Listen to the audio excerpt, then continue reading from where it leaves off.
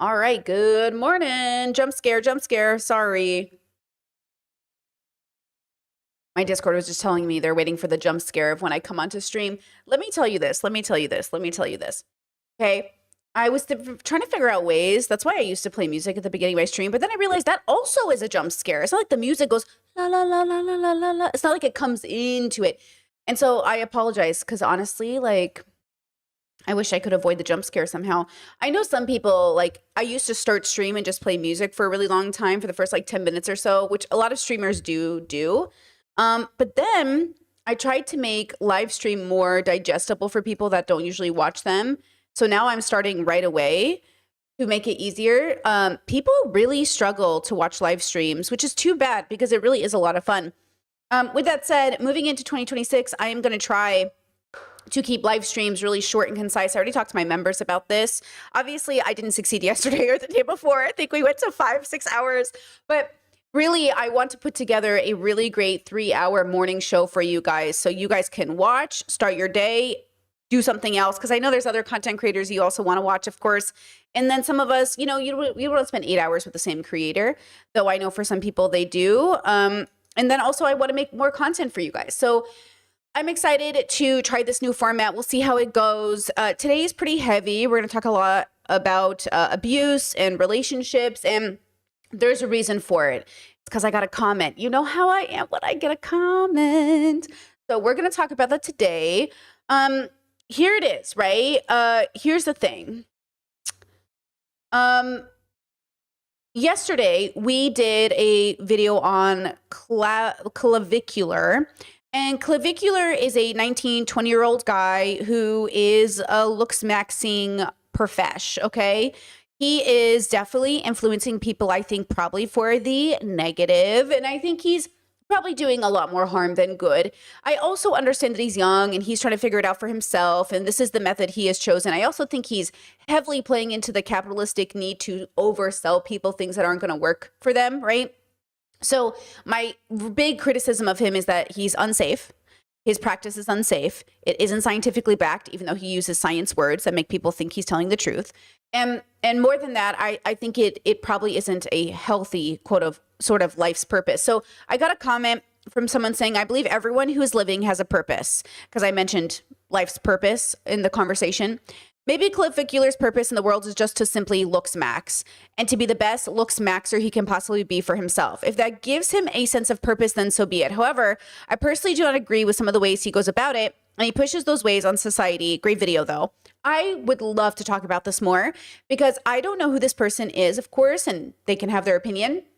But when I came out of conservatism, I was young and I deeply struggled in knowing when I was allowed to be critical of people's lives, when I was allowed to criticize people's relationships, which we'll talk about today, when I was allowed to criticize people's jobs, their belief systems, because I had come from such a critical, shameful bubble that when I left conservatism, I just didn't want to do that to other people. The problem is that when you don't do that, you don't learn the wisdom and discernment to also hold people accountable who are really hurting people, which I officially learned the lesson over lockdown, right? You guys were there. You saw it happen in real time. Okay. I really just put my foot down and said, okay, I am going to stop playing gray games with people who are doing really bad stuff and just say, though I can see how you got there, though I can understand how it happened, and I love explaining why it happened, it's not okay, right? And that's important. Explaining is not excusing. With that said, one of my members replied to them and said, this would be fine and dandy if he wasn't influencing hundreds of thousands of young boys. If he was just doing it by himself in a corner where no one can see, sure.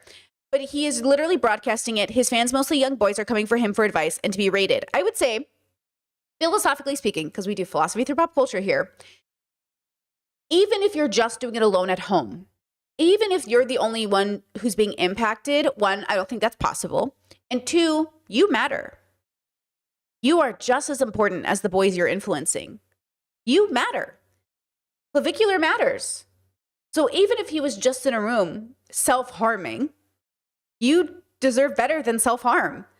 I think, again, when I came out of conservatism, I used to think, you know, who cares what people do with their bodies? Who cares if people chop off their own limbs? Who cares if people blind themselves? Because, like, you don't know what's going to make people happy. Because I was raised in such a horribly toxic sheltered bubble that I just didn't want to judge people.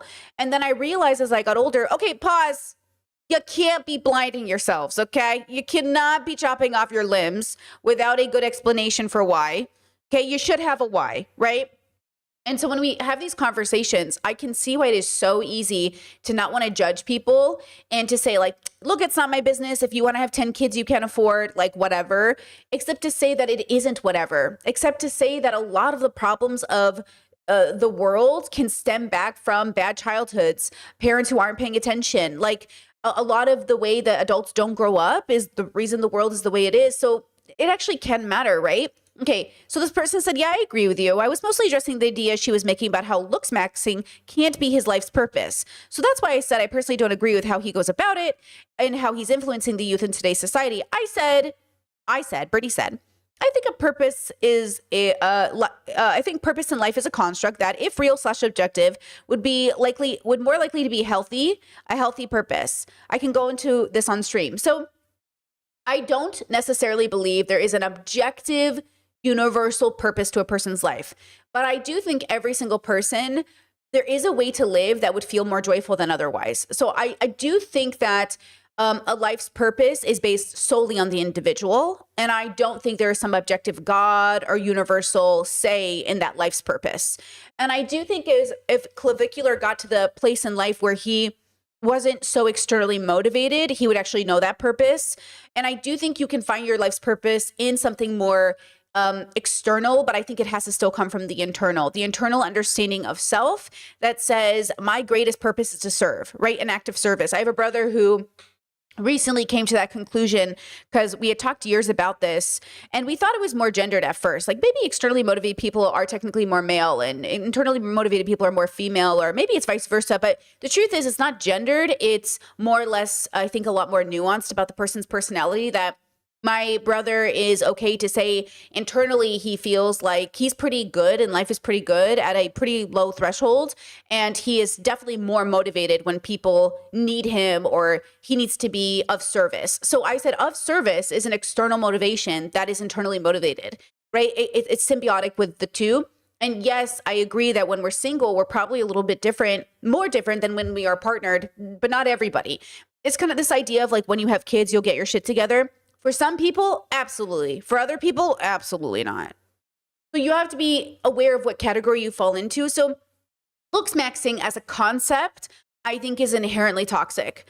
I think the concept around it is negative. I also think people really struggle with knowing the differences between looks maxing, body positivity. Your toxic relationship with these things also comes into play. Because if you remember a few years ago, Demi Lovato, they were on this journey of body positivity and they were having all of these really strong opinions about it. And even Demi recently in an interview had come out and said that basically like body positivity wasn't working for them. But the irony is that it didn't work for them because they were toxic, right? Because they had a misunderstanding of body positivity. Check out this clip here. If body positivity works for you, that's amazing, and stick with whatever works for you. But body positivity, for me, sets too high of expectations on myself. When I am struggling, it's hard for me to look in the mirror and say, I love my body. There are some days where I don't even like my body. And so that feels unattainable to me. But for me, you know, when I'm able to have acceptance around my body, I can say, okay, this is my body and it's doing what it needs to do. I'm in good health. And yeah, it just keeps me grateful. So they explained why they don't like body positivity and then explained body positivity. Like what worked for them, that is body positivity. In my mind, body positivity is looking in the mirror and having like a radical acceptance that it is simply a vessel and it's good in any state it is in, even when I don't like it. So it's like can't tell if Demi is misunderstanding what body positivity is, or maybe they learned about it in a bubble that's separate from my bubble. But I always thought of body positivity as simply acknowledging that regardless if I love or hate my body today, it's just my body, you know? So maybe that's body neutrality to them, or maybe there's something different, or maybe there's I don't know. But in my mind, sometimes, you know, this goes into the poly question, which we'll cover in just a second. after clavicular. Just because poly doesn't work for you doesn't mean it doesn't work. But also, did you do poly right? Like, did you do monogamy right? Like, do you hate monogamy, think it's the worst thing ever? Or did you just like not have a good relationship with it? Same thing with drugs or sex or anything else. Like, is your relationship with this thing the problem? Now, the way you discern if something is actually inherently toxic is you take it down to the person having the most positive relationship with it. Looks maxing, you could argue, clavicular, is having the most positive relationship with looks maxing, and it's still toxic. So you take the most positive relationship with looks maxing and it's still negative. Versus if you take the most positive relationship with polyamory, you're like, oh, I see it. It works. Monogamy. Oh, I see it. It works. Having large families. Okay, I see it. It works. But it has to be certain things put into place to make those things work, right? And that's the problem is like, people always accuse me of being black and white because I'm very black and white with my values. But I want to make it clear, I believe in the nuance of your your unique relationship. I'm not going to look at every MAGA relationship and think it's toxic. I am able to see like, oh, your relationship is MAGA and I think like that's toxic, but I can see that you have a healthy marriage. I can look at a conservative person and acknowledge they have a healthy marriage. I can also acknowledge that from a gender deconstructionist, feminist, intersectional feminist perspective, ideally, I would love if you outgrew this level of relationship, but I can also acknowledge it can be healthy. I can also acknowledge that like, toxic and abusive relationships exist in all types of frameworks, but if you're embodying a specific framework, I would hope that you would mitigate the harm and catch toxicity as fast as possible so you can eradicate it, right? So I guess when you have these conversations, it's interesting, this idea of life's purpose. Could it be toxic? I remember when I came out of conservatism, I would meet people who were like, doing drugs and having sex and age gap relationships. And it's really why I ended up in all the situations I was ending up with, because I would be in a situation where I'd be like, don't you guys think this is kind of toxic? And they'd be like, no, it's just my life. You can't judge me. And I was like, yeah, I am being judgy. I'm sorry. Like I am being judgy. My bad. And then I would realize after a while, like, no, I was right. You are toxic. And then that's the problem is like, I didn't want to be the judgy one and I still don't want to be judgy, but I definitely want to have the wisdom to discern. And that included my own relationships. I was in my own relationships and I was like, isn't this toxic? And people are like, oh my God, like, no, dude, this is normal. And I'm like, is it? And then because I grew up wanting to explore, wanting to be free, wanting to make my own choices, wanting to believe everything could be a unique relationship, I also like didn't know. And then of course you learn. So that's the point. Is like, it's not a big deal if you don't know, but you do have to learn. Okay. You do have to learn, is my life purpose healthy? Am I doing something good for the world? Is this really the message we want to send to people? And how do we acknowledge there is no objective morality and universal truth, and yet we could argue, and we should argue, right? We should debate or discuss that there obviously seems to be some level of universality in which like rape is bad, right? Okay. But here we have these debate bros arguing like, is rape bad if the victim orgasms? And I'm like, you know what I mean? Like here we are with grown men on the internet having the worst debates of all time because they're not really willing to say, obviously, if you look at every data point of rape, it is just always a net negative. There are never positives to rape, right? What are the positives to looks maxing? Okay, objectification of the body. Okay, using the body as a tool in a negative and harmful way, bad for your mental health. Okay.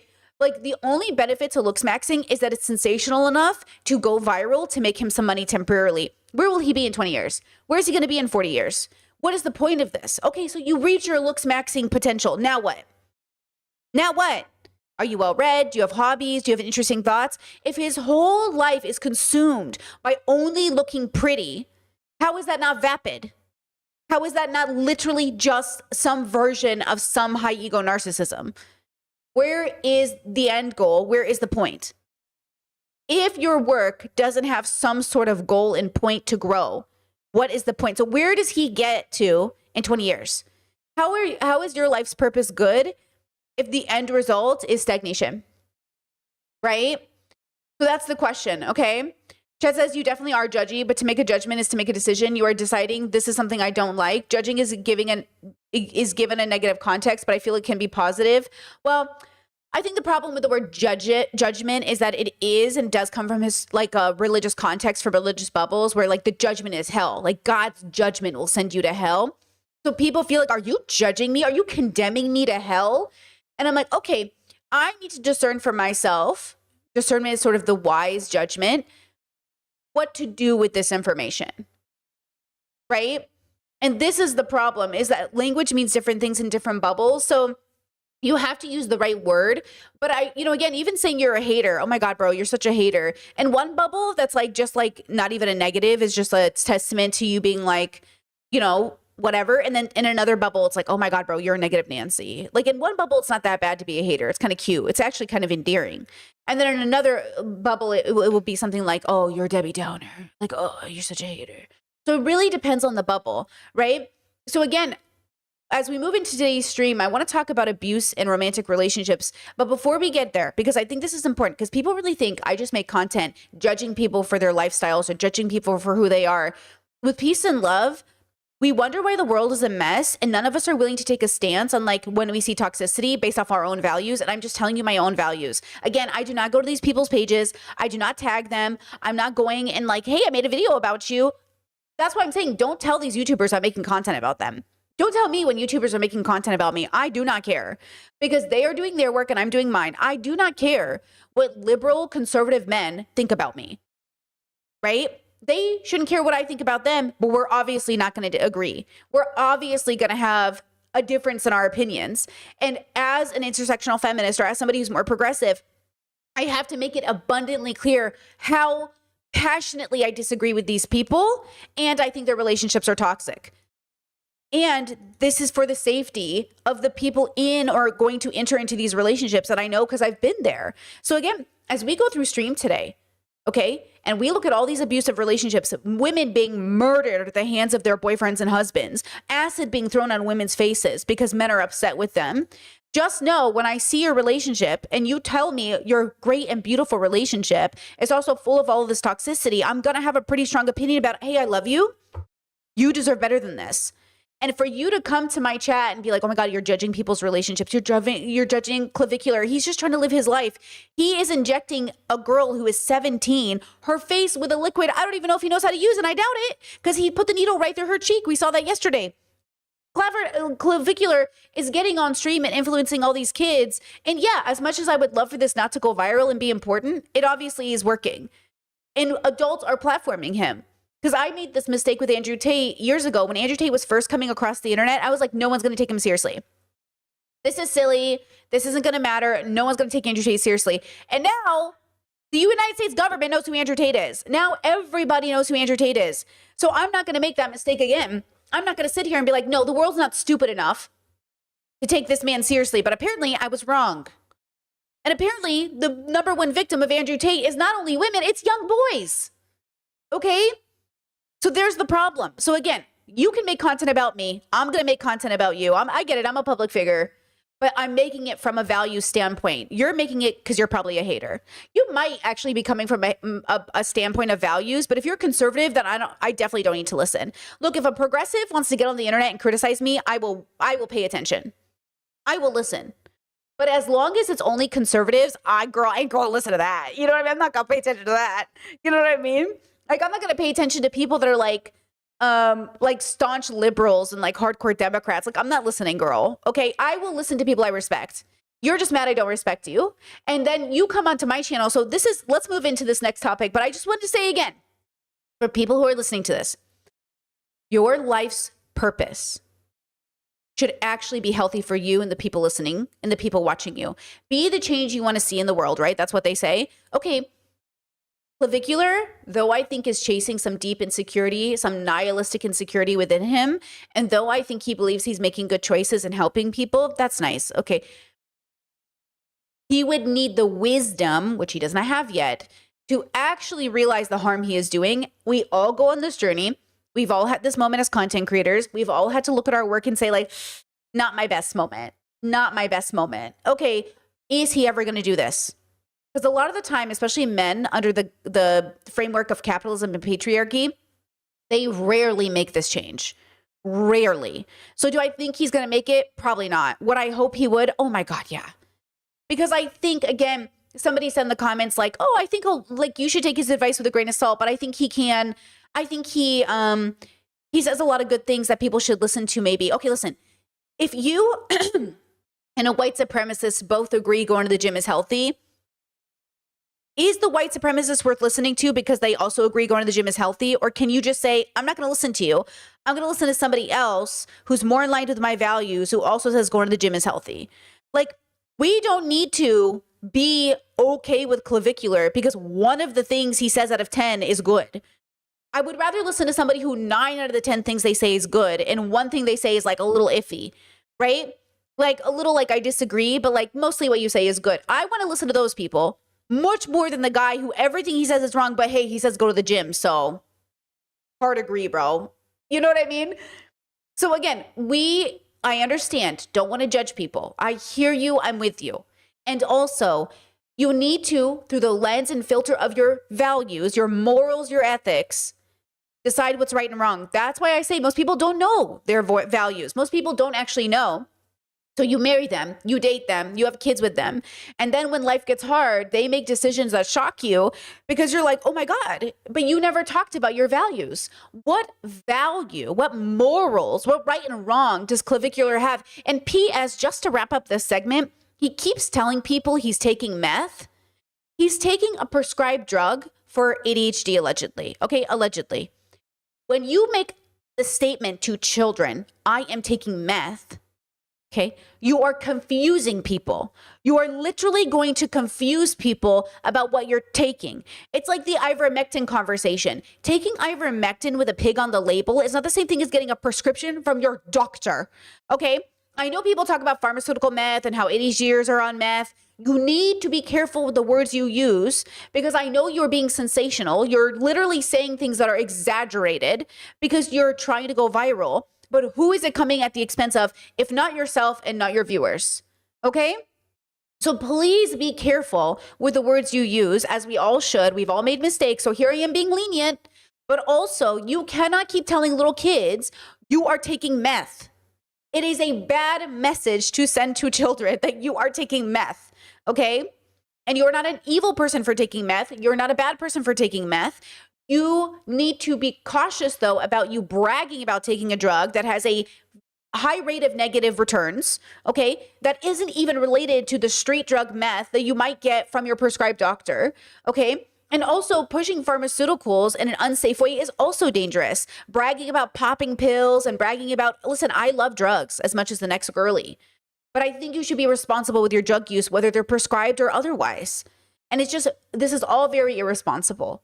Okay, it's all very irresponsible. And so that is why I say to this person with peace and love, his life's purpose cannot be this negative. Your life purpose cannot be rape. Your life's purpose cannot be sex trafficking. Your life's purpose cannot be racism. Your life's purpose is a construct created to give us greater meaning. You're in a meaning crisis. Your life's purpose, if anything, I would argue, and I take a strong stance on this, would have to coincide with your universal joy. As a consciousness, your joy all around in all facets of your life. If you chase money, you can't be like, my life's purpose is to chase money, but my wife and my kids are being abandoned through the process. Like, then that's not your life's purpose. That's your distraction. Okay. Your life's purpose, in my mind, as a construct, should be something that coincides with your joy. It should be a benefit not only you, but the people in your life. The people in your life should see like, oh my God, they're on top of it. They're so happy. Look, all of us are benefiting. Like, all of us are joyful. Like, I'm not worried about my friends. Same thing with a relationship. I want to be happy for my friends when they're in relationships, but how am I going to be happy in for you in your relationship if like I know you're being abused? How can you ask me to celebrate your love when I know you're crying on the phone to me every fucking week? And that's what it feels like people do. It feels like people come into our lives and go, I just want you to be happy for my relationship. Girl, you're literally crying on the phone to me every week. How am I going to be happy about this? Okay, like, how do you want me to do this? Same thing with the clavicular. If he was my brother, how am I supposed to be happy for my baby brother when he's on the internet doing unsafe medical practices, promoting it to children and sending people down a wrong pathway? How could you ask me to be happy about this? Okay, so I think a life's purpose, once again, joyful, healthy, well-rounded, good for you and others. Introspection, extrospection. And And that's why philosophy is so important. The love of wisdom. Philosophy is so important because philosophy forces you to also be humble. You have to seek out humility to understand wisdom, to understand the self, to understand your place in the universe. Clavicular barely, he's barely alive. The kid is barely alive. He's so young. He has so much to learn. And so I can be patient with that process. But in the meantime, as a public figure, I have to say, I think he's bad. Okay? I'm not saying the consciousness is bad. I don't know what he's going through, but this content he makes is bad. The positions he takes is bad. Oh, and just a reminder, because it actually just came to mind. I actually do think he's obviously more bad than good. Again, calling his whole consciousness bad. He's in his philosophical bad. Let's do that. He is in his philosophical bad because just a reminder, he doesn't date women outside of his race. I just remembered this. Because he thinks like they won't understand each other because of culture. So also, a little white supremacy in there as well. Philosophical evil for sure. Okay, so I have to be strong. I have to say with peace and love, there's a lot of philosophical evil happening here. Okay, and that's really what this is. It's philosophical evil. So again, do with that what you will. But no, his life's purpose cannot be colorism, white supremacy, misogyny, and just vapid, obsession with looks and jawlines. No, that's not his life's purpose. Okay. Chat says him rage baiting the N-word, pretty messed up. Okay, I don't know what you're talking about, but can I just say something? So yesterday, I'm making my thumbnail for this video, this one here, and I'm about to post my fucking thumbnail, and I start looking at the details of the thumbnail to make sure it's good. And I realized the N-word is in the thumbnail. And I'm like, oh my God. And I'm like, Jesus Christ, I almost posted that. His chat is in the background of the thumbnail. And you can see it. I blurred it out. Well, maybe you can't see it. I blurred it out. His whole chat is spamming the N-word. And I was like, thank God I caught it, bro. I was literally like, Jesus Christ. This is why you got to be careful about putting people's chats in the background. I didn't know, Jesus Christ. I don't know if they think they're being cool because it was like the soft A. They're like, oh, I'm so cool. Like, oh my God. The stupid chatters, bro, almost got me, bro. Like that word is censored in my chat. You know what I mean? So I didn't even think about it, but his chat isn't censored. It's on Kick. That's why Kick is so evil, bro. Kick is so evil. I almost had a heart attack. I was like, ugh. Slurs in the thumbnail is crazy. That's crazy. Bro. That's why Ow, I just hit my teeth with my cup. Anyway, had me stressed. Okay, now, chat said, is Kick still going? It is. Like, Kick is still going. I think it's where all the, like, degens and rejects go because they can't make it on YouTube. And then I think I don't know if they get paid more or if it works better, but there really is no rules on that platform. Let me tell you. Okay. Take a deep breath. Here, should we take a breather? I had a breather for the end of stream. Should we no, we won't do the breather now. We'll keep it for the end of stream. I have a funny TikTok to show you, but we'll do it at the end to give ourselves a breather as we head out of this horrible segment. Okay. Here we go. Trigger warning. I got a comment this morning. I'm going to talk about it, but I'm also going to show you why I am so opinionated about people's relationships only here on this platform. Just a reminder, do not go to people's comments. Do not bother people directly. I don't leave comments in people's videos almost ever. Sometimes if I feel like maybe they'll see it, maybe they'll like get the hint, but generally I mind my business. Okay. I really mind my business. I think I maybe comment on people's videos, almost 99% always positive. Okay. If I'm even slightly critical, it's like once a year, maybe I'll take the leap and hope they see it and hope they, you know what I mean? Okay. Don't bother people is what I'm trying to say. We covered Lindy West and her love story about polyamory. And like most people on the internet, it was deeply concerning as she wrote a memoir about her becoming poly and basically just told a story about abuse and toxicity.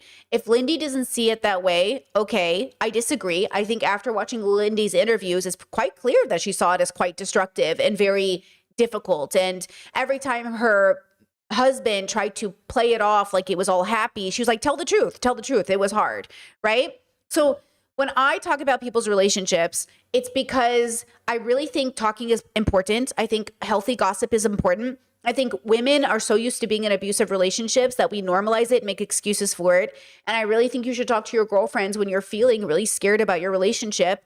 And I really hope that we all go to therapy and get the help we need to realize like we don't and should not be this stressed about relationships. We don't need to be this stressed when we're in our relationships. Okay.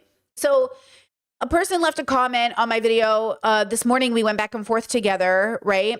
And they said, hey, I enjoyed the first 20 minutes or so of this video, was hoping for just a breakdown of the situation, but it kind of crept into preachy territory and more angry than anything. Totally fine if that's your content, but I started to not feel great. Okay. I'm a person, like I'm a real ass person, right? When you leave a comment on my video, I will see it. If you would like me to become the YouTuber that never reads her comments and never censors her chat and just becomes like a, you know, in some ways it would probably make me more popular, to be honest. Like if I genuinely never read my comments and never tried to have a community here, I would probably be more popular because YouTube would push out my content more. One of the reasons YouTube censors my content is because I censor my comments. There's a huge disadvantage. The algorithm thinks you're not getting engagement. So it thinks like nobody's watching your video, and everybody knows hate comments make you viral. So if I wanted to be the kind of YouTuber that never read my comments, maybe that would change things. But just so you know, as of right now, I read my comments, which means I see them, which means when you leave a comment saying, I hate the way you talk, I hear that, I see that, right? I would never go to Lindy's page and say something about her relationship because I think she's going to see it. And I think that might hurt her feelings. Lindy, though, has no reason to watch my video. The same way I don't watch people make videos about me. If people make videos about me, 99% of the time, I never see it. If you are posting about me on the internet, just know with peace and love, I am not seeing it. I am not on X. I do not Google myself. I rarely check if I'm on Reddit. Okay. I never look at content about me. The only time I will watch people talk about me is if a progressive person is critical of me. And PS, as of late, as of ever, I have never had a progressive person criticize me. Maybe I'm just perfect and nobody ever sees problems with my content, or maybe they think I'm not important enough, but nobody I respect has ever made content about me. So I think I'm in the clear, right? I'm getting the signal, the social signal that I must be good to go. Okay? Right? They go on to say, anyways, if you're reading this, be gentle with yourself and know you don't need to take absolute statements, i.e. you must or you cannot, as tools to make yourself feel like shit, or even as rigid poly relationship law. It makes sense to take advice from someone who's familiar, but don't let someone's experience about when they did poly be the all end all of what you should want and how you should behave. So what they're doing now is they're saying, Brittany Simon, the content creator, made a bad video. Let me speak to her audience who might be pushed in the wrong direction. And initially when I saw this, I thought, this video is about abuse. I kept thinking she must not know, because she admitted she didn't finish watching the video, that this video is about abuse. So now you're telling me not to speak up for women being abused because you don't like the way that I talk? So then I'm like, maybe they don't know. So then I'm like, okay, good faith. I said, hey, I hear ya. I'm not angry. I'm just autistic. I'm expressing concern, not anger. It's common for people to assume I'm angry because I'm passionate or concerned. Also very common for autistic women to be assumed upset when they aren't. It's okay if the content isn't for you. I'm just letting you know that not all people communicate in the same way. So then I thought that. They said, I am too. Thanks. And I said, oh, twins. Haha. Well, I wonder why you left that comment then. Funny how we both are autistic and assumed open-minded, but you don't like the way I talk. You needed to tell me genuine. So I put the tone indicator to say genuine. Either way, thanks for giving my work a chance. They said, you didn't like the way this person chose to handle their relationship and need to tell the internet. Twins for real. So now I know, okay, now we're being passive aggressive. Okay, fine. Maybe they thought I was being passive aggressive, right? They put like a heart and a mirror emoji. And then I knew right there, they're getting triggered or upset because they thought I was just simply criticizing Lindy for being poly or something, right? Instead of realizing that people are criticizing Lindy because she talked about financial abuse, talked about being taken advantage of, talked about exhaustion over the fact that two of the three people in the relationship weren't working and she was footing the bill, talked about the cheating and infidelity, like all of the things that went into it, right? So I said, hey, maybe I'm confused, or maybe you don't know the story. You did say you stopped watching the video. There is abuse in this story. I'm glad you commented again because I figured you might not know. People are concerned with this woman's relationship because she wrote a book about it and detailed the abuse and toxicity and chose to stay in the relationship. That's why people are talking about it. I hope you can understand why we are concerned for people who might be heading into similar situations. Okay, let's see if they responded, because they kind of stopped after that. And I figured maybe I felt like, so then they stopped responding, which made me feel like, okay, like they stopped responding, which to me maybe felt like they just didn't know and now they're feeling embarrassed. Because like, again, I really would not get on the internet and just talk about people's healthy relationships and tear them apart. Like, it's none of my business. But if you are documenting abuse or toxicity in your relationship, like, girl, I'm going to talk about it because I don't want people to head in that direction, right? Chet says, oh, they're being passive aggressive. That's actually good to know because I did not catch it. Well, they put in, I assume they are because I said twins, and then I think they think I'm being passive aggressive. That's why I put the genuine tone indicator. So, and we're autistic, so I thought they would read me as autistic. So I think they read me as passive aggressive because I said, oh, twins, because we're autistic. And I said, laugh emoji, like, oh, haha, blush emoji. And then I said, I wonder why you left the comment then, because like, genuine. But I think they read me as passive aggressive. And then they said, look in the mirror, like basically look in the mirror. Right? Do you know what I'm saying? And I'm saying there is a difference, Habibis, between me making content, which Lindy will never see, and you coming on my video, leaving a comment that I will see. Do you not realize like, of course I'm going to see the comment. I'm not a big YouTuber, right? There is a difference between me going on your video and me making a video about a public figure who is known as, who wants people to talk about her book, by the way, because she did interviews, she did a tour for it. She wants us to talk about it. We don't have to like the book. We don't have to like her work. We don't have to like the way she talked about her relationship. We don't have to like it, right? We can say, I think it's toxic. Now, of course, right? When we have these conversations, I understand we are coming from a place of already feeling judged. And I always say conservatives ruin everything because conservatives teach us that, you know, any criticism towards a unique way of existing must be bad. And I'm saying that's why I made sure I said Poly's cool. Poly works. Poly's great. Poly's wonderful. And whether you're monogamous or poly, you can be toxic, right? So again, like, I understand it. I get it. Oh, Chad says this face is the passive aggressive face. No! No! Wait, this face is that face is the passive aggressive. I thought it was this face, like. No! What? Is it? No! I thought it was the cute face. Like, I thought it was a cute face. Is it passive aggressive? No! Oh, my bad, bro. My bad. Fuck, I suck. No, I thought it was a cutie face. Like a. No. Chad says, I text people that at work. No, I text that all the time. Oh, fuck. Wait, no, let me reread my chat now. Oh, twins. And then I put the emoji with the sweat face, like, oh, like he. No. Wait, the regular smile face is also used for passive aggressive? My bad, bro. My bad. Okay, so my bad, right? Like, that's what I'm saying. I thought I was like indicating genuine, like T, and then she, okay, but then I put a genuine tone indicator. Pause. But doesn't the genuine tone indicator eradicate it from being passive aggressive? Wait, doesn't this kind of fix it though? Unless she's autistic and doesn't know tone indicators, which I get. No. Fuck. I thought that would fix it. I thought that's why I put it. Chess says, do they know what the genuine means? Well, they might not, but maybe that's it. Discord said, this is me every time I use emojis. Fuck. Uh-oh. Okay. So then, my bad, damn. Yeah, chat says, this is why it's so hard to communicate. Well, this is why it's so hard to know if you're in an abusive relationship, because you're like, did I misunderstand you? And, okay, I remember so many times I would be in an abusive relationship or a toxic relationship, and I'd be like, are you are you saying this? And they're like, no, I can't believe you're misreading me. This is your BPD. This is you. This is you. And I was like, is it me? And then I would beat myself up because I was like, man, am I just misunderstanding somebody? I'm so sorry. But no, I was being abused. So this is the struggle. Am I being abused right now, or am I just misunderstanding you? And I really hate misunderstanding people. It makes me feel so fucking bad because I know what it's like to be misunderstood. But then because I feel so bad about it, I do too much work. And then all of a sudden I'm letting abusive men into my life because I'm just misunderstanding them. Okay?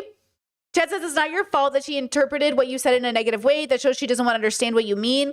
Well, maybe it's just like I think, okay, here's the part that I think is my point. Regardless, I can't misunderstand this, right? She was criticizing me. She didn't like my video and she wanted me to know that I look angry and preachy. And I said, hey, I'm explaining the anger. And instead of just saying, oh, I'm sorry, I thought you were angry, she said, I'm autistic too. So then I'm like, okay, so you hate me. Like, you just hate me, right? Because like I did specifically explain. I said, hey, I hear ya. I'm not angry, I'm autistic. And I'm just passionate. I'm passionate. And then she said, well, I'm autistic too. Okay. So you know. And then I said, well, that's weird because like if you are autistic, then you should know what it feels like to be misunderstood. And then she was like, yeah, but you're criticizing Lindy's relationship. Okay. This plays into toxic relationships. So let me show you a story that is now going viral on TikTok. A streamer just got outed for hitting his wife on stream because he thought he wasn't streaming anymore. And people are arguing whether or not we can guess that he hit her. We are being gaslit by his audience saying, how do you know he hit her? You don't know that. And everyone's like, I'm pretty sure he hit her, bro. This is why I say, be very careful at your desire not to cast some sort of judgment or come to a conclusion because you don't want to accidentally, right? I get it. I always want to say, well, what's the facts, right? It's circumstantial, it's contextual. Okay? Right? So look at this. Look at this video. Okay, so the person, this is Sean. Sean is the black man. He is not the abuser. The abuser is the white man, Jordan, behind him, or whatever ethnicity Jordan is. I'm not sure. The man behind him, Jordan, is the abuser. Sean is just telling us the story. So let's let Sean tell us the story. Right here punched this girl in the face twice on live because he forgot that he was actually recording and then tried to cover it up and started freaking out because she told his soft ass, don't drink your drink by your game station. What a little bitch. Let's make him famous. Okay, take it off. Take the lid off. Chill.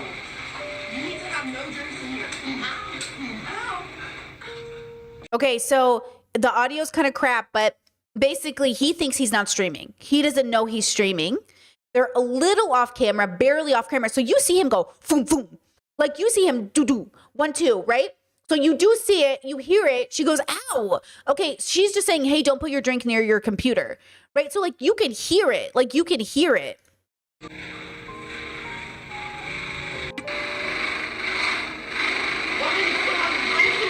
Sounds like there's a fan going on. Like they really don't know they're streaming. It was in here. It was on this. I don't even know how. I turned around and calm down. I don't know what to do. I don't know what to do. I don't know what to do. Before I'm talking about everything else, like if I ever did hit her, which is insane, I would never hit my wife, and she's pregnant. She would. It looks like you can see like the fucking mark in her face from where he fucking apparently. And she literally looks like she has a black eye. She literally looks like she has a black eye. Like, I don't even know what that is. And also his shirt says something like faith over something else. It's always the religious guys. Hit her, you know? Looks like she's got a fucking black eye. And stuff on her face. I mean, you could. So look, so she leans in to show us nothing's wrong with her, but look at her eye. You guys can. I don't know if it's a shadow on the camera, but it does look like a black eye. Here. Literally see, like I have shorts I mean, on. There's nothing on. I don't know what else to say. Oh, he has faith over fear. He has a cross on and like a Holy Spirit dove. You know what I'm saying? And she's pregnant. I mean, I don't know what else to say. And basically, she was trying to help. So, can you hold this camera? Now, Jordan, come on, man. Come on, man. First of all, let's just talk about it. Obviously, it was recorded right there. You jabbed that woman in her face twice, right? And listen. You can tell when somebody is used to abuse, right? Because she's trying to She's trying to protect you, dog. But you got a real problem. And I know somebody that be on that powder when I see it. Jordan, you on that powder, right? Powder. And that's Jordan's business email if y'all want to send him some business. You know what I'm saying? Jordan, you need to put on some gloves and fight a nigga. You know what I'm saying? Fight a nigga. And she pregnant, so you beating on your pregnant woman. You know what I'm saying, dog? Like, that ain't cool on the live stream. Then try to lie. And then you over explaining. Why? Come on, man. Hey. Y'all. I mean, as men, I think we should hold other men accountable for putting their hands on women. You know what I'm saying? That's some hoe shit. I'm just saying. But yeah, that's Jordan Cisco. So I appreciate him wanting to hold men accountable. I will say his language is pretty patriarchal and a little toxic masculinity. So I will say we'll work on that. But I will always appreciate men calling out other men, even if, the language is. But okay, here's the thing that I want you to pay attention to. Crazy enough, this guy has like 200,000 followers on TikTok. He does not do badly. Like, he does pretty good views on his little TikToks. It's kind of interesting. And then on Twitch, where he is still apparently here, he has 57,000 followers. I mean, the guy is doing okay. He's a mid-sized creator. And I'm sitting here like, hello? So now we'll see how much this picks up steam. And I'm curious if Twitch will ban him. But this goes back to this original person who left a comment. I understand we live in a world where we are sick of being judged for our relationships. Trust me, okay? When I first got with my partner almost 4 years ago, people were on the internet making bets about how long we would last. Here's my suggestion. Who cares? As long as those people aren't coming to my comment section directly, I don't care, girl. Like, have your opinions, treat me like a Kardashian, talk about me, gossip. Like, I'm a public figure. I get it. Right? Like, I'm not going to take it personal. You don't know me. So, of course, you're just seeing a girl on the internet and you're coming to conclusions, but like, you don't know me. If someone who I respected said something, maybe I pay attention. Okay? Like, maybe if somebody I respect it, but that's the thing is like, I don't respect you.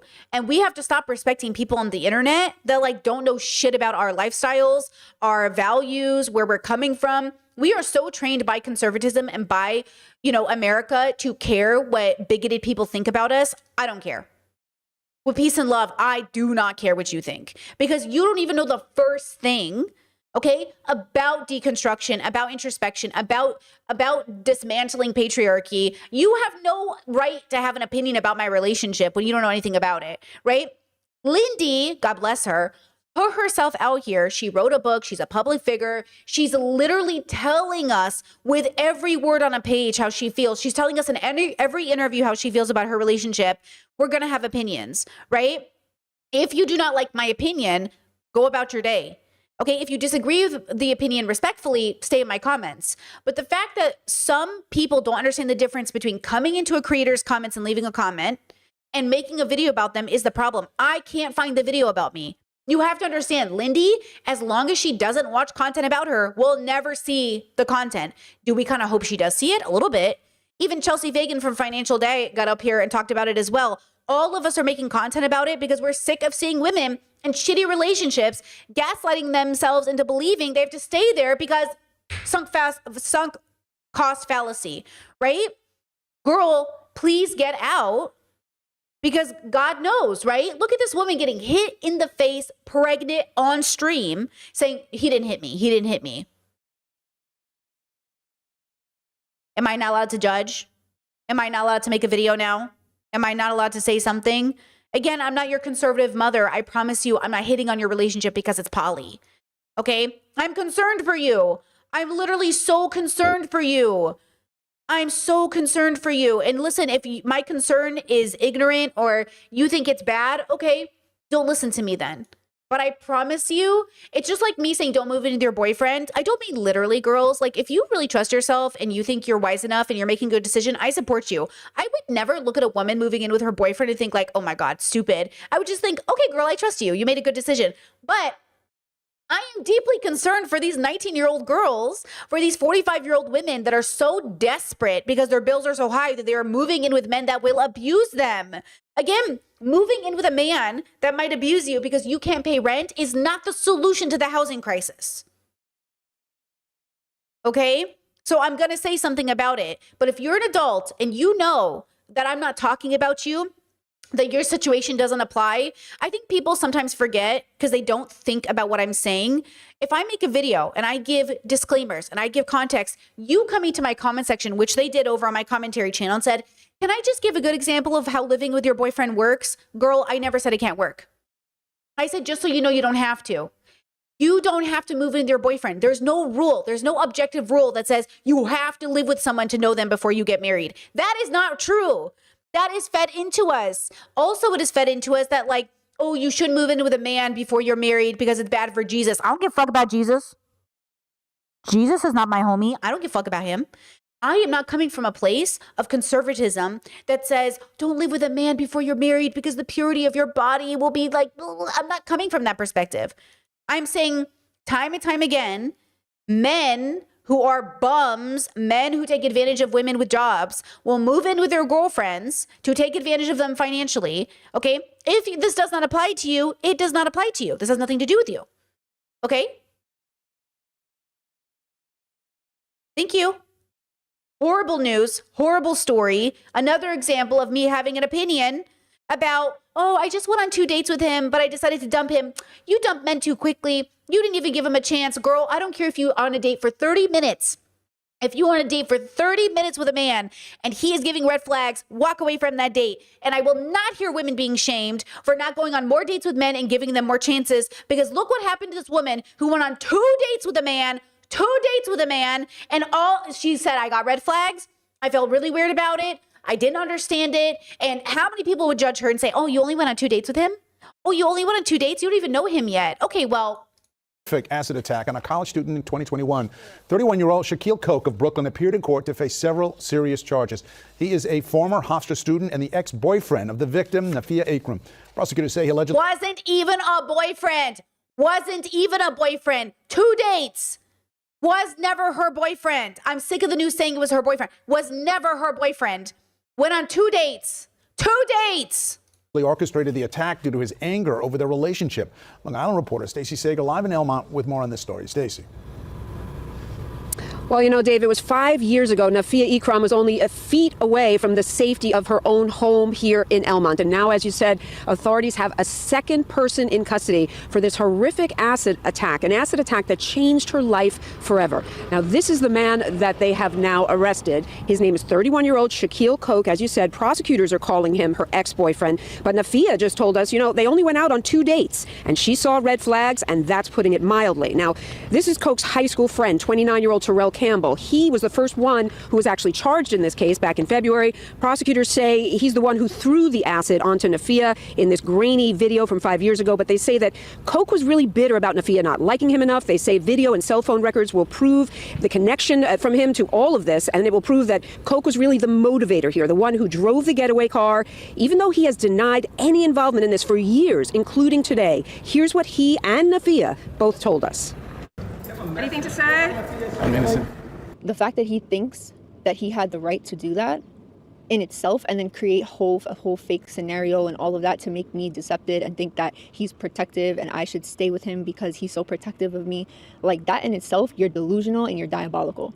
So that type of person, I just don't think, like how we were saying before, we don't need people like that on the street. And I'm just really grateful that at least the person's in custody now, because that was my big fear from yesterday, that I was like, oh my God, like what if they don't arrest him, you know, those kinds of things. And I do also want to add in that I'm hoping that the way he felt about karma, how he said, I'm going to take karma into my own hands, that kind of thing, and thought he could do this, you reap what you sow. And Shaquille Koch. Okay, hold on. I just realized I need to show you this video from this incident. He, I don't know why men always do this. He rapped about it. He made a song about it. Why do they always do this? Why do people always sing their crimes? Hold on, let me pull it up. I think it's in this TikTok here, which is even crazier to me. Hold on, let me see. You're delusional and you take care of her. Now, I don't know if I believe in karma, but I believe in justice. And justice has come knocking for Mr. Koch. Prosecutors say video and cell phone records will prove Koch's connection to the crime to his high school friend from Brooklyn, 29-year-old Terrell Campbell. Campbell was arrested in the attack back in February. Investigators say he is the hooded figure in this grainy video who runs up to Nafia in her driveway and actually throws the sulfuric acid on her face, even bragging about it in a rap video later on. Try to run up and have your face burning acid. But prosecutors say the motive all came from Koch, that Koch drove the getaway car, a red Nissan, that otherwise there would be no connection between Terrell Campbell and Nafia. Was he always in the back of your mind? I told the cops this from day one, and I guess they didn't have enough It took 5 years. evidence to lock him up.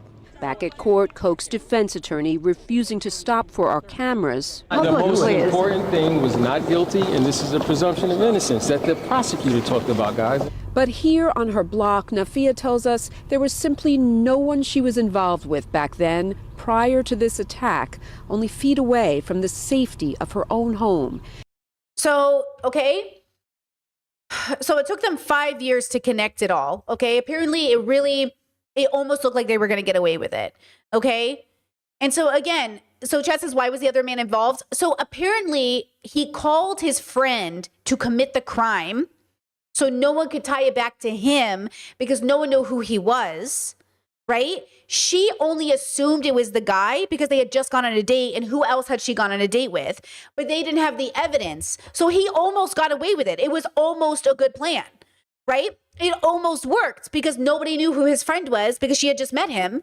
So thank goodness, thank goodness that this is so stupid, but thank goodness they bragged about it.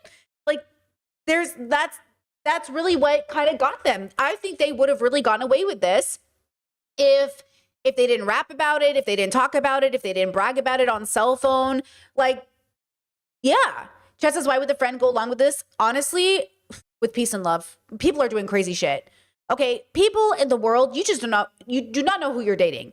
You don't always know what people are doing. It is kind of amazing to me how most of us probably won't date somebody who has a second family or murders people for fun, but there really is just a whole group of people out here. So, the fact that her intuition, the fact that she knew 2 dates in, this isn't my person, I don't feel comfortable, you know what I mean? That's why I say, girls, I don't care if you're on a 10-minute date with somebody. If you don't like the vibe, walk out. And I know it might hurt the feeling of a completely innocent person, but please, with peace and love, stay innocent and just, get over it. Okay, get over it. And that includes me. If I was on a date with someone and they were like, Bray, I'm not feeling it, I'd be like, I feel you. I'm good. That's why I don't take rejection personal. That's why I tell you, don't take rejection personal. Friendship, anything else, let people consent out. Because when you don't let people reject you, you're not letting them reject a future murderer. Let them reject you. You know you're a good person. Who cares? But when they are in front of a bad person, they will learn to doubt that because good people make people feel bad. And I'm saying stop making people feel bad for rejecting you, please. Okay? Nika, welcome to memberships. Happy to have you here. So again, going back to this original comment that person wrote me, oh, you're just judging Lindy's relationship. I hear you, and I know that you are probably taking this personal, but I promise you I am doing it because I know I have to be loud and clear about my values because people just, they're trained to doubt themselves. Lindy's whole memoir, according to people who read it, Lindy's whole interview with NPR, Lindy's whole telling of her own story is just a story of a woman who put aside her fears and her doubts for the sake of keeping a man who cheated on her. And I just want better for the world. Lindy's an adult. She can make her own decisions. But for every 17-year-old girl, every 17-year-old boy, every 17-year them who are graduating high school, who are becoming an adult, who are entering the world of adulthood, who need to learn you do not need to settle. You deserve better. You deserve a relationship that doesn't make you feel like you're walking on eggshells. You deserve a relationship that makes you feel safe. You deserve a relationship that makes you feel heard and seen. You deserve a relationship that never makes you doubt or makes you feel crazy. Okay? Yes, we all have to work on our own selves. And yes, we all have to do the work. But I want younger kids to really look at the adults in the room and say, and hear from the adults in the room that they're happy. Listen, You can't base your relationship off other people's, but you certainly can learn from other people's relationships. Okay? You can't, I don't want you to see a divorce happen for a couple you love and say, oh my God, love isn't real. Love is real. But I do think healthy love is rarer. It's more rare than we're ever willing to talk about because we're not ready to examine that, like, the world is pretty fucked up. Speaking of fucked up, the vast network of men drugging and raping their wives. CNN posted 4 hours ago. Congratulations, girls. Buckle up. We've been messaging for months, this man and I.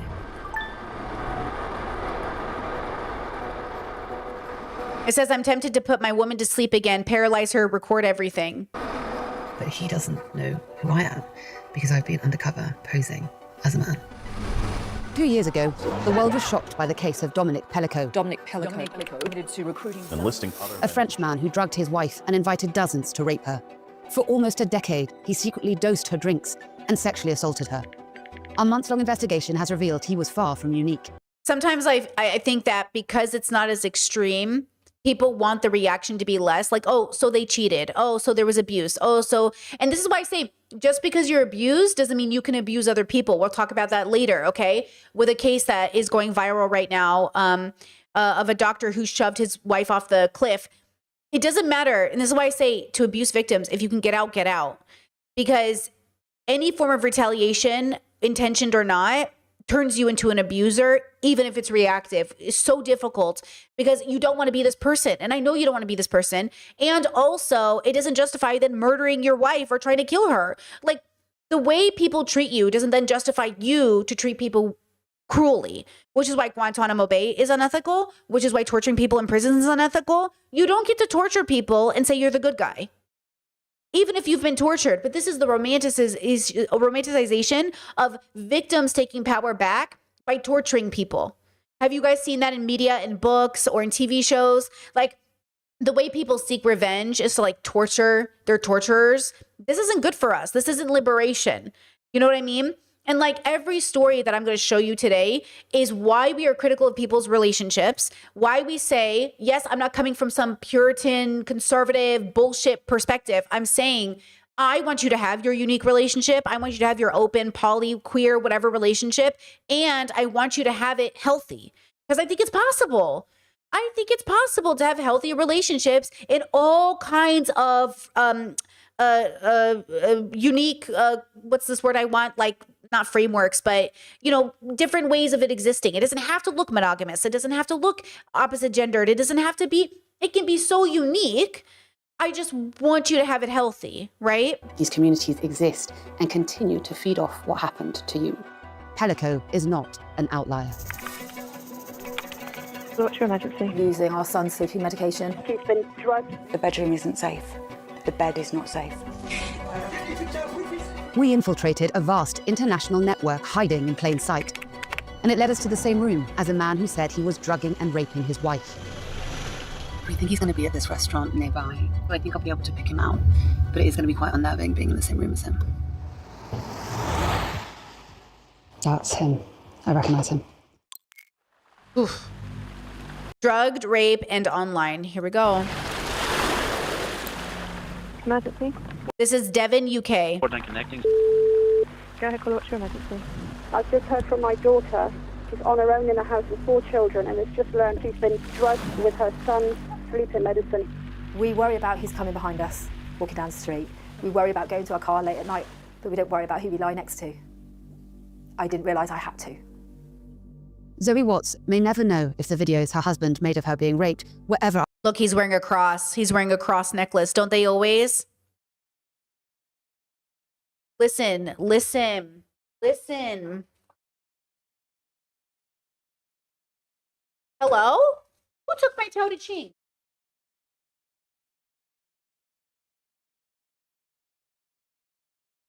This is why in Tao Te Ching, there's that passage.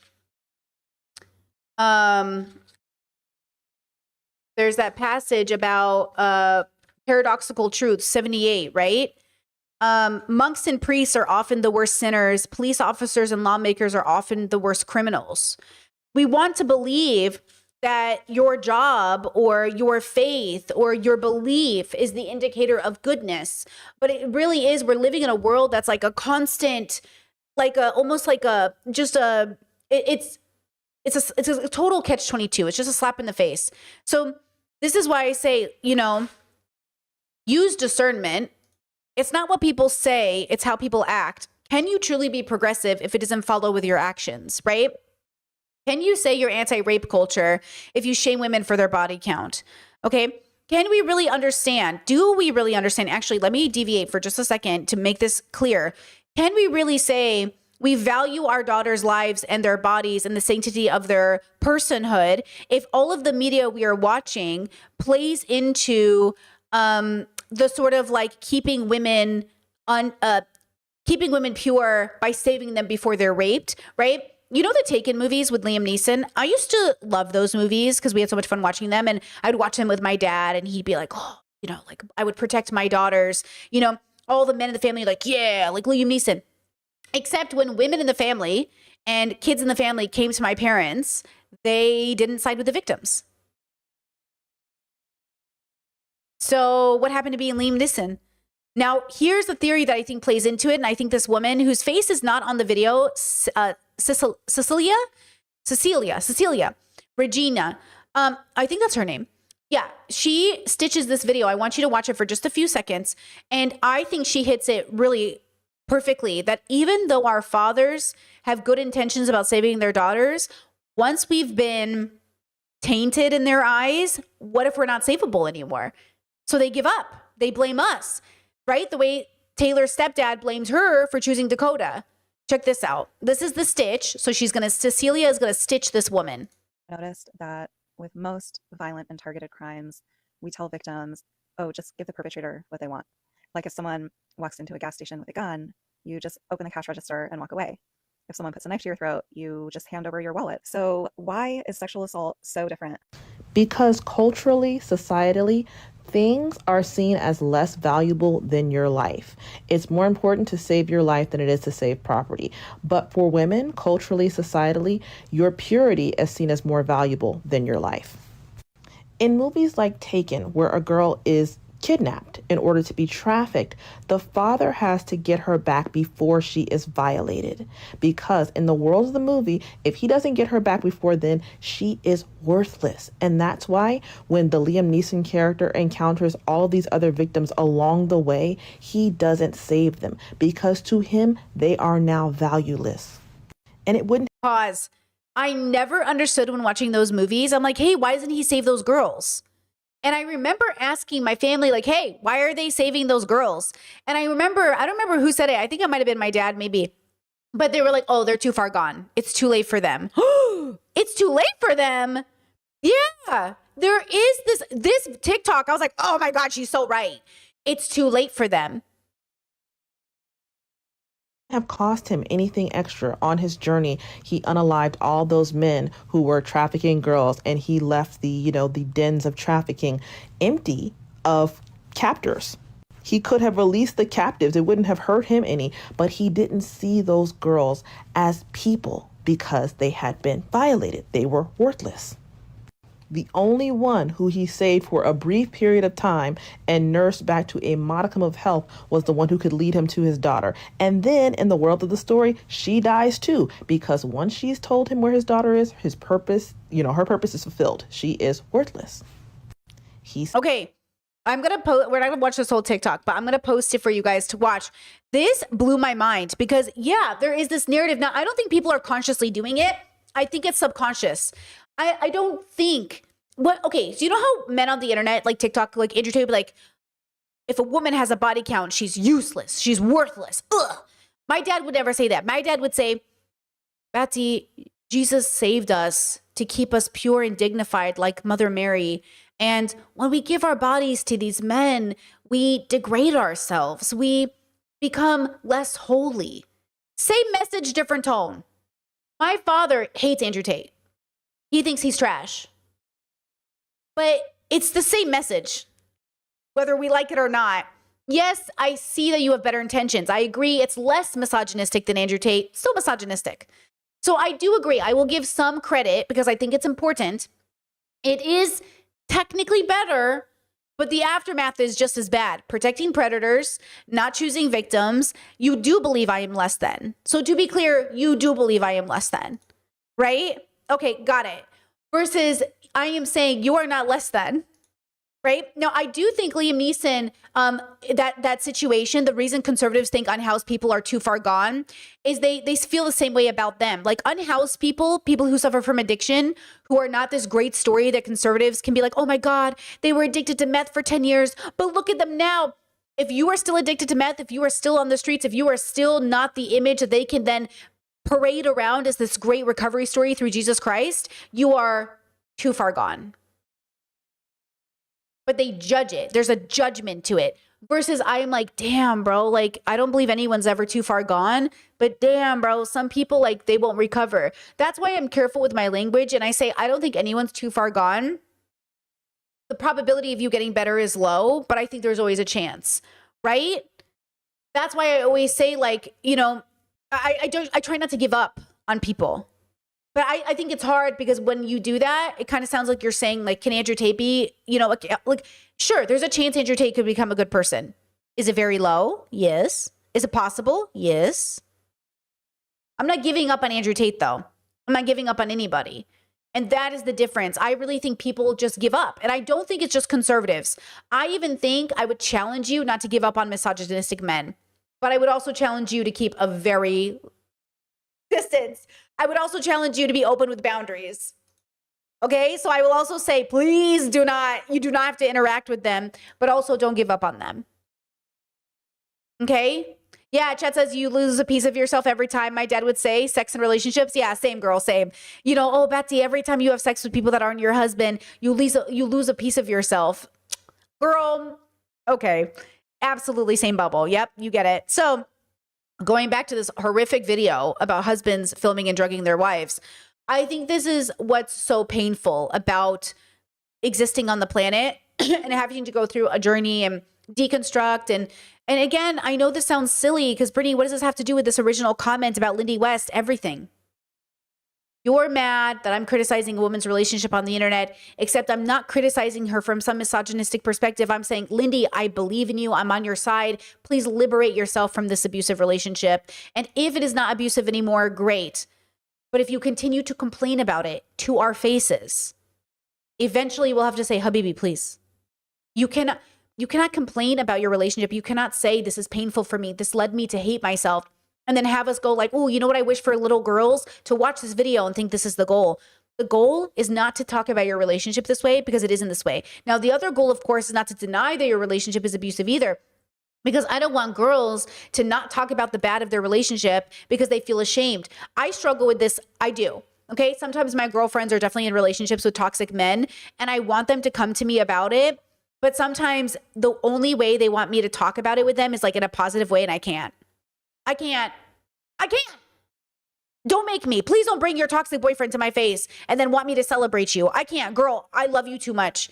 But also like, I feel like such a fake bitch to sit there. Like, God forbid they ever get married. God forbid I ever have to go to that wedding. God forbid I ever have to go to that wedding. Okay. It haunts me every day thinking one of my girlfriends might invite me to a wedding. Oh, please don't invite me to your wedding. But also, like, how could I not go? Like, you know what I mean? My homie's getting married. Like, I love a wedding. You know? Yeah, you'll be the one objector. I object. Like, and I'll be the asshole. But that's the thing is, like, I'm not really, like, you're an adult. I trust you. But also, damn. And it's very, like, Lindy adjacent, you know? It's very much, you see a Lindy, you say you deserve better than this. So, like, I don't deserve better. You do. And then there's some point of it of like, it's just a struggle, girl. It's a struggle. You know what I mean? Like, I want to be there for the Lindys of the world, but also like, you know? So, you know, again, we're not attacking Lindy. We're trying to protect people from becoming her. Sorry. And I get it. I'm sure some conservative mother is like, I want to protect my daughters from becoming Brittany Simon. Okay, girl, I feel you, right? But like, you know, see yourself out of this conversation because you're not here. So that's the perspective we're also coming from. Like, sure, if a conservative person sees me, I'm probably their worst nightmare for a daughter. Okay, girl, I'm not conservative. This has nothing to do with me. Okay, but Lindy is progressive. Lindy is a feminist. So now it has something to do with me. You know what I mean? Uploaded online. But huge numbers of videos are being posted by users who claim it's non-consensual. One website profiting from this is motherless.com. Last year, we began investigating a porn site that gets over 60 million visits a month, focusing on the thousands of videos featuring women who appear unconscious during sex acts. It's home to over 20,000 videos of so-called sleep content, with hundreds of thousands of views. One popular hashtag is iCheck, a way of proving a woman is asleep. Triggered. I'm so triggered.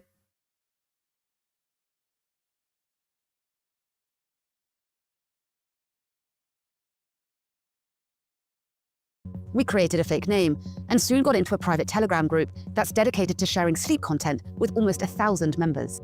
So some person will say, oh, I'm thinking about drugging my wife tonight. Someone is like, great idea, you should give her this. The Telegram conversation makes it real. It feels like it's all happening there, and that you're fearful of someone actually turning on their webcam and showing you, you know, their wife there and then. Survivors of these assaults, like Zoe, often spend months or years trying to rationalize what's happening to them. She met her husband when she was 17. He's now serving 11 years for rape, sexual assault by penetration, and drugging. On the face of it, and certainly to the public, he did seem Mr. Perfect, but there was an undercurrent. Yeah, Chad says, what's Telegram? Is it like WhatsApp? Yeah, so it's kind of like WhatsApp, which apparently Instagram is taking away like encryption on messages, and I don't know what that's about. But people use Telegram because it's encrypted. But there are very illegal activities happening on these Telegram groups throughout the marriage. She had no reason to suspect that he'd been raping her for what she now believes was 10 years. Ugh. Then one Sunday, after church, he confessed to crushing pills after church into her drink. He reeled off a list of his wrongdoings to me as if it was, you know, a shopping list. I've done this, and this. I've been using our son's sleeping medication to put in your last cup of tea at night to tie you down, take photographs and rape you. And I think I just went into shock. I couldn't even imagine. Like, my brain almost stops working. How horrible. Like, girl. Like, this is why cheating is abuse to me. I mean, I felt horrified at the realization that I was being cheated on, because it's like your whole reality shifts. Now imagine this happened. It's like it messed. Dr. Kirk Honda talks about this all the time. Even though he works with couples who do eventually get past the infidelity, he says the reason infidelity is so difficult is it rocks your sense of self. You question everything about your life. Like, you don't even know who you are anymore. And there's just like, it's so horrible when you do it to people. It's like you destroy so much. That's why when people say it's just cheating, who cares? Oh, it's just cheating. It really rocks your sense, especially if you trust that person, especially if you really believe like, oh my God, my life is so good. I'm so happy. And then you realize like this thing it really just like rocks your sense of self. It's such a horrible thing to do to somebody. Okay. So I just can't even imagine. And I bet this man was like, I went to church and I was inspired by the gospel and I just had to confess my sins.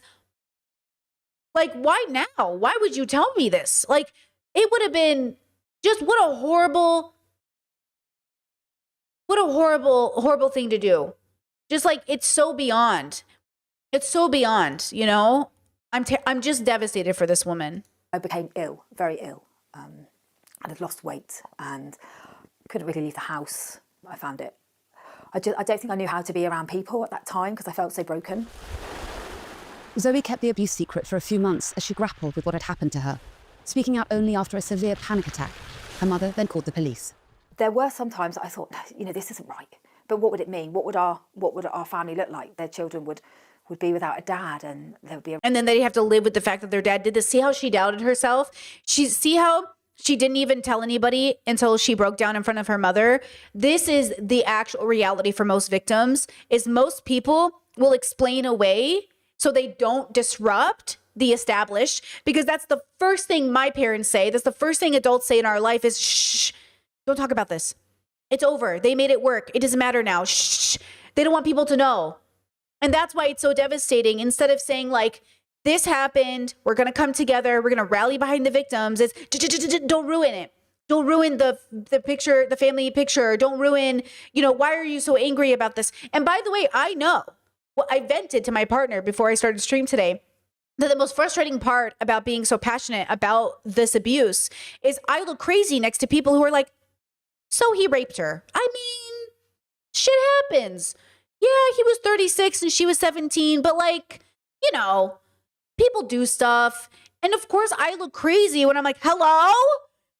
Like, of course I look like, and my eyes go big and I'm so annoyed and I'm just like, what? Like an injustice has been done. And now it's like, oh, you're so angry about this. Are you thinking clearly? Ooh, you're so loud about this. Are you thinking clearly? This is rape culture. You silence victims by your lack of response. You silence them because they're like, you're not even angry for me. One time I had a family member tell me something and I cried. I just became very upset. And they were like, oh my God. They were like, thank you so much for crying. I didn't know you were so upset over my pain. And I said like, of course I'm upset for you. And they were just like, I didn't know that. That's what it feels like when the adults in our life look at us and they're like, why are you so upset? Hello? Why aren't you more upset? Reputation, and my boys would grow up having a reputation and they'd know what their dad was doing. I've noticed you haven't used the word rape a lot. No. Tell me why. It just doesn't. I don't know. It's like one of those things, really. I struggle with that, to say that that's what's happened. It's like people can say it to me, but I just don't think. Whew. You're not alone. Yeah. Yeah, sadly.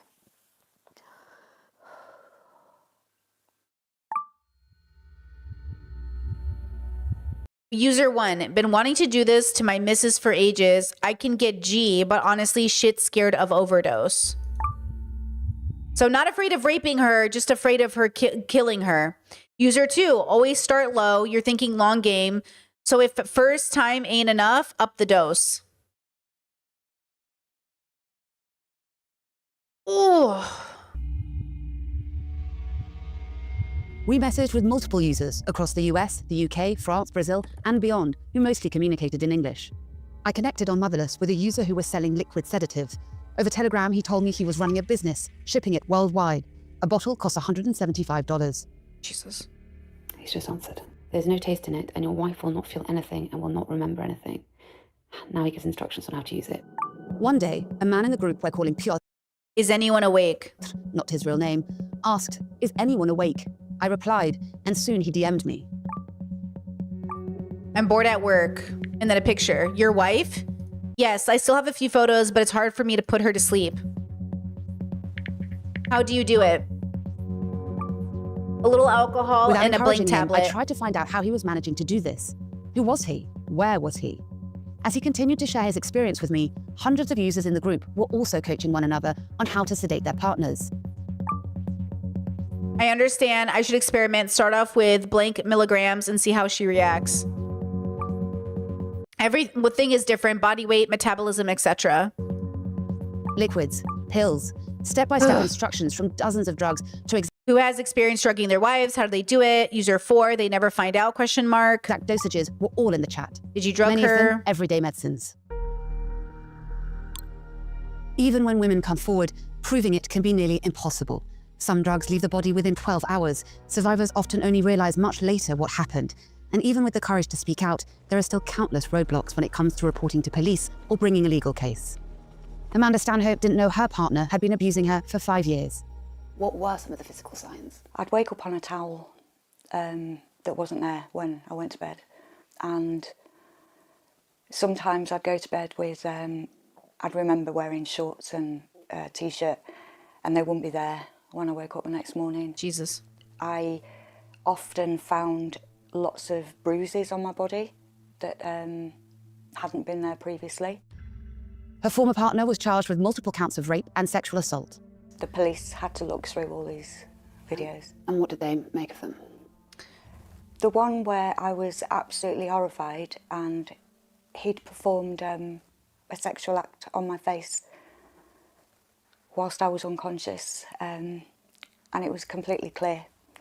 And the police looked at this one, and I thought, there's the evidence. And the police said to me, well, we can't use that. That isn't clear evidence because it looks like you're pretending to be asleep. In England, where survivors Amanda and Zoe live, nearly a quarter of sexual assault victims are assaulted while unconscious or asleep, and that number has risen over the last decade. Amanda's ex took his own life before the case could go to court. She's still piecing her life back together, and the shock of learning about group chats where this kind of abuse continues hasn't faded. Instantly, my whole body goes and my hands start shaking. I don't even have a word for it, that it's being glorified. And men are teaching others how to do this. And they're doing this to the people they say they love. It's beyond evil. While survivors may not remember the videos being filmed, men in the Telegram groups we tracked are making money from them, selling Jesus clips Christ. and live streams for as little as $20. How horrifying is that? Oh, I don't know what that audio is about to be. Jesus Christ, this is very triggering. So if you guys need to walk away, I understand. Getting quite emotional myself. So not only did they get recorded and shared with these groups, but imagine somebody making money off these videos separately. Absolutely disgusting. You're hearing a woman snoring in a clip from a live stream advertised in this group as a way to entice users to pay for more. The user claimed it was his wife who was asleep and who he was about to rape. Processing this kind of material raises a nearly unanswerable question. Why do some men encourage these crimes while others go on to commit them? A psychologist who assessed dozens of the defendants in the Pellico case thinks they were motivated by fantasies of domination, fueled by a culture that to this day treats many women as objects to be controlled.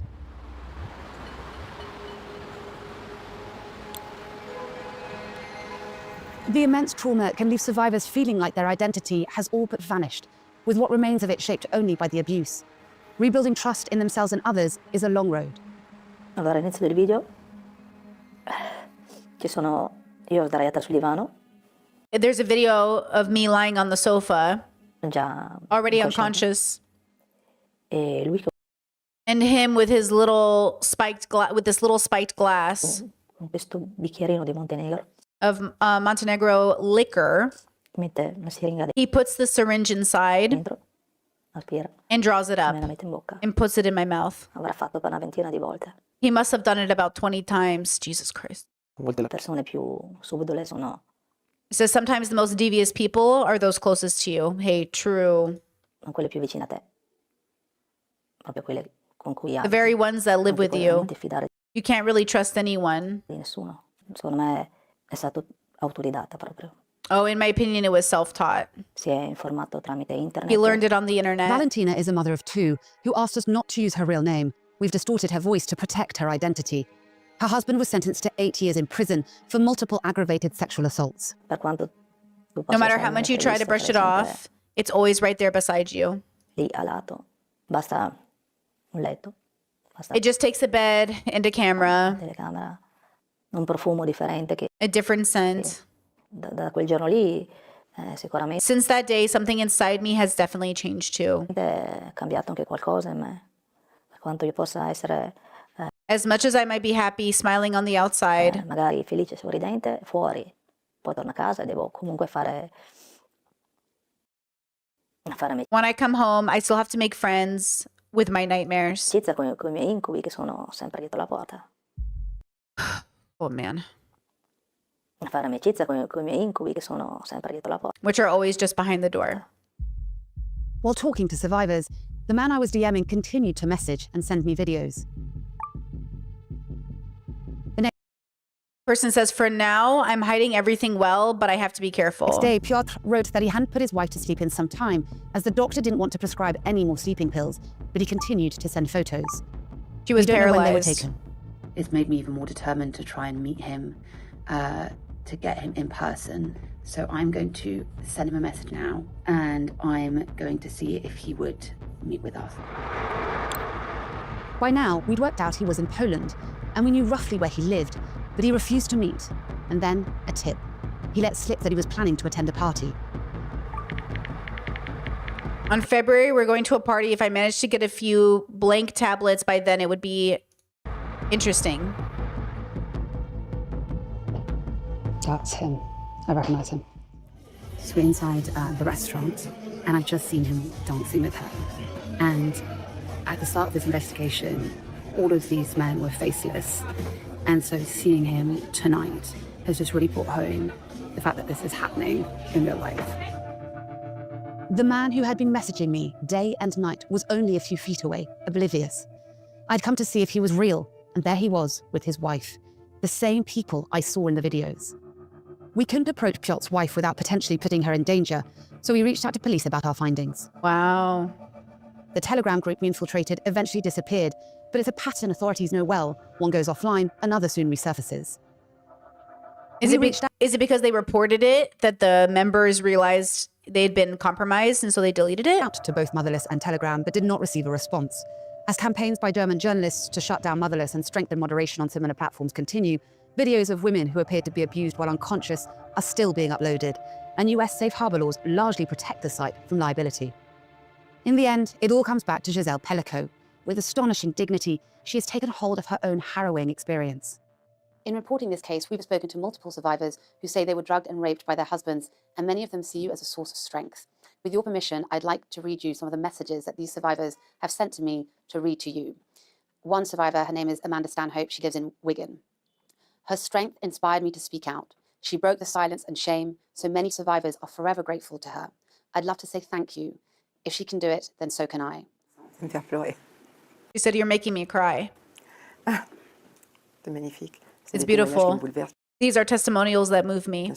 Of course, but it is nice to say to yourself that have found that they have found this strength. I was able to transmit that to them. It is a win. Because we must indeed be united with everything that happens. Because if you stay in your corner, you will never shift perceptions. And I say bravo, ladies, bravo. Don't be ashamed of it. All women must be able to do this process. Even if it is very difficult. Even if it's very complicated in their head. It takes time. It takes months, days, maybe even years. But they will eventually,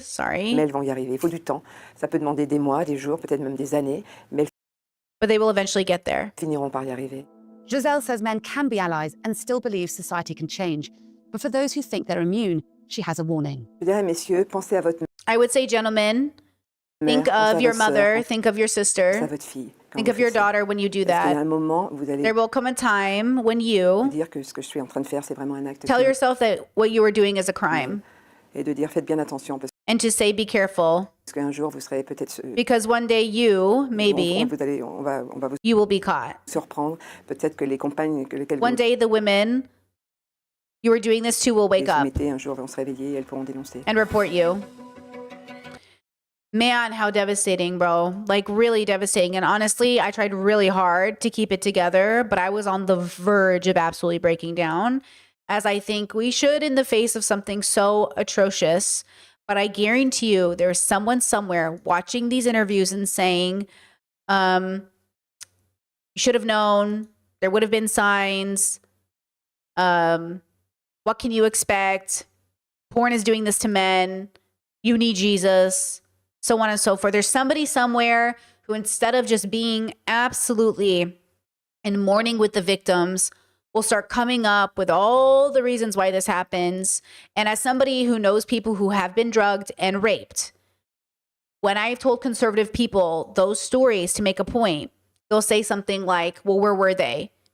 You know, who was it with? You know, all of these things. It doesn't matter. And by the way, just to make it clear, all of the stories I know about are women who were on dates with men for the first, second, third, fourth, fifth time, vetted through friends, vetted through the community. Just a reminder that even your friends and family might have a bad idea of who someone is, right?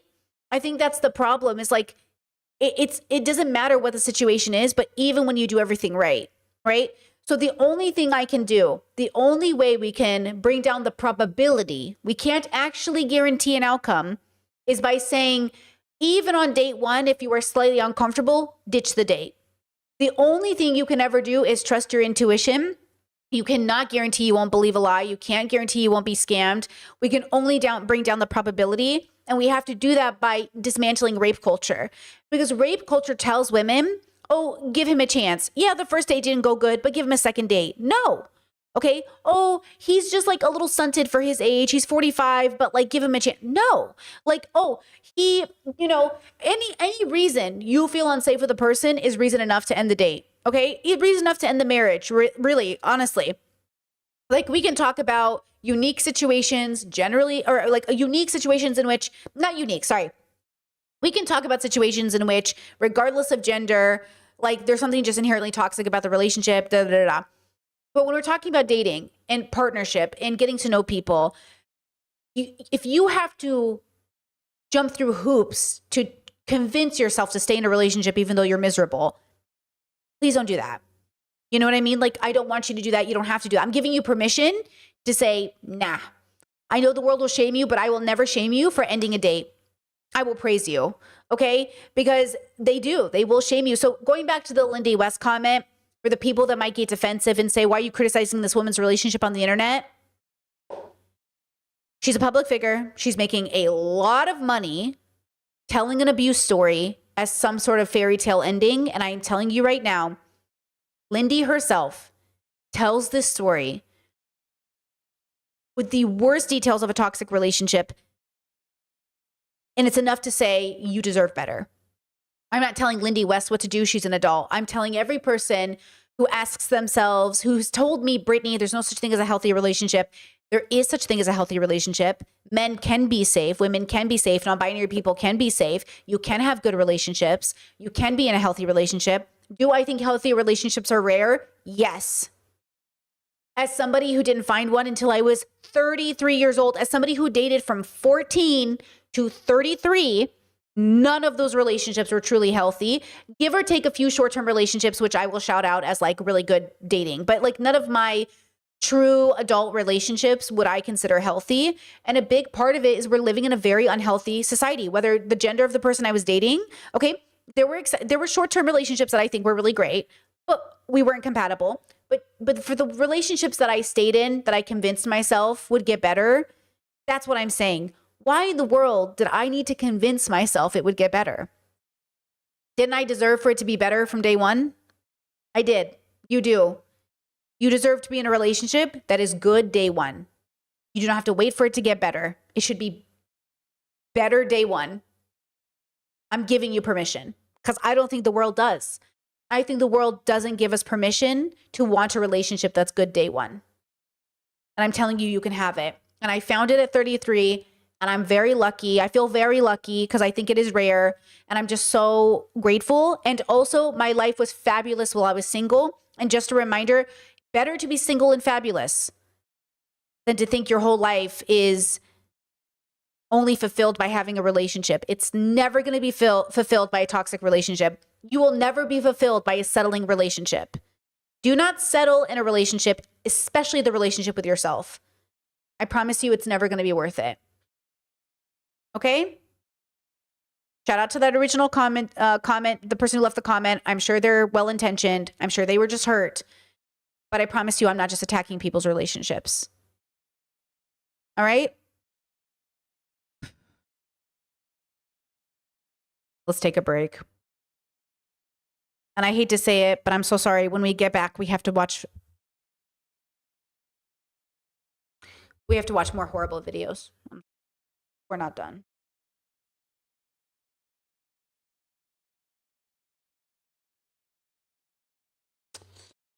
All right, let's take a 2-minute break. We'll come back and we'll talk more. It's important. We have to do it. Okay? We have to do it. Somebody has to do it. We'll do it. I'll be right back.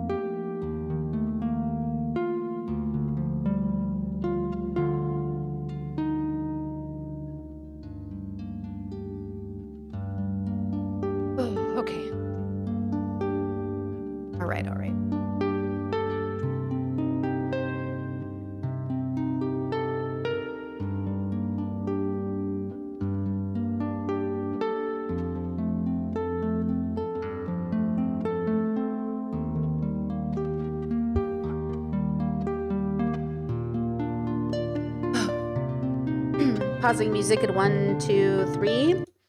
All right, I decided to make coffee. I decided to take a breath on the balcony. Just down for a second, reset.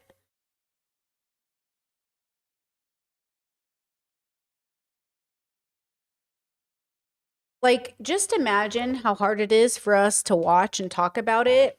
Now imagine how hard it is to have lived through it, talk about it, do an interview about it. Like, and they'll say, like, why don't victims speak up? Why don't people talk about it? Girl, I can barely watch it. Like, I can barely listen to them talk about it, you know, without breaking down. Imagine now you're asking them to get on an interview where you live the trauma and there be comments from boys being like, but what was she wearing? But, like, how does she not know? But, like, wasn't there signs? That's my boy impression.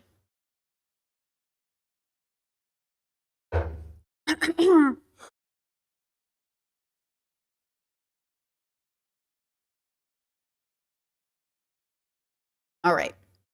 Now, let's continue. Sorry. Let's continue. Again, the point of this stream today, inspired by real life, like I really did get that comment. And look, I was thinking about this today. I was thinking about, like, I don't want to be the girl who comes to stream every day and is negative about everyone's fun flirting and relationships and stuff. But girl, you know what I mean? Like, I can't unsee it now that I know. I get it. I used to be there too. I grew up at a time where we thought, you know, watching How I Met Your Mother and watching Barney Stinson and Ted get girls drunk to have sex with them was just normal, right? Or funny, or, oh, he has a book of tricks to get women to sleep with him. Ha ha ha ha, that's so funny. And then it was like, wait, why is that funny? You know what I mean? So I get it when people are like, how did you guys ever find this funny? Listen, you are a product of your environment. It takes a lot of work to either be the exception to the, you know, the culture, right? Congratulations, you're special. Or it's just so normalized around you, you don't even think about it. Even if you're arguing, remember, even when I was like in the Republican club, I was arguing with Republicans over gay marriage and trans people and like their rights. And I was still a Republican, but I was arguing with them. You can argue all you want, but you're still there, right? So like I was the exception and I was still there, right? I know how hard it is to deconstruct from the bubble you're raised in because you're also, it's personal. So not only, because here's the thing, let me draw this. So here's the introspection, extrospection. So there's you. Okay. Wow. I don't even know what image that was supposed to be, Brittany. There's you. Okay. And then that's planet Earth. You. Okay. So there's you separate from being in a bubble in society on the planet. Okay. And then there's you when you're alone in your room and no one can witness you. You're still impacted by this world, but you are not in this moment of the world. And then there are the social situations you're in where you are now talking to other people and there's an exchange. Hello? There is an exchange of information and opinions. And now it's like, well, who's right and who's wrong? And this is my truth and this is your truth. Okay. You need to introspect.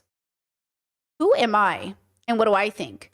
And how does that person then come and interact with the world?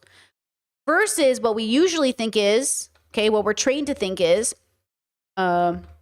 we exist in the world and then we exist outside of it, but we take the world home with us.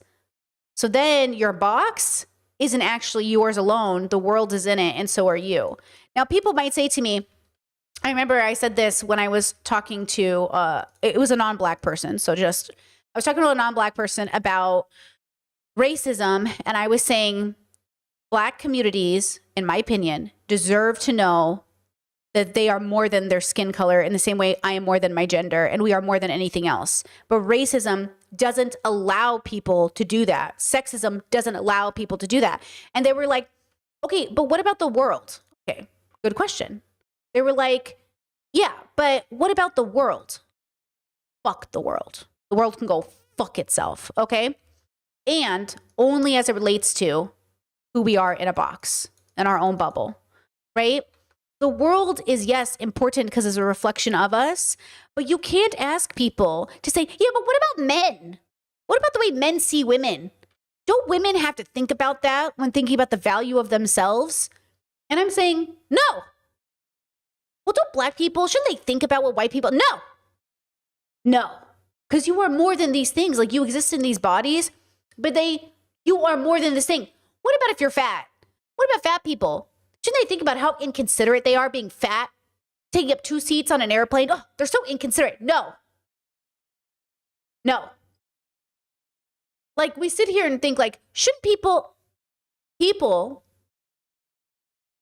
should work to be individually healthy? Beep, beep, boop. Oh, you can barely see that. Beep, beep, boop, beep, boop. Okay? And then when they interact with the world, it's healthy. And that's going to look all kinds of diverse ways. So as long as it's healthy, it can look diverse. Diversity exists in healthy communities. Diversity of toxic thought is not diversity in a good way, right? Conservatives will say, these leftists, they want diversity, but no conservative is allowed to be there. No, white supremacy isn't allowed to be there. Homophobia isn't allowed to be there. Transphobia isn't diversity of thought in the way that we want healthy. It's diversity of thought in an unhealthy way. We don't want diversity of thought. Okay? We want diversity of healthy thought. Diversity of suggestion. Diversity of, how do you do this? Oh, interesting. Maybe that will work for me. Okay? Diversity of healthy thought. Okay? So it's, you remember that guy we watched the other day who had his own levels? And he was talking about, like, oh, you reach the level where you question science and the government. Like clavicular, saying, oh, he's smart enough to stick needles in people's faces because he knows what he's doing. Listen, I love a 90s rebellious tattooing your friends in a garage story. But can you please slow the fuck down, Mr. I know scientific words, so I'm a scientist? Sit down. You know, like, know your place and also challenge the systems. The problem is conservatives, you know why conservatives love to think of themselves as the rebels? We're truly the non-racist ones because we think black people are more than gang violence and poverty. It's like, yes, real things conservatives have said to me. We think gay people we're really the ones who love gay people because we want gay people to be free of their sinful lifestyle. Yes, things conservatives have said to me. We really love women because we want women to know they are dignified in their body. And if they don't give it up to all these men, they will feel better about themselves. Yes, real things people have said to me. Okay. It's like, listen, okay. The dilemma in all of these conversations is you will not allow people to liberate themselves spiritually or individualistically if you keep asking yourself, but the way I show up should matter to others unless it is unhealthy, unless it is unhealthy, unless it is unhealthy. Okay. If it is not unhealthy, it's none of my business. When I do see toxicity, though, I have learned, I have even privated videos where I was like, okay, I have to learn that even though it's toxic, I need to keep my mouth shut about things that have nothing to do with the toxicity. Even if I think they could be indicators, like, you know, like, there's something here. Like, that's why I think it's hard because, you know, when you're having this space in public, people can twist things. I mean, look, I reviewed the Taylor Frankie Paul story. And people were like, it just sounds like you're saying she can be abusive because of her upbringing. And I'm saying, no, I'm explaining how it happens. I'm saying, isn't it interesting that all of these groups is not a group of women recording their sleeping husbands? Isn't it interesting that there is not a pattern of groups of women coming together to record their sleeping spouses that they've drugged? Where's that? Somebody expose that group. Oh, shit, it doesn't exist. Why doesn't it exist, though? It can't simply be because women are born better. I refuse to believe this. But I do think human beings are not good naturally, except to say that they're good within their nature. Meaning they're not moral agents because they don't automatically know what's morally correct because they simply exist. They're good within their nature as a lion is good within its own. But these men were raised under rape culture. They were raised with an entitlement to people's bodies. They were raised to take advantage of people, right? This is very important, and they were raised to normalize it, and whereas women are raised to ignore it. Women are just raised. Like, how many videos are we going to see from conservative women on TikTok saying, oh, my husband is so, you know, oh, my husband this, my husband that, and then defend him. I get it, girl, because you don't want to be the wife that ditches her husband because he doesn't know how to thaw beans or put beans in water. But also, if you teach him, what then? Now, okay, I was reading about this people raised women versus people raised men, and how women see things but men don't. Like, women will see a messy apartment and men won't. That's why it's kind of exceptional. Like, my dad was always like exceptionally clean for a man. My mom would say, oh, I just love your father. He's so clean for a man. And I'd say, why is that the case though? Because like a lot of people are clean. A lot of men are clean. A lot of men are super into grooming. But why is the reputation of men? Why do men even like that their reputation is like, yeah, we're men. We get to be gross. You know what I mean? And why was my dad like, oh, exceptional? And also, you know what my mom used to say? She'd be like, your father was exceptional. He loved helping out with the kids. He loved spending time with you. He didn't mind changing diapers at all. And I'm like, yeah, because he's like a dad. And then I realized like, yeah, there's a whole group of men that just think it's so cute and funny that they don't pay attention to things. And that's why women carry more of the stress ultimately. And this is what studies are starting to show, is women in these dynamics are carrying more of the stress because we are trained to and given none of the credit for. And all of these years we've been giving men all of this credit, and now we're done giving them credit because we're like, okay, can you do it too? Can you help? And they're like, what? Does no one care about giving us credit? Okay, which I think moves into some abusive pattern of entitlement when it comes to women's bodies, especially when dates, quote, don't go the way they're supposed to. Okay, let's talk about this story here. Maybe you heard about it, maybe you didn't. Devastating story, trigger warning. This happened actually almost a year ago, and I've been following it on my own, but I haven't featured it on stream yet. So I thought maybe we could talk about it today since it relates to these conversations. Again, a woman meeting a man, going on a date, seemingly going well, and she ends up dead. And then he says he's innocent. Let's see about that. Their daughter was found dead and dismembered after a first date. Oh, hold on, that's me. Last April. It's an unimaginable pain the parents of Sade Robinson simply cannot escape. 1 week from today, the trial is expected to start for their daughter's accused killer. Fox 6's Bria Jones is here in the studio after talking with Sade's parents about their unwavering fight for justice. Bria? Ted, Mary, for more than a year now, Sade's parents have dealt with sleepless nights, dark days, and a deep, painful emptiness. Tonight, for the first time together, her parents discuss life after tragedy. The sunrise, warm, radiant, and full of promise, resembling the light Sade Carlina Robinson's parents say she carried within. She had the most angelic glow and aura around her.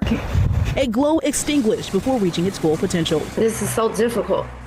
We want our baby in the physical realm, and she did not deserve to be taken like this. On April 1st, 2024, prosecutors say 19-year-old Robinson disappeared after a first 19, bro. Date with 33-year-old Maxwell Anderson. 33? I hate it. I hate the age gap. I hate everything. Look, she looks like a kid, bro. She looks like a baby next to him.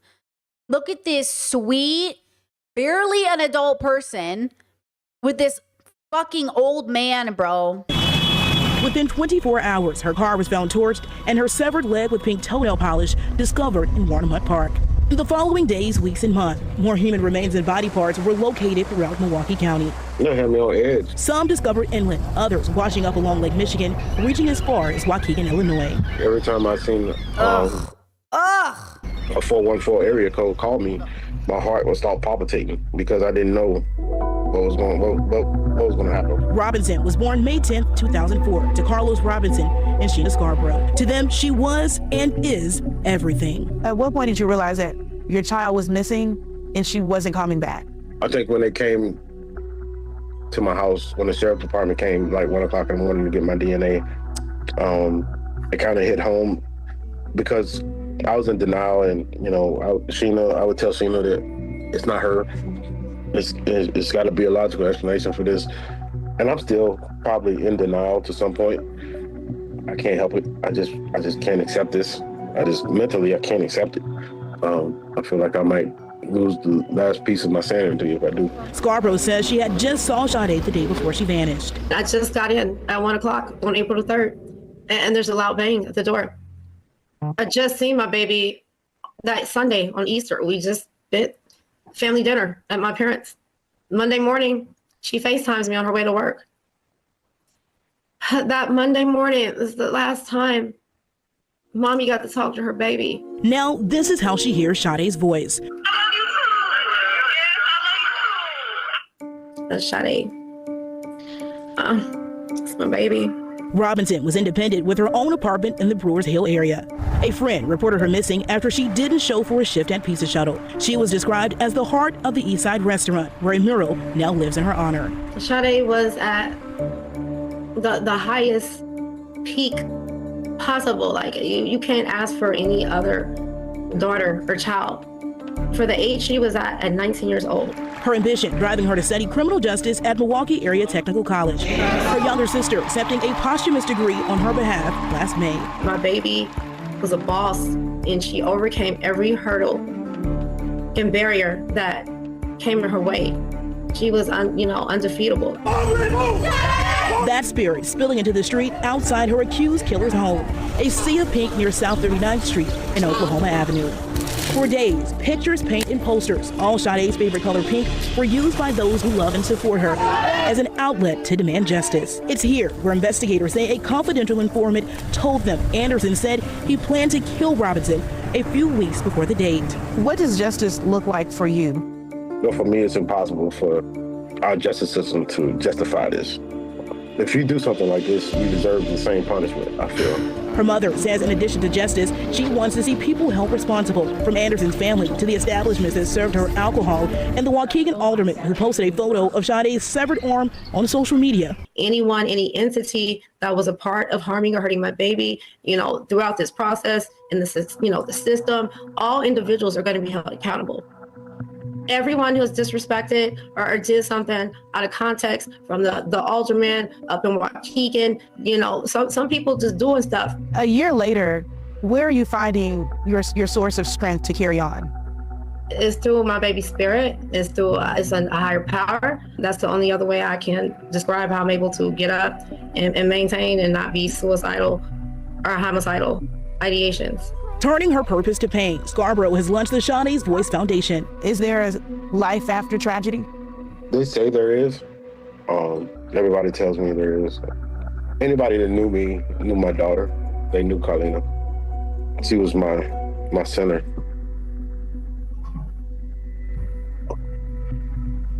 She's my motivation. I don't know. As Maxwell Anderson heads to trial after his initial trial date was pushed back last December, Robinson's parents are once again preparing to see their child's accused killer face to face, hoping Sade will be made whole in court as they long for closure that remains out of reach. We still don't have my baby's crown in her head. And that's just, this is so up. To have the demon tell us where the rest of our baby's remains are. There's pieces of my daughter out there. Somewhere that may surface. It may come up tomorrow or a week from now, a year from now. Robinson's mother filed a wrongful death lawsuit against Maxwell Anderson. And just last month, she filed a civil lawsuit against the two bars Sade visited on her date, alleging they served the teen alcohol. Now, you can find details about those pending lawsuits over on Fox Local. Okay, we're not done. So then Maxwell Anderson maintains innocence. He says he's innocent. This is his plea. Okay, this is him. See today and that opportunity for some future release. Thank you. Thank you. Mr. Anderson, what would you like to say?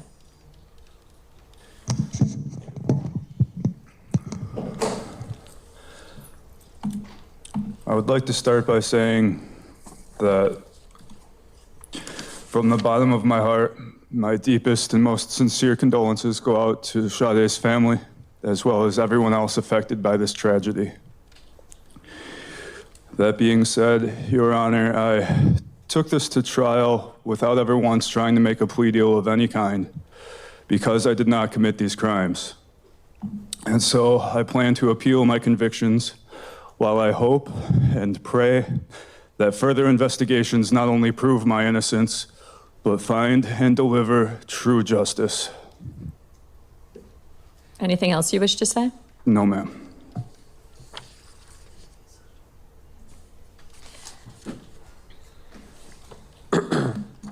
So, relative to sentencing, I have a job. And what Okay, so just to be clear, let's double, triple check.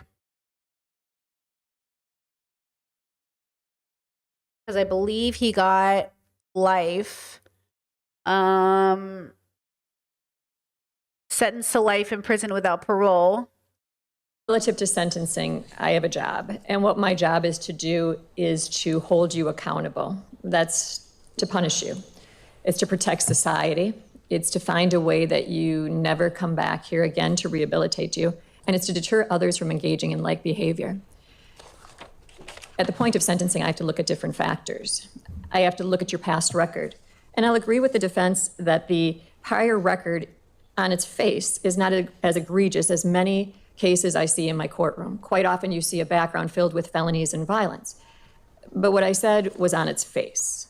When you look at the record as it's worked through in the pre-sentence investigation, I'll agree with the state that there are some red flags that jump out at you that that show a level of violence that maybe it may have been a precursor. You know, when you look at the original case mentioned from Pewaukee from March of 2010, it looks like it's an underage drinking party. And when the officers come in, they find a bunch of people hiding, and they indicate they're about to do a search. And later there's people saying that they were being held in the home against their will. Kind of a weird comment to have on an underage drinking party. Ultimately, they find Mr. Anderson hiding behind an entertainment center. He's belligerent. He tells the police, "Fuck you, I hope you're proud to serve your country this way." He's then very coarse, and his comments are obscene. He then urinates in a police vehicle and calls a female police officer a cunt. Inappropriate. Then we have the 2014 case where that involves the mother, where officers are dispatched to a location. They enter the home, they see, they make contact with the mother. She indicates that her son was in the kitchen. Officers approach, and the response is, "What are you gonna do, shoot me?" And he runs out the door. He then jumps into his mother's vehicle and apparently steals the mother's vehicle and drives off. The mother indicates that when she returned home from work, he was acting strange. He was sweating profusely. He argued, he punched a vase, he caused it to fall to the floor. She calls her ex-husband. He pushes the mother into a room and shuts the door. He prevents her from exiting. He then breaks the phone.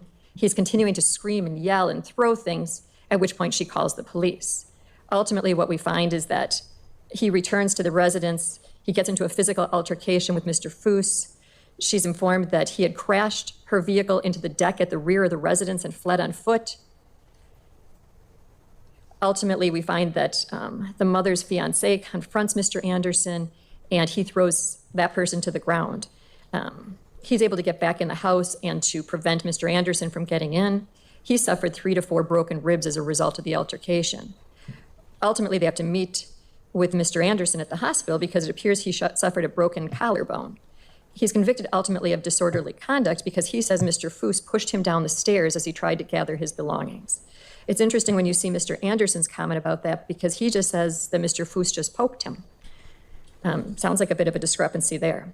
Then we go on and we find the issue with the grandparents. And the grandparents call the police and they say that he needs someone to talk to about his mental health and that he's smashing a glass in the sink, causing it to break. He goes in the basement, he punches a hole in the wall. He breaks the other phones. They have to go to a landline at a neighbor's, ultimately to call the police. It just sounds like he is to some extent out of control. He's ultimately on probation. He's given conditions of no drinking. He's given conditions of having anger management counseling. He tells the agent other people probably deserve to do anger management. I don't. He then goes on and tests positive repeatedly. To look at his explanations are ridiculous. At one point, he claims that he accidentally grabbed someone else's Red Bull that had liquor in it. But going through the repeated indication, it sounds like Mr. Anderson's the guy that does what he wants, when he wants, and he follows his own rules, not the rules imposed on him. And that's a frightening thing. Just to pause it for a second. So we're seeing like a very matter-of-fact statement being made about his reputation, right? She's building a case. They've built a case around a pattern of behavior.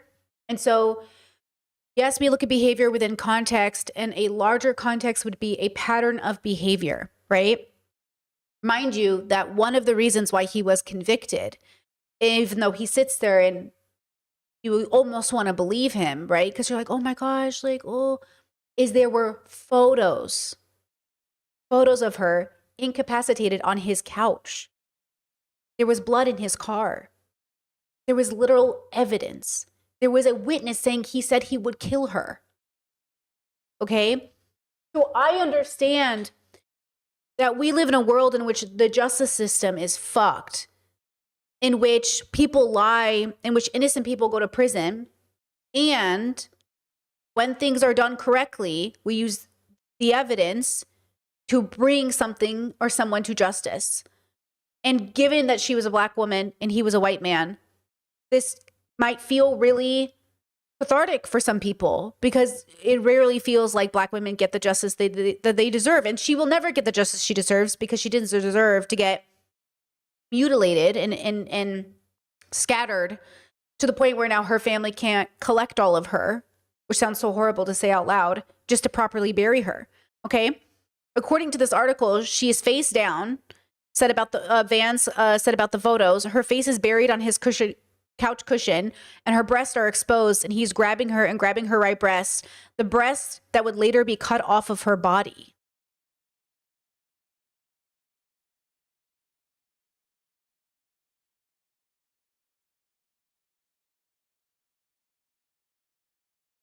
And in the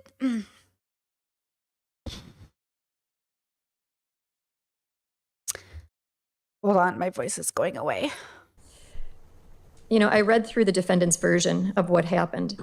And it starts off by indicating that he was skeptical to meet with the pre-sentence investigator because he did not receive a fair trial. And there's no reason to believe that this writer's report would be fair or impartial. You know, speaking about the trial, you know, there's a constitutional right to a trial. Every person charged with a crime has a constitutional right to a trial. And we do not in any way penalize anyone for going to trial.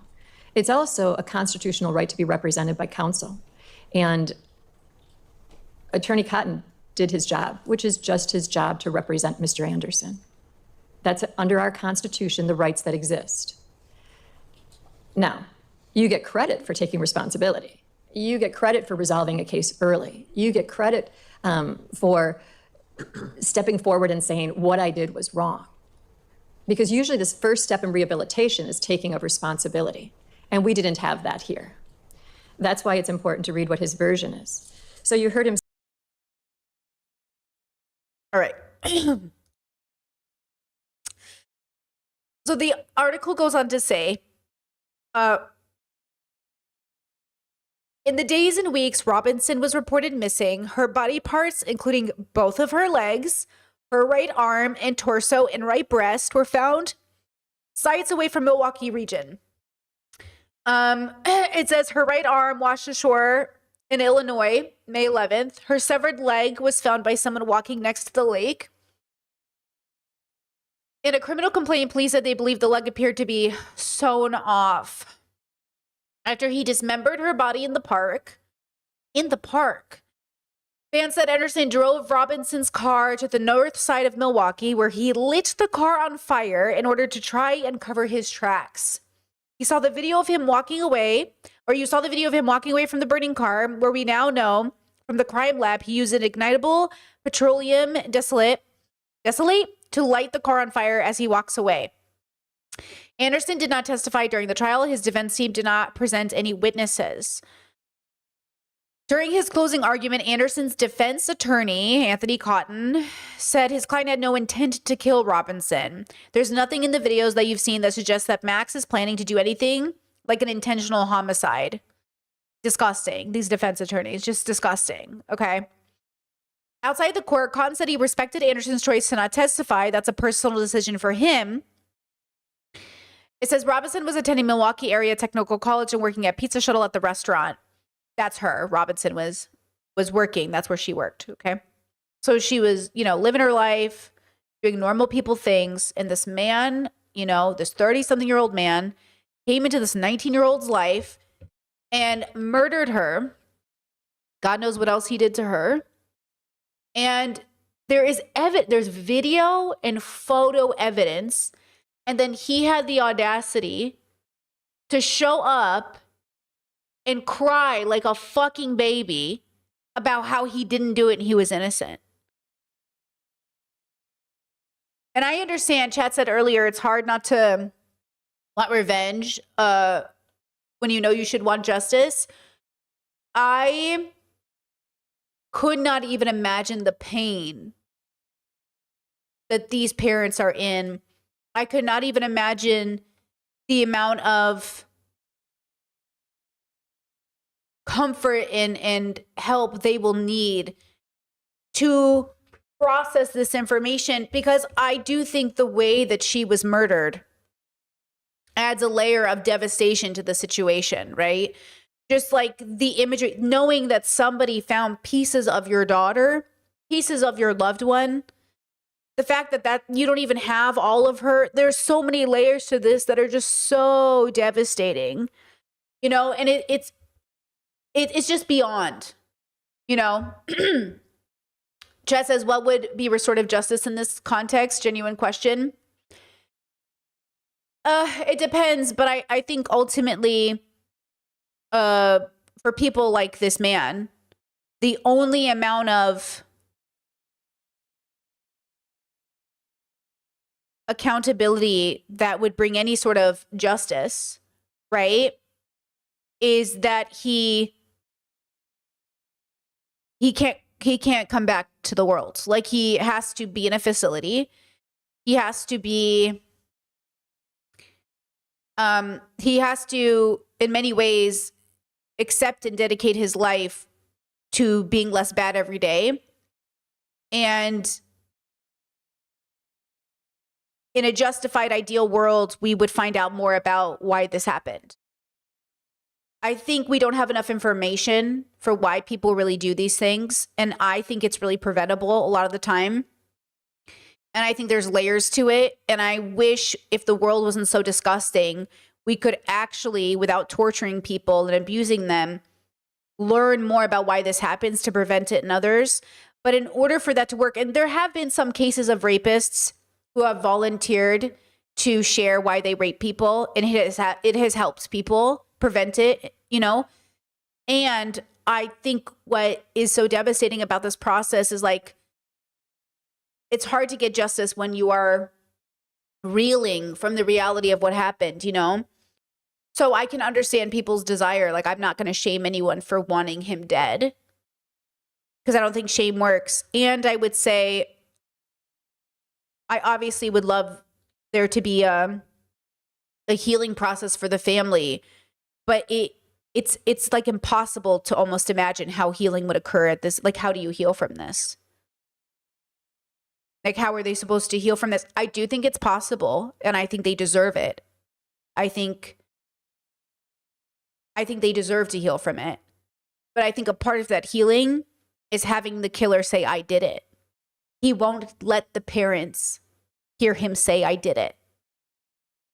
Not in the way that at least as far as I know, in a way that would make them feel, because how much harder is that to look at the face of your daughter's killer and have him be like, I didn't do it, I'm innocent, when we know he's not innocent. So, you know what I'm saying? I mean, I just couldn't even imagine.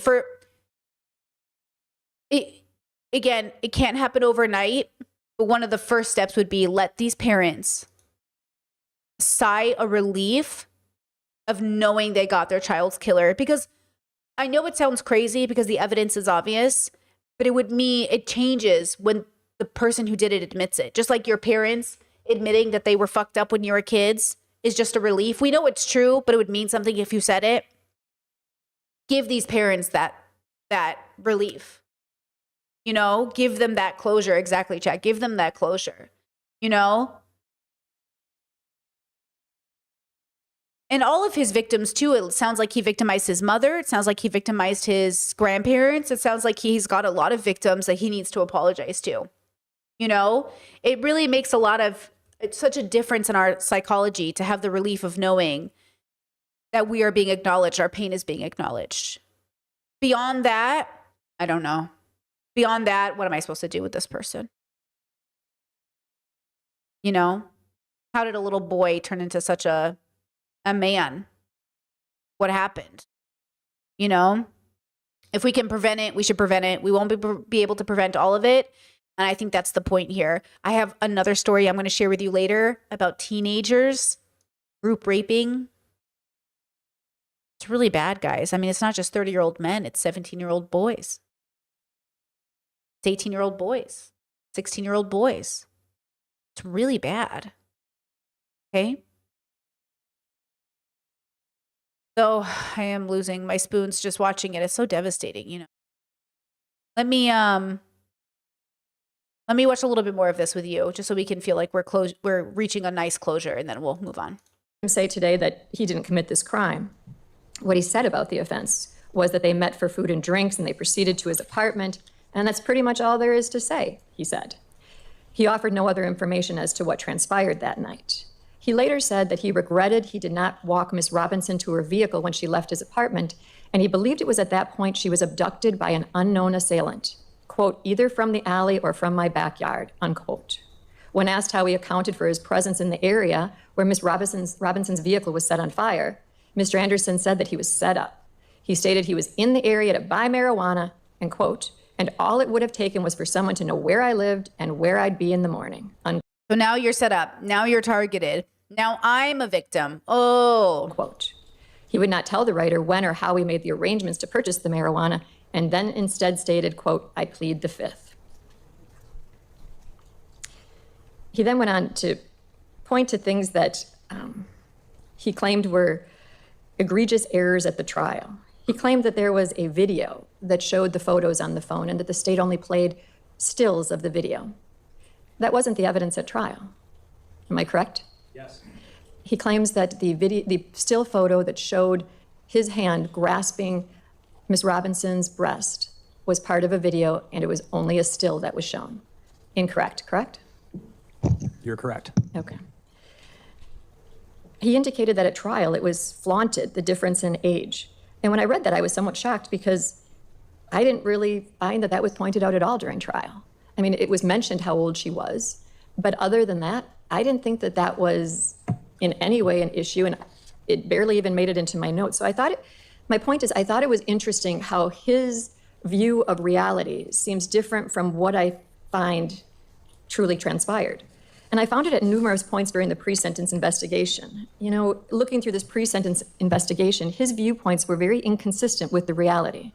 You know, I think the first issue relative to the mother's fiance, that was credibility. You know, it sounds like he lied to law enforcement. You know, he's asked, have you ever been involved in mental health treatment? Have you ever been in a mental health facility? Have you ever received treatment? He responds in the negative, but then we have the mother indicating that he was in an outpatient at Rogers. He indicates that he never made a suicidal attempt or had an ideology of said. But then we read about in the Navy how he was dismissed from the Navy due to a medical release, which appears to be related to the suicidal attempt in trying to hang himself. You have him saying about school, I did okay, but then you look at the history of how he did in school, and his grades were pretty abysmal.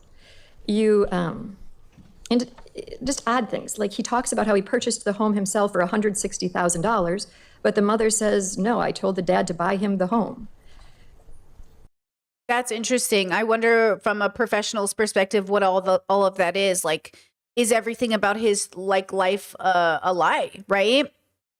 I wonder what Dr. Kirkhonda would say about that. I wonder what's the diagnosis for that, you know? What's the diagnosis for someone who everything is a lie, right? Chad says, isn't his dad sus too? I don't know. Is he? Is there a record for the father?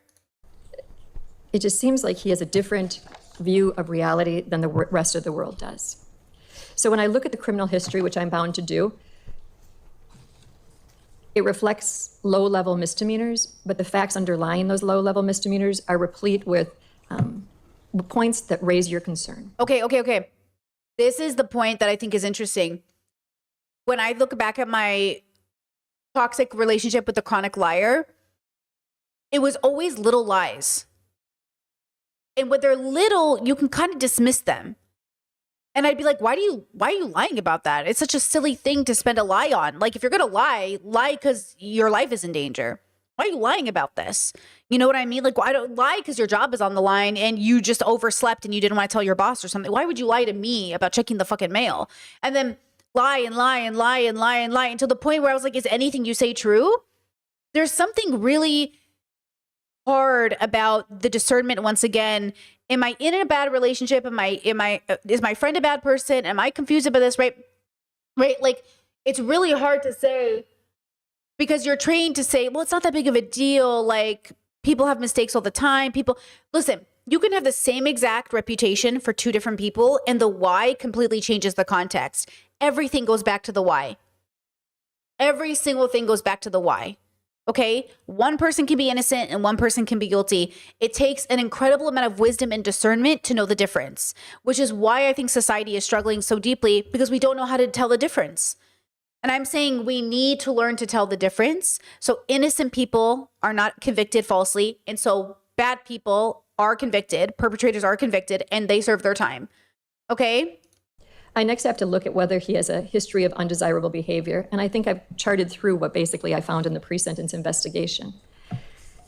As to his personality, character, and social traits, it appears that he has had employment. That's a positive. It looks like he...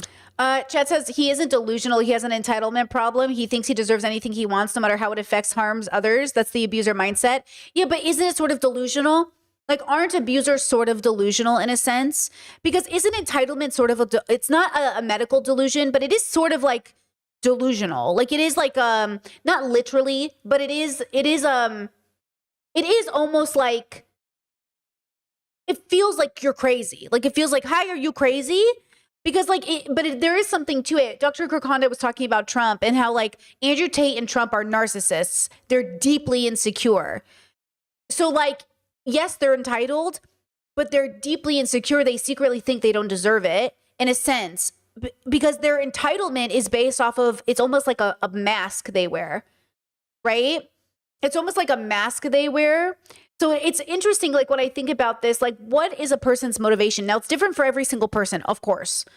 And I do think that's why rape culture is so interesting. That's why incels are so interesting. They hate themselves and feel entitled to people's bodies, but the entitlement is based off a delusion that everybody hates them and they're never desirable, right? But a delusion, I don't mean like delusion, like seeing things or something that isn't there. I mean like just like you're delusional, like you're literally thinking about something that isn't true, right? You know, so I think there's like, I wish, you know, again, this could have been my life. I could have studied this for a living, but I just didn't make that decision. But I am curious about it. And I would love to know more about it because I think like it could help us prevent a lot of harm from being done, right? Sometimes I think I should go back to school and just fucking, this should be my life. But I can't, I don't have this, like I think I'd burn out so quickly. Look at me, I can't even watch a YouTube video without crying. You know what I mean? Like, how am I going to survive? You know what I mean? But there is something about it where I'm like, what are you doing? It's kind of like, again, I think it's hard to say, but I am curious, you know, but I think that's what's so dangerous. I think it is so dangerous to be on a date with somebody. Oh, like Alex from Love is Blind, great example. You know how he always told half truths? And it always felt like you never know if he was telling the truth? That's enough. Alex doubled down so hard on his reputation. He was like, I never lied to you, even though he was definitely lying, but he was half lying. You know what I'm saying? So that's why I think you have the right to feel uncomfortable, not date a person. If you do not feel like a person is telling you the whole truth. Now, I will say this, in a completely safe space where you're not dating somebody who's lying to you, it will be safe to say, hey, you said this thing, but I feel like that can't be correct because of this thing here. Do you think that you're standing by that statement? And then the person goes, hold on, let me think about what I said. Okay, I think you're right that maybe that wasn't totally true, but I think I thought it was true because of this. But I think you're right. Now that I examine it upon further examination, I've come to the conclusion that, like, actually, I think, you know, there is a way to make it healthy. There is a way to realize that we will unconsciously not tell a full truth. But there's a difference between not telling a full truth and purposely, manipulatively planning not to tell the truth, right? So the problem is you have to discern which one is it. Are you not telling me the truth because you know it's a lie? Or are you saying something that you're like, oh, I guess that's not completely true. Hold on, let me think about it. Because that, for me, is the big difference between my healthy relationships and my toxic ones, right? In my toxic relationships, they methodically planned on how to lie or were caught in a situation, so they lied instead. Versus a person who's not lying but misspeaks will go, oh, hold on, thank you for telling me. You're right, I misspoke. You're right. But then somebody could be like, that wasn't a misspeak, that was a lie. Was it a lie or was it a misspeak? And it takes a lot of discernment to know otherwise. Honestly, you can probably see it on a lot of YouTube collaborations for the debates, right? Is this person lying in this debate or are they doubling down? Right? That's the question. Oh no, Chet says, Britt, check out Maxwell's father's statement to the court. This person can't take accountability. His father says they support his self-improvement and won't condemn him. Oh, shut up. Let me see here. It's disgusting. Okay, let me see. Ugh, God. It's horrible.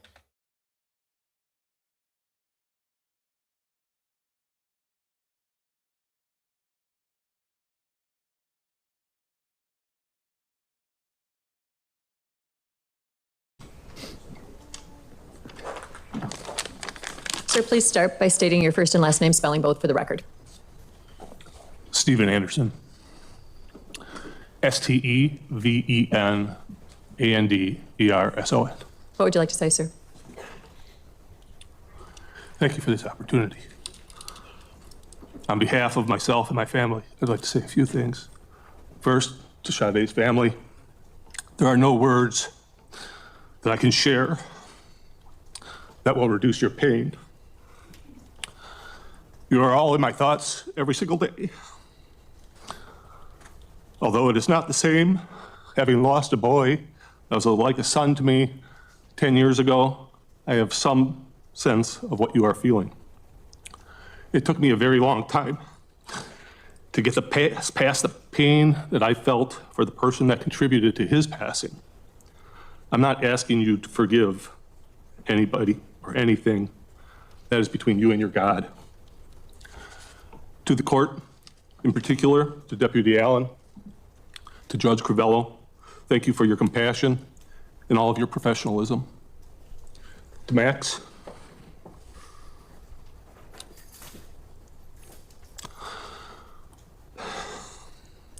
we want you to know that we love you and support your plan for self-improvement.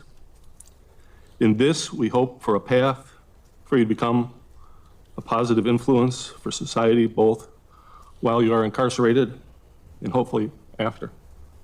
Thank you. Thank you.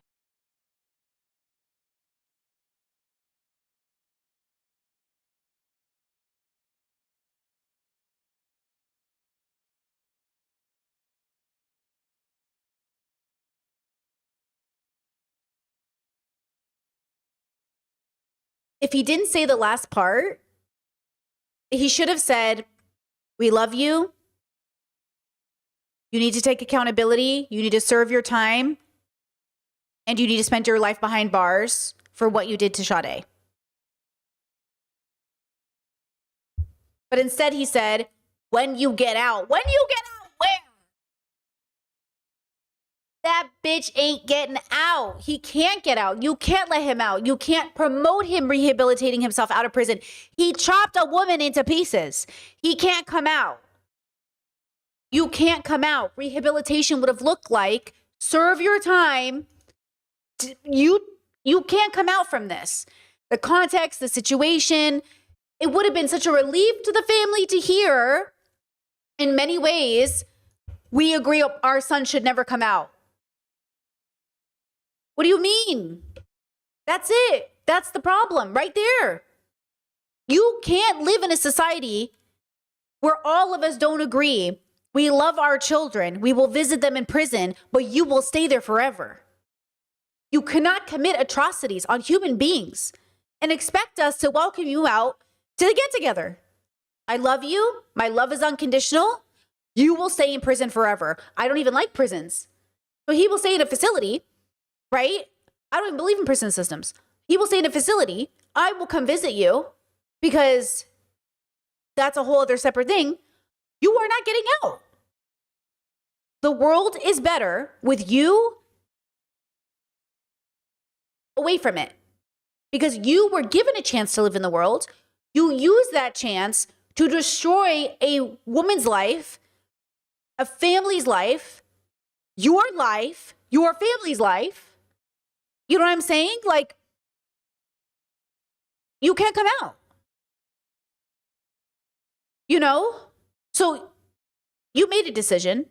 We will not torture you. We will not become evil like you were evil. You will get 3 meals a day, as everyone in the world should get 3 meals a day. But you cannot come out. That's it. You can't come out. And we should not torture him because someone will have to live with those memories. Remember that, right? Like, you know, we don't want to be a society that tortures people in prison. That does not make us a better society. And we don't want to be a society that says, hopefully you will, how would he even come back from this, Habibi? How would you ever trust your son again in a room full of people? How could you look at a man? How could I look at one of my brothers knowing he chopped a woman into pieces and think, oh, sure, you can babysit my kids. Sure, you can come back.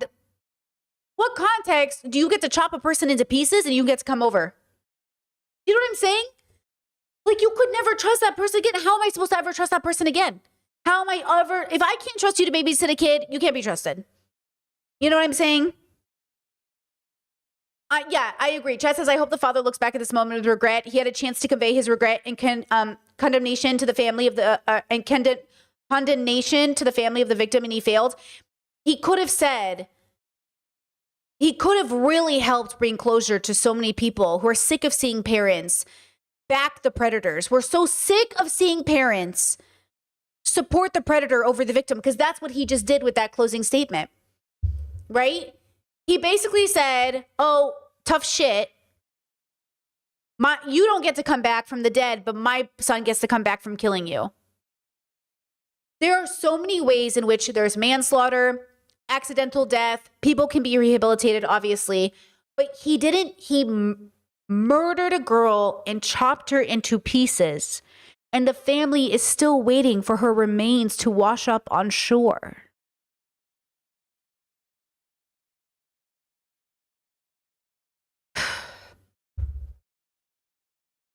Thank you, chat, for telling me to look that up, man.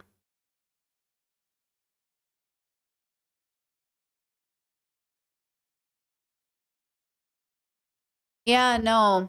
That's why I say, like, please, parents, intervene as quick as possible. Please, if you see your sons, you see your children going in any direction that could tempt them into thinking that human life is so,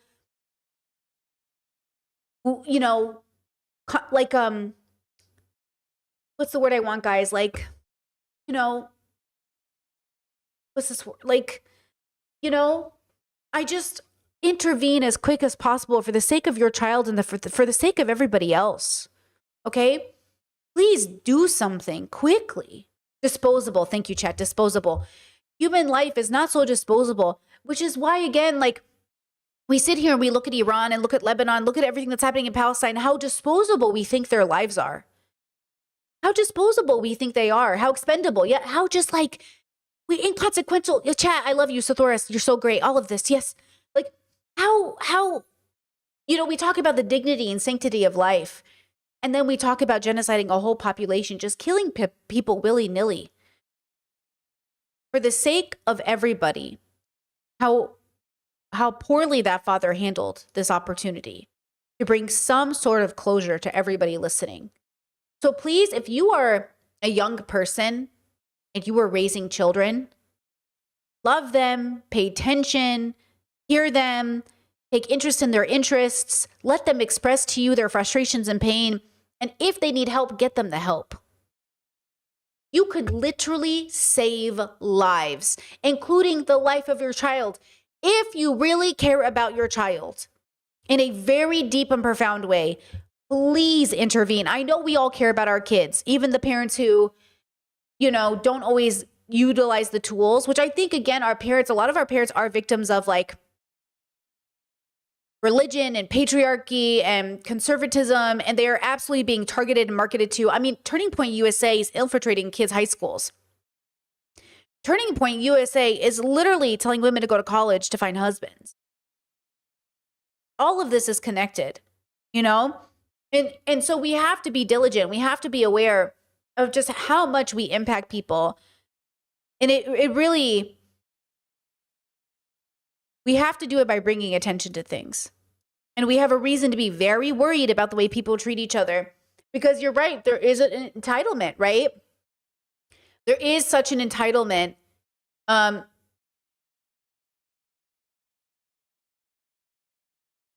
That I think society encourages us to think we can have, because they don't know the difference between empowerment and entitlement. Sometimes I think we're sold empowerment, but it's actually just entitlement. And I'm saying we should learn the difference, because it does matter. You know, it does matter. Just as parents that enable it too. I wish my dad bought me a 6-figure house. Okay, for the record, I don't think it's enabling your kids to buy them a house. So just FYI, may we all have parents who buy us houses. But I agree that the parents are enabling it, right? Okay.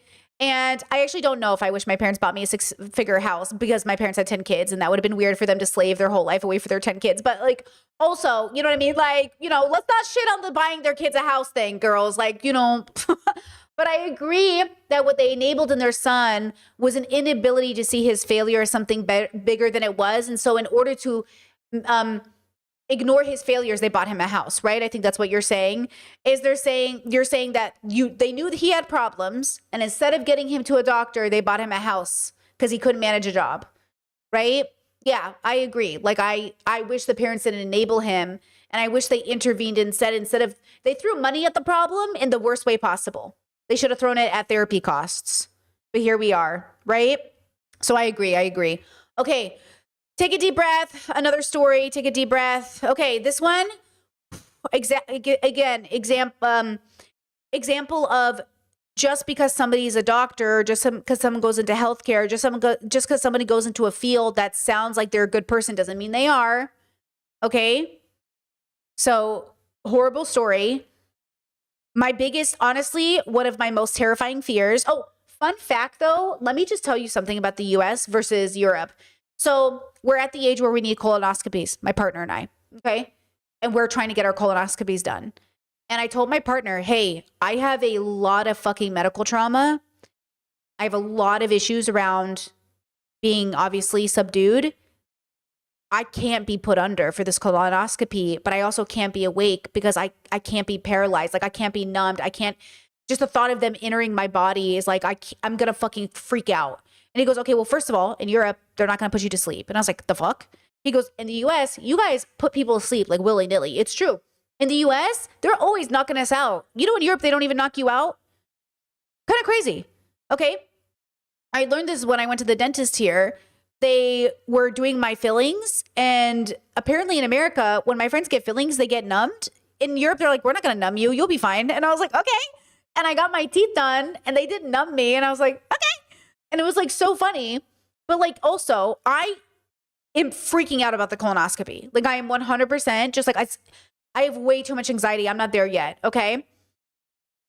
So there's like a lot to be said about the advantages bad people can take in situations like this. Did you hear about the woman who hid a tape recorder in her hair when she was under surgery and she heard the doctors talking bad about her?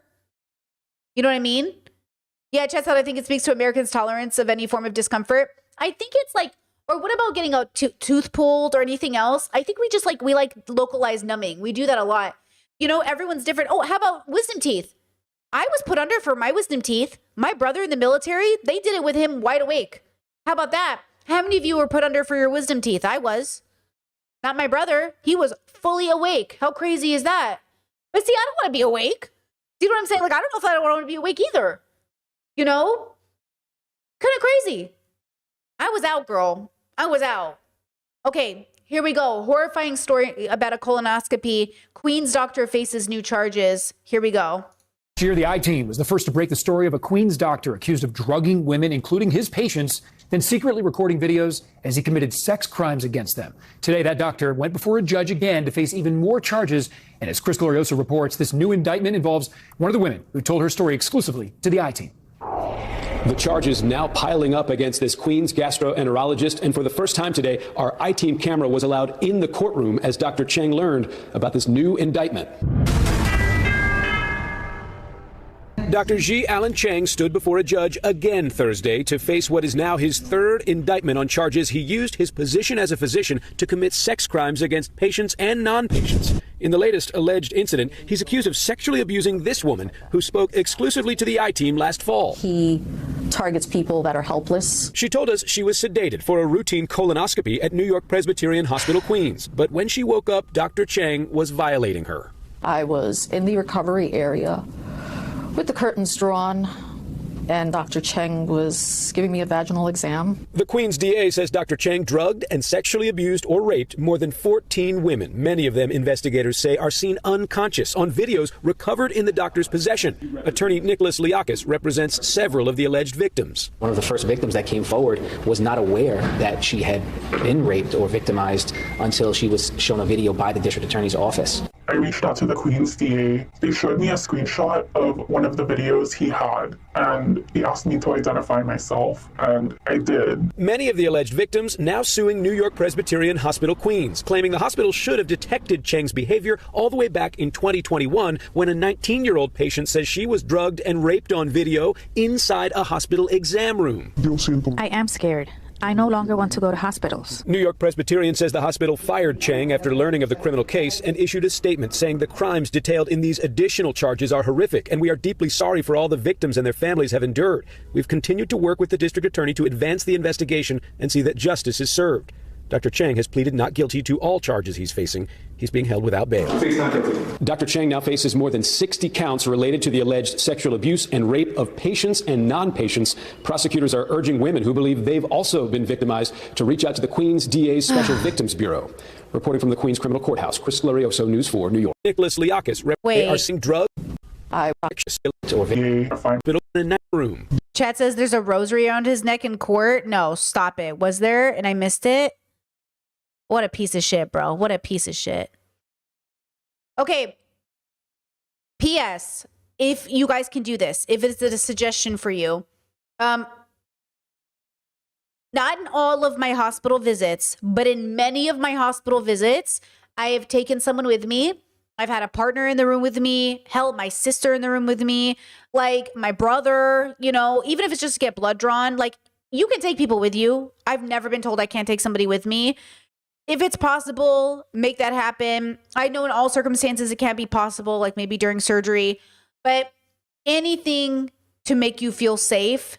And I think like sometimes I think we're embarrassed, but if it's helpful for you, like if you're getting an IUD put in or something like that, or something, you know, it's, you know, if it's possible, you know what I mean?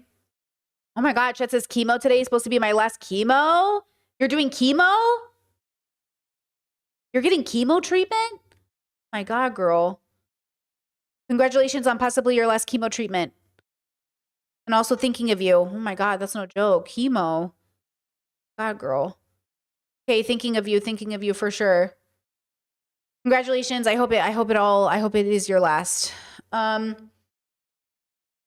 People really, you just don't know what people are going through. Oh my God, girl. So if you are comfortable, take somebody with you. It might be nice. Okay. So devastating story. This was posted 2 years ago.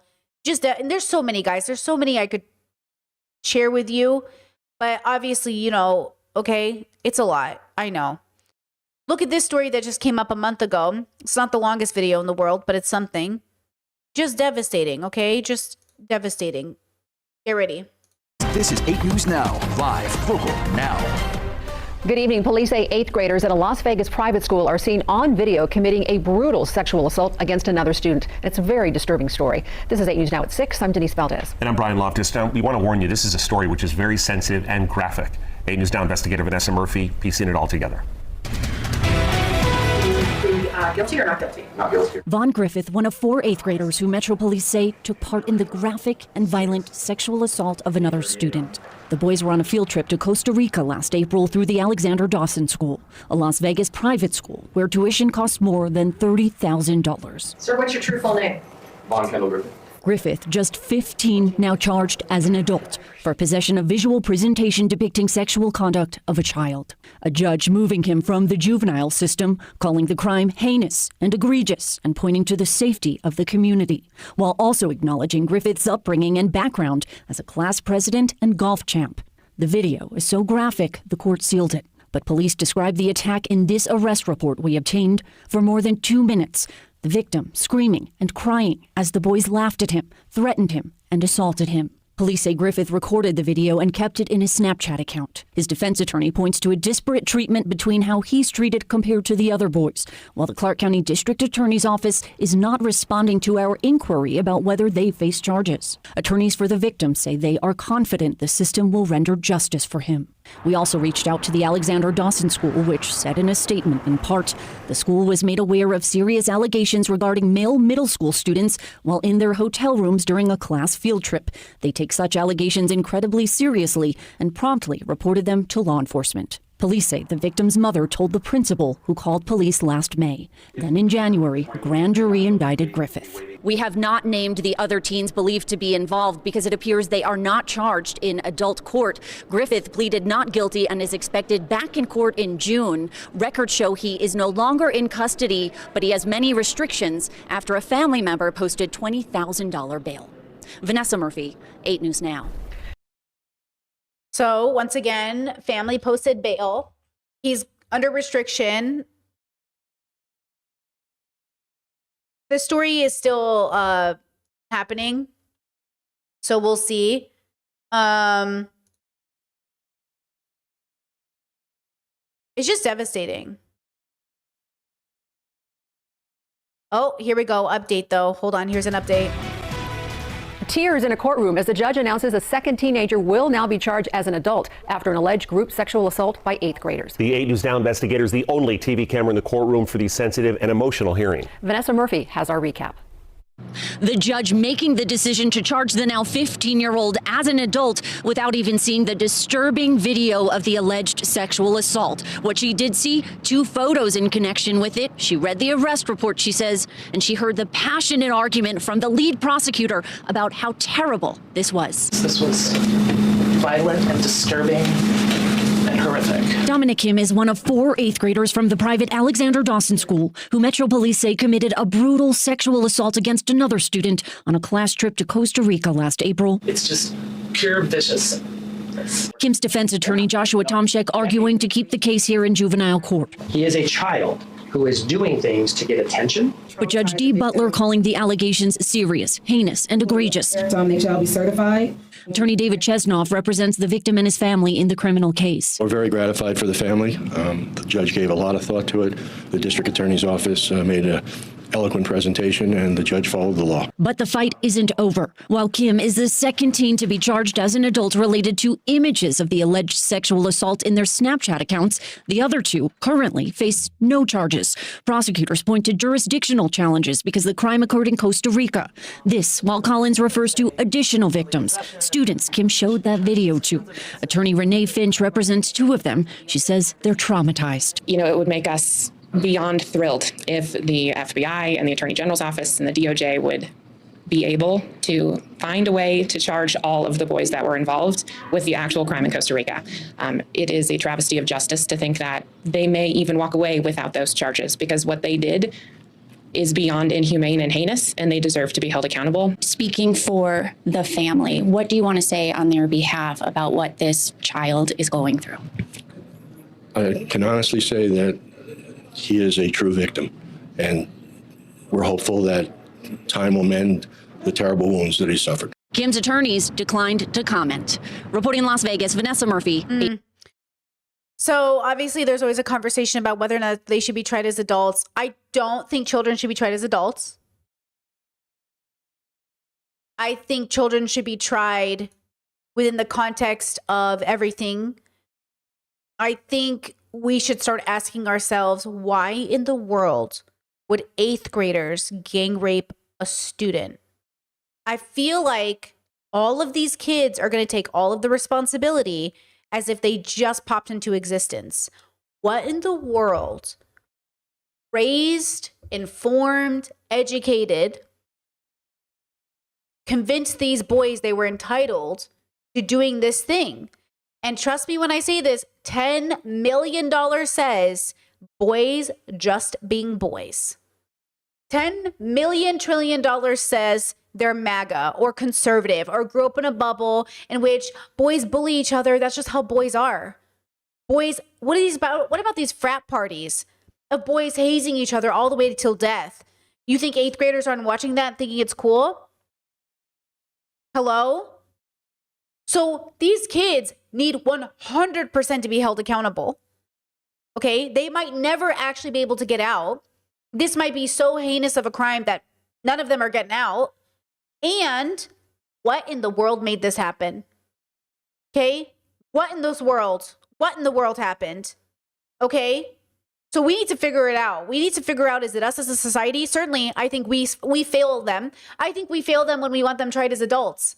I think adults fail children. Guys, we elected a rapist.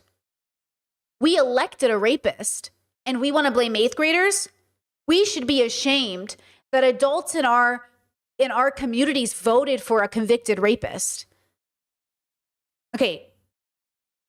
Again, we are not excusing the behavior. We're saying, what do you expect? What do you think is going to happen when you justify voting for a man who does this? Do you know what I'm saying? Like, all of human history didn't just happen. Babies come into the universe and then we raise them and we don't guide them. You know, everyone always says there's no mentors anymore. There's no mentors. Well, then be one. Okay, stop saying there isn't any and be one. Start paying attention that kids are watching you. Okay, stop saying that. And also make sure you're a good mentor, because there are probably a lot of mentors that are not so great. Okay? But there is no way a group of boys just got together and didn't see this, aren't mimicking somebody, didn't need attention. Something happened. Someone somewhere validated these boys' thoughts. Something somewhere happened. And I'm saying we need to all be accountable. All of us. All of us. Me too. Me too. It's not just the parents. It's not just the schools. It's all of us. Me too. It's you too. You are responsible, if you are an adult, to make sure that you know kids are watching you and you do right by those kids. Okay? Because some kid, you probably have a kid in your life right now. Are you sure you're doing your due diligence? Are you sure that you are paying attention to everything you say around them? Because they are listening. They are taking notes. Are you sure that you're being careful about what movies you're putting on for the kids? What comedy show the kids are watching with you? Not to sound conservative, because God knows. But are you paying attention to like a joke that happens on a show and you're like, okay, listen, like that joke's really misogynistic. Are you having the conversation with your kids? Probably not. You're probably just putting on a show and being like, oh, it's a comedy, bro. Who cares? Well, those kids are listening, they're watching, and they will imitate. Okay? I know I did. I watched TV shows and then we recreated it. You know how many of my friends suited up and went laser tag? We did. We all wore suits because of Barney Stinson, and then we went and played laser tag. Literally direct influence from TV shows. And we were adults. We were young adults, but we were adults. You think kids aren't doing the same thing? You think children aren't watching YouTube videos and doing the same exact thing? All of us will do this forever. Even now, P.S., this never stops. You do not age into not being influenced. All of us are influenced everywhere, and we influence one another. So make sure we're influencing people away from abuse. Why? What was the whole point of this stream at the beginning? Adults are not exempt from being influenced, and you're not exempt, you know what I mean? You can't say, well, it's just my lifestyle. This is just how we do things. We do frats and we haze people. This is just our culture. Our culture is we just hit kids. That's just our culture. Well, your culture sucks. And we need to change it. Okay? Your culture fucking sucks. Okay? That's just our culture. Women stay home and men work. Boo. Okay, your culture sucks. Speaking of things that suck. Okay, our last story. We're going to do this, okay? I know we're at the 3-hour mark. I'm trying to keep these streams to 3 hours, but look how hard it is, girl. Okay, we're doing it. One last story. Somebody tagged me in this yesterday. Thanks, bro. I mean it, thanks, but Jesus Christ. An update on the story. You probably know the story. A doctor pushed his wife over a cliff to try to kill her. Okay? We'll watch some of the information on it, a couple of recaps. Okay? Her giving her story, and we'll talk about it. Okay, here's a short video of it. This is the moment a responding officer arrives to the grisly aftermath of a cliffside attack and sees Ariel Koenig appearing. Oh, hold on here. This is the moment a responding officer arrives to the grisly aftermath of a cliffside attack and sees Ariel Koenig appearing to struggle to walk. 2 nurses hiking that Look at that, bro. Look at that. day help her. Police body cam video playing out in front of the jury for the first time. Prosecutors say it's another key piece of evidence supporting their case that a Maui doctor tried to kill his wife. The video shows Ariel being treated, her head bandaged. Prosecutors say Dr. Gerhard Koenig tried to push his wife off a cliff before striking her several times with a rock as she fought for her life. Ariel taking the stand yesterday. And we have this moment of like, he seems like he takes a deep breath, and then he just starts hitting my face and my head with a rock. But the defense argues she started the scuffle, the volatile end to a faltering marriage, what they describe as a months-long inappropriate relationship with a colleague. She came after him, started kicking, punching, they end up on the ground. The evidence will show Ariel Koenig says many untrue things about what happened. And she did so, you will see, to get the upper hand in the coming divorce and custody case. An eyewitness recounting the attack. When you first got there, did you see the man doing anything? Yes, he was hitting her with a rock. Legal experts believe the eyewitness testimony in this case could be damning. But in a trial that could go on for weeks, a source close to the case believes Dr. Koenig could take the stand as early as next week. Tom? Okay, now, let me show you this. So this is another kind of recap of the whole story, includes some recent trial footage, and then we'll watch longer trial footage. Just starts hitting my face and my head with a rock. From paradise to peril, prosecutors saying one couple's Hawaiian hike took a shocking turn to attempted murder. He grabbed me really forcefully by my upper arms, and he said, "I'm so sick of this. Get back over there." And he starts pushing me back towards the cliff. Now Ariel Koenig is telling her story of what happened that fateful day. Police body cam footage shown in court revealing the aftermath of the gruesome incident. Ariel Koenig takes the stand. You could hear a pin drop. The whole truth and nothing but the truth? Yes, I do. In my mind, he's trying to knock me unconscious to get to be able to drag me over the edge. So I just was screaming then, as much as I could. The chilling story from Hawaii. A prominent doctor now charged with the attempted murder of his wife. 46-year-old anesthesiologist Gerhard Koenig is in custody this morning. Gerhard Koenig and wife Ariel set off on a hike in March of 2025 on Oahu, Hawaii, to celebrate her 36th birthday. Ariel testifying in court that her husband had an ulterior motive. I was saying something like, "Please help. He's trying to kill me." According to the prosecution, this hike was all a ruse to get Ariel alone for what they describe as attempted murder. Now Gerhard is charged with second-degree attempted murder. His trial grabbing headlines. From the very beginning, this case has been twist after turn where two people are pointing the finger at each other. If you look at the pictures of them together, they look like a picture-perfect couple. According to court filings and testimony, Ariel and Gerhard had only been on the Palipuka hiking trail a few minutes when he suggested taking a selfie near a steep edge. Okay, I just want to add some context. Chaz says, Braid, have you heard about the alpine divorce or hiking divorce where the guy intentionally leaves his partner in the deep woods or mountains on purpose? I mean, what a way to murder someone, right? I have heard this. I've heard this. I will say, just for context, apparently she was having an emotional affair with a colleague for a few months before he found out, right? But I want you to note something in a difference. They say men have affairs with no intention of leaving their wives, and women have affairs when marriages are over, right? So my theory is they were in an abusive, toxic relationship. They were already on the rocks. She had already mentally exited. And yes, she should have filed the paperwork. And yes, she should have left. All of that stuff.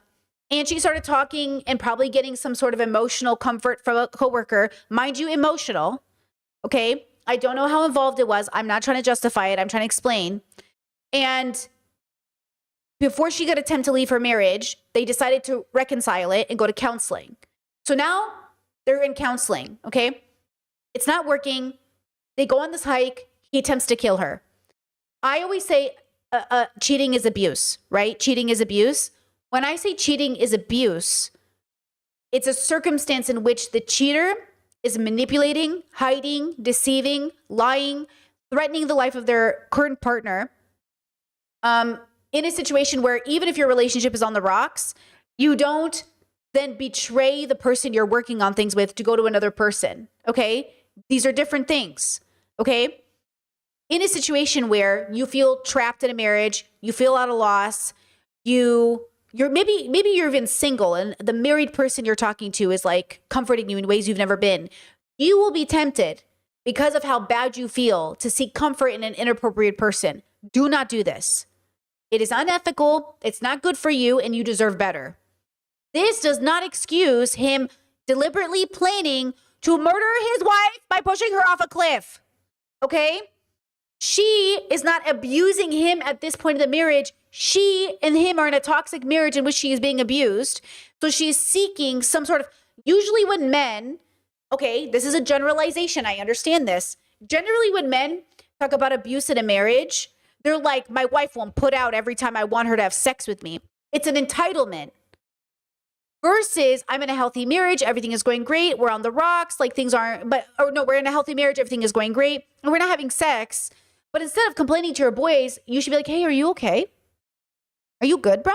I love you. Why aren't we having sex? You know, the problem is that there is a nuance to this circumstance. Yes, cheating is abuse. And there are circumstances in which technically cheating occurs and it's a reaction to the abuse.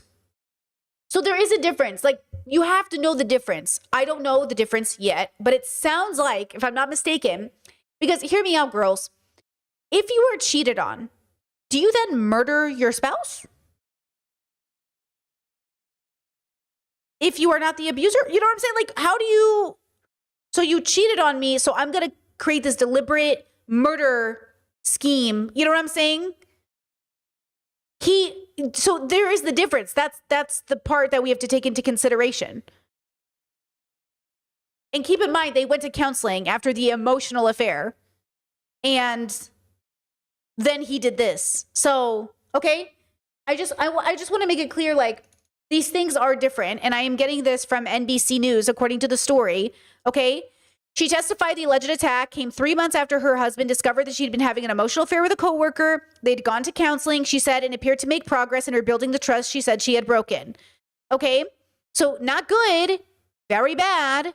Okay. She shouldn't have done that. And you don't get to murder your wife for having an emotional affair with a coworker. You divorced. See, we could have been on his side. We could have been like, oh my God, bro, that's so fucked up. She cheated on you. I can't believe that, bro. I'm so sorry. But no, you can just get a divorce like a normal person. You have to try to murder her. Now we can't be on your side. Now you're the bad guy. Feeling a little uneasy being so close to the edge that she just asked her husband, hey, can we move? Can we not do this right now? Prosecutors alleging that's when Gerhardt grabbed Ariel and tried to push her off the cliff. He had grabbed me really hard and was moving me. So we kind of wrestled a little bit, and I threw myself onto the ground because there's a lot of trees and shrubs there so that I could hold on. Prosecutors say that during this wrestling match with Gerhardt on top of Ariel, he starts rummaging through his bag. She says he suddenly pulls out a syringe. And he says, hold still. And I see the syringe, and I just kind of like bat it away from us both. I'm saying, like, you can't do this. Everyone knows we're on a hike.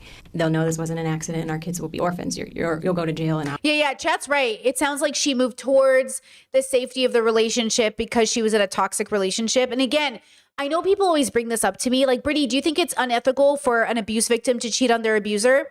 I think it's not good for you to separate your attention to another person versus getting out. I think you are better served on trying to get out of that relationship than starting a new one with a motherfucker who doesn't care about you. Because is this man she was having the affair with, is he coming to her rescue? Is he helping her out? Is she staying with him? No. He's just adding another fucking layer for the abuser to come in and fuck her up over. That's the problem. All this other person is doing is creating a worse circumstance for her. Nobody cares about her. And I'm saying, if she is so battered and confused, then the last thing you want to do to an abuse victim is add another layer of potential harm. Get her out if you love her. Don't drag this married woman. You know she's married and in a bad relationship. Then help her get out. Help her get out. But instead, what these men do is they sit idly by. They watch the women they quote they love get abused by their boyfriend's husbands. I've seen this happen. And then they play the good guy, like the white knight, like, I loved her, even though she was in a toxic relationship. I was like, but you did nothing to get her out. You did nothing to help this woman out of her abusive relationship. So she came to you, you knew the circumstance, and you did nothing. Cool. And then what happens? So again, okay, I would rather abuse victims use every tool necessary to make friendships with women, to make friendships with women who will fight for them and advocate for them, than men who will fuck them and send them back to their abuser. Sorry to be crude. Oh, I'll be dead. Like, you have to stop. She says Gerhard then jumped on top of her, grabbed a rock, and she says that he was bashing her head and her face with this rock at least 10 times. And she's calling for help. She's screaming. Prosecutors showing in court the rock he allegedly used. The violence, prosecutors say, only stopped because 2 other hikers suddenly came upon the bloody scene. She said, help me, he's trying to kill me. Shortly after, she was crawling towards us. This is a witness. Can you describe how she was doing that? On her stomach and hands and knees. According to one of the women, Gerhard turned around and walked up the mountain. Can you describe seeing the defendant's eyes? It's like a cold, emotionless stare. The defense. Look at women coming, you know what I'm saying? Women coming to the rescue. Tried to poke holes in the testimony of the 2 hikers. Did you pick the wrong person out of the photo lineup initially? Yes. Ms. Buxbaum, you did not see how the incident started, correct? Correct. And you did not see who started the incident, correct? Correct. And you never saw a vial or a syringe, correct? Correct. Authorities say they never found the syringe. After the incident, prosecutors say Gerhard called his teen son, Emil. He says, I'm not going to make it back. I tried to kill Ari, but she got away. So here they are trying to doubt the women, trying to doubt the witnesses who in a chaotic moment are trying to save a woman who's getting her head bashed in, only to have a man who openly confessed it to his son. Congratulations. Court documents. He says to him, I just tried to kill Ariel, and indicates that he's now going to kill himself by jumping off the cliff. The defendant told Emil that he was turning his phone off so the police couldn't find him. There becomes this multi-law enforcement search for Gerhard. Not for just a couple minutes or a couple of hours, but for 8 hours. Authorities finally finding Gerhard walking down the mountain and arresting him while Ariel is badly injured. Ariel, could you show everybody in the courtroom the scar on your scalp? Sure. I had a bunch of stitches through my scalp, had a lot of wound care for that, and then I had some treatment for a distal fracture of my thumb. Authorities describe her condition after this incident as critical and taken to a hospital for treatment. Shortly after, she not only filed a restraining order to protect herself and her 2 sons, but she also filed for a divorce from Gerhard. Prior to the March 2025 incident, there was a lot of tension. And what we know from court filings is that Dr. Gerhard Koenig had actually accused his wife of having an inappropriate relationship with another colleague. Ariel testifying Gerhard found some deleted WhatsApp messages and believed she was having an emotional affair with a coworker. I was apologetic. He was obviously hurt. According to Ariel, after Gerhard suspects that she's having an affair, he starts trying to control her, both practically and physically, and including sexually. Did anything change with your sex life with the defendant? At the time, Gerhard kind of expected to have sex every other day. In court, Gerhard's defense painting a completely different picture. This human story can be summarized. Okay, there's a significant difference in reaction here. When one person finds out they've been cheated on, they become devastated, go to their friends and family, feel deeply betrayed. When another person gets cheated on, he tries to control his wife's body, her sex life, everything she's doing. You're toxic. That's what I'm saying. You can't even be a proper, that sounds wrong. You can't even be a good person, because I think this exposes more or less his character. I have a feeling, he literally tries to murder his wife, so don't even try to play like he was just a nice guy, and then all of a sudden he tried to kill. No nice people turn around one day and just kill people. Okay, unless they're having a serious mental break. This is not this exception. This is, in this context, this is a different exception. I understand there are billions of people with billions of stories, but for the context of the story, I highly doubt he was a perfectly decent person his whole life. And then all of a sudden he just decided to kill his wife, right? Obviously, there was something going on. Okay? Okay? And this is not uncommon. So this is why the story is so devastating. And this is why people will try to twist it, right? Yeah, he had a freaking syringe. It was premeditated. It was premeditated. He's a doctor. He knows exactly. He made decisions with his medical degree to take advantage of her, right? You know what I mean? So again, her having an inappropriate conversation / whatever you want to call it with a coworker, more or less a cry from help from a victim. Not perfect. She's an imperfect victim. Okay. He is a obvious murderer. So can we please? Okay. Can we just, all right. Thank you. The whole twisting of this narrative. I know people will say, but, oh, what about cheating is abuse? Cheating is abuse. Circumstantial. Context. There is no context where hitting her in the head with a rock, trying to syringe her and push her off the cliff is just like, oh, he's just reacting to it's premeditated. He's not in a moment of passion. He didn't just snap. This is premeditated. It's literally, he planned it. He planned a whole day, drove all the way out there, walked with her. It was premeditated. Hello? In 3 words: unfaithful, unwilling, and untrue. So the defense is basically saying, look, she doesn't want to be married to Gerhard. She is the one, maybe, that picked the fight on the lookout that day. At the get-go, the defense between a rock and a hard spot here, because there are witnesses that see their client on top of Ariel beating her in the head with a rock. So what can they do? They're claiming self-defense. The defense is arguing, wow, that she's the one that starts hitting him with the rock. So why would he have the syringe then? And they're saying their syringe doesn't exist? And that he reflexively takes the rock from her and hits her back. He claims that he hits her in self-defense, that she started the whole thing. Medically speaking, from the medical doctors in this case, it's not as bad as it looks. She never loses consciousness, no risk of death from the injuries, stitched up, went home the next day. And it was a rock. He hit her with a rock in response to her hitting him. Gerhard Koenig has been in jail since his arrest. If convicted, he faces life in prison. His 19-year-old son is expected to testify, and Gerhard himself could take the stand as the trial continues. Okay, so now check this out. So now, thank you for whoever tagged me on TikTok sent this to me. So the trial is underway. Okay, it's happening right now. This is from her testimony. This is the actual court. We're not going to watch the whole video because it's very long, but I want to hear her in her own words explain the situation. Okay, Ariel, if you can look at the photo and describe maybe what's on the screen as well, what is the text on the photo? It says, "Don't look down." Okay, and is your identification on the photo anywhere? Yes, up in the upper left-hand corner. It says Ari Koenig. Okay, and what is Ari Koenig? That's my name, Ari, short for Ariel. Is that your Snapchat ID as well? I'm sure it is.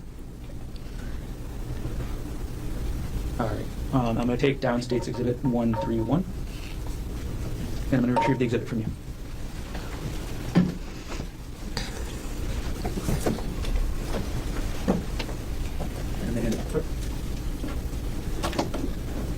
Ariel, why did you say don't look down there? It's a very steep cliff behind him. Okay, I want to fast forward in time a little bit to the photos you mentioned later. Sure. So did you take any other photos on the way down? Yes, right at that cliff. When I had come out of the tree and when we had walked to that cliff area, Gerhard said, let's take a selfie with this as the backdrop. So we would be standing with our backs to the cliff, taking a photo. Before you took that selfie, or before the defendant asked to take that selfie, did you notice anything about the defendant's attention? Yes, he was very aware of where I was, where my feet were, where he was, and where the trail was. I felt like he was often looking at my feet and just very spatially aware of where I was on the trail. Did you ever take that selfie? We did. It wasn't quite as close to the edge as he wanted. I was standing, from that photo, you can see there's a pine tree, and I was holding onto a branch of that because I was just uneasy that close to the edge. And we did take a selfie, but I held onto that tree. Okay. Do you still have access to that selfie? I don't. What happened after you took the selfie while you were holding onto the tree? I just asked him to move down the trail a little bit so that I could get past without having to go near the cliff. And then how did the defendant react to that? He was a little like, okay, and then he moved a few paces away. Okay. So after the defendant moved down the trail a few paces away, what did you do? Then I walked to him So he was then facing me and the cliff, and I walked up to him. And again, we were just, everything was normal. I walked up and just kind of like brushed my hands against his shoulders, like kind of like a little hug. Okay. As you had your hands against his shoulders, where was the defendant facing? He was facing the cliff, facing me. My back was to the cliff, and he's facing me at the cliff. And how far behind you was the cliff? Feet, 10 or less. Excuse me, I couldn't hear that. 10 or less feet. All right, so, okay, after this happens, after you get to where the defendant is on the trail, what happened next? When I walk up to him, then he grabbed me really forcefully by my upper arms, and he said, "I'm so sick of this shit. Get back over there." And he starts pushing me back towards the cliff. While the defendant was grabbing you and pushing you, what did you do? I was surprised. It felt almost like he was kidding at first, and I was like, "What are you doing?" But he had grabbed me really hard and was moving me. So we kind of wrestled a little bit, and I threw myself onto the ground because there's a lot of trees and shrubs there so that I could hold on. As you threw yourself to the ground, how did the defendant respond? Well, he got on top of me, and he was kind of trying to pull me, and we're wrestling, and he ended up straddling me, so he had his legs on either side, kind of across my waist. On March 24, 2025, how tall were you? About 5'6". And how much did you weigh on that date? About 145 pounds. Okay. And on that date, how tall was the defendant? About 5'10". And how much did he weigh? Maybe 165 pounds. Okay, and then you said straddling. Can you describe what that looked like for us? Sure. Just for context, I do have it at 1.2, so it might look like they're talking really fast to one another, but I have the speed sped up because that's how we listen to stuff on this channel. I'm laying on my back, and he's on top of me with kind of like one leg on either side across my waist, facing me. And also, please pay attention to the fact that she said everything seemed kind of normal, because it really does. Like, there is a level of normal people expect in their relationships and in their social situations that doesn't necessarily like make you think something's going to happen. Everything is obvious in hindsight, right? That's the way they say hindsight is 20/20. It's like, oh, everything is obvious after the fact, but when you're in it, you really just don't. I mean, who goes on a hike with their husband and thinks he's going to push you over the edge? You know what I mean? You would have to, and maybe some part of her does. I mean, I've certainly like avoided certain kinds of social situations because I'm like, you never know. Like when my girlfriends tell me they're going on hikes with men they just met, I'm like, you're going out into the mountains with a man you just met? Like, I don't like it, but they do it. And it's true that not every man will murder you, but it only takes one. But I am kind of shocked sometimes when my girlfriends tell me, oh yeah, I'm going on a hike with a guy. You're going on a hike? Girl, go to a restaurant where there is witnesses. So, everyone makes decisions. We've all made, but obviously it would be nice if we didn't have to worry about being murdered, especially after you've been married and you've got 2 kids together. So I think that stuff is really important to say out loud, that it would seem like a normal day probably. She has why would she, you know what I mean? People don't just push their wives off cliffs until they do. Once the defendant was on top of you, what did he do next? So he was first trying to pull me, trying to get me closer to the cliff. And again, I could kind of hold on to the roots and stuff that were around us. And then I think he's trying to make it look like an accident. So, right? He's not trying to make it look like a scuffle. He's trying to make it look like she fell, which actually is not as uncommon. Like people pointed out earlier, it's not uncommon for people to try to murder people by making it look like an accident. Oh, we were in the mountains and I didn't know. Oh, we were, we got separated in the forest and da-da-da. It's like, sure, making it look like an accident, but that's why we have professionals who investigate this to say, was this on purpose or was this an accident? Because with the right amount of evidence, it can be proven that it was quite intentional. He had a backpack that he was hiking with. And he, like I said, he's on top of me, and he had a syringe in his hand. And he says, hold still. And I see the syringe, and I just kind of like bat it away from us both. Okay. When you first saw that syringe in his hand, did you actually see where it came from? I didn't see where it came from, no. All right, and you said you were able to bat it. Do you know where it went? It just fell on the ground sort of near us. It would have been to my left, because I could still kind of see it in my periphery. So I was trying to make sure it wasn't going to get grabbed again. And then could you describe what you remember about the syringe, what it looked like? Sure. It was a clear syringe with a blue piece, maybe blue plunger, I guess is what that's called. Once you were able to bat the syringe away onto the ground, what did the defendant do next? So he had taken his backpack off and it was on the ground to his left, so kind of to the right side of my body here. And he was digging in that with his left hand and then kind of holding me down with his right hand. And I'm screaming and I'm saying, "What are you doing? Get off me." And he's saying like, "You're done. I'm so sick of your, so done with you." And I'm trying to kind of protect myself and get out of there. But also he's gripping his hand closed really hard. And there's a vial in his hand. So I was trying to pry his hand open so I could grab that vial out. Okay. Which hand did you see the vial in? The vial was in his right hand. Okay. And did you actually get to see the entire vial? No. Okay. What part of it did you see? I could see pieces of it because I'm trying to like pry his fingers off of it. So he's a doctor, right? So we assume he got some sort of medical chemical or some sort of something from his, look, this is probably his first kill. This is probably his first time thinking about killing somebody. It's premeditated. It's intentional. He's not going to be a pro at it, right? He probably came up with all kinds of stupid ideas about ways to kill my wife. Ridiculous, okay? So push her off the cliff and make it look like an accident. Grab a syringe that's not traceable, right? We just covered stories earlier in stream about this, how men were drugging their wives and filming them and raping them. And they would use chemicals that would put their wives to sleep but wouldn't be traceable after 12 hours. There are so many things, right? They said he was an anesthesiologist. Yes. Yeah, I think so. So anyways, he was trying to put her to sleep probably. And he thought maybe it wouldn't be detectable in her system afterwards, right? So that's the problem. But he's not going to be perfect at it. The point is, though, it's premeditated, obviously. So him trying to say she was having an affair and she tried to push me off the cliff. Push you off the cliff for what? So she could go live with her coworker who she's having an emotional affair with? Anesthesiologist. Thank you, chat. Anesthesiologist. Thank you.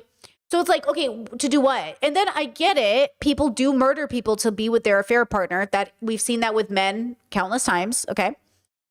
The question is, then why do you have the syringe? If she's the murderer, why do you have the syringe?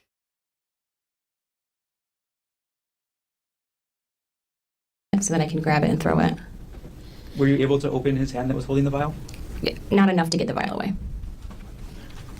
All right, you mentioned the defendant was saying some things. Can you... Oh, I'm sorry. And of course, why did you call your son and then confess you were going to kill her? Tell us what you remember he said as he was on top of you. Yeah. I'm screaming and he's telling me, shut up. Nobody's going to hear you out here. Nobody's coming to save you. And I'm saying, like, you can't do this. Everyone knows we're on a hike.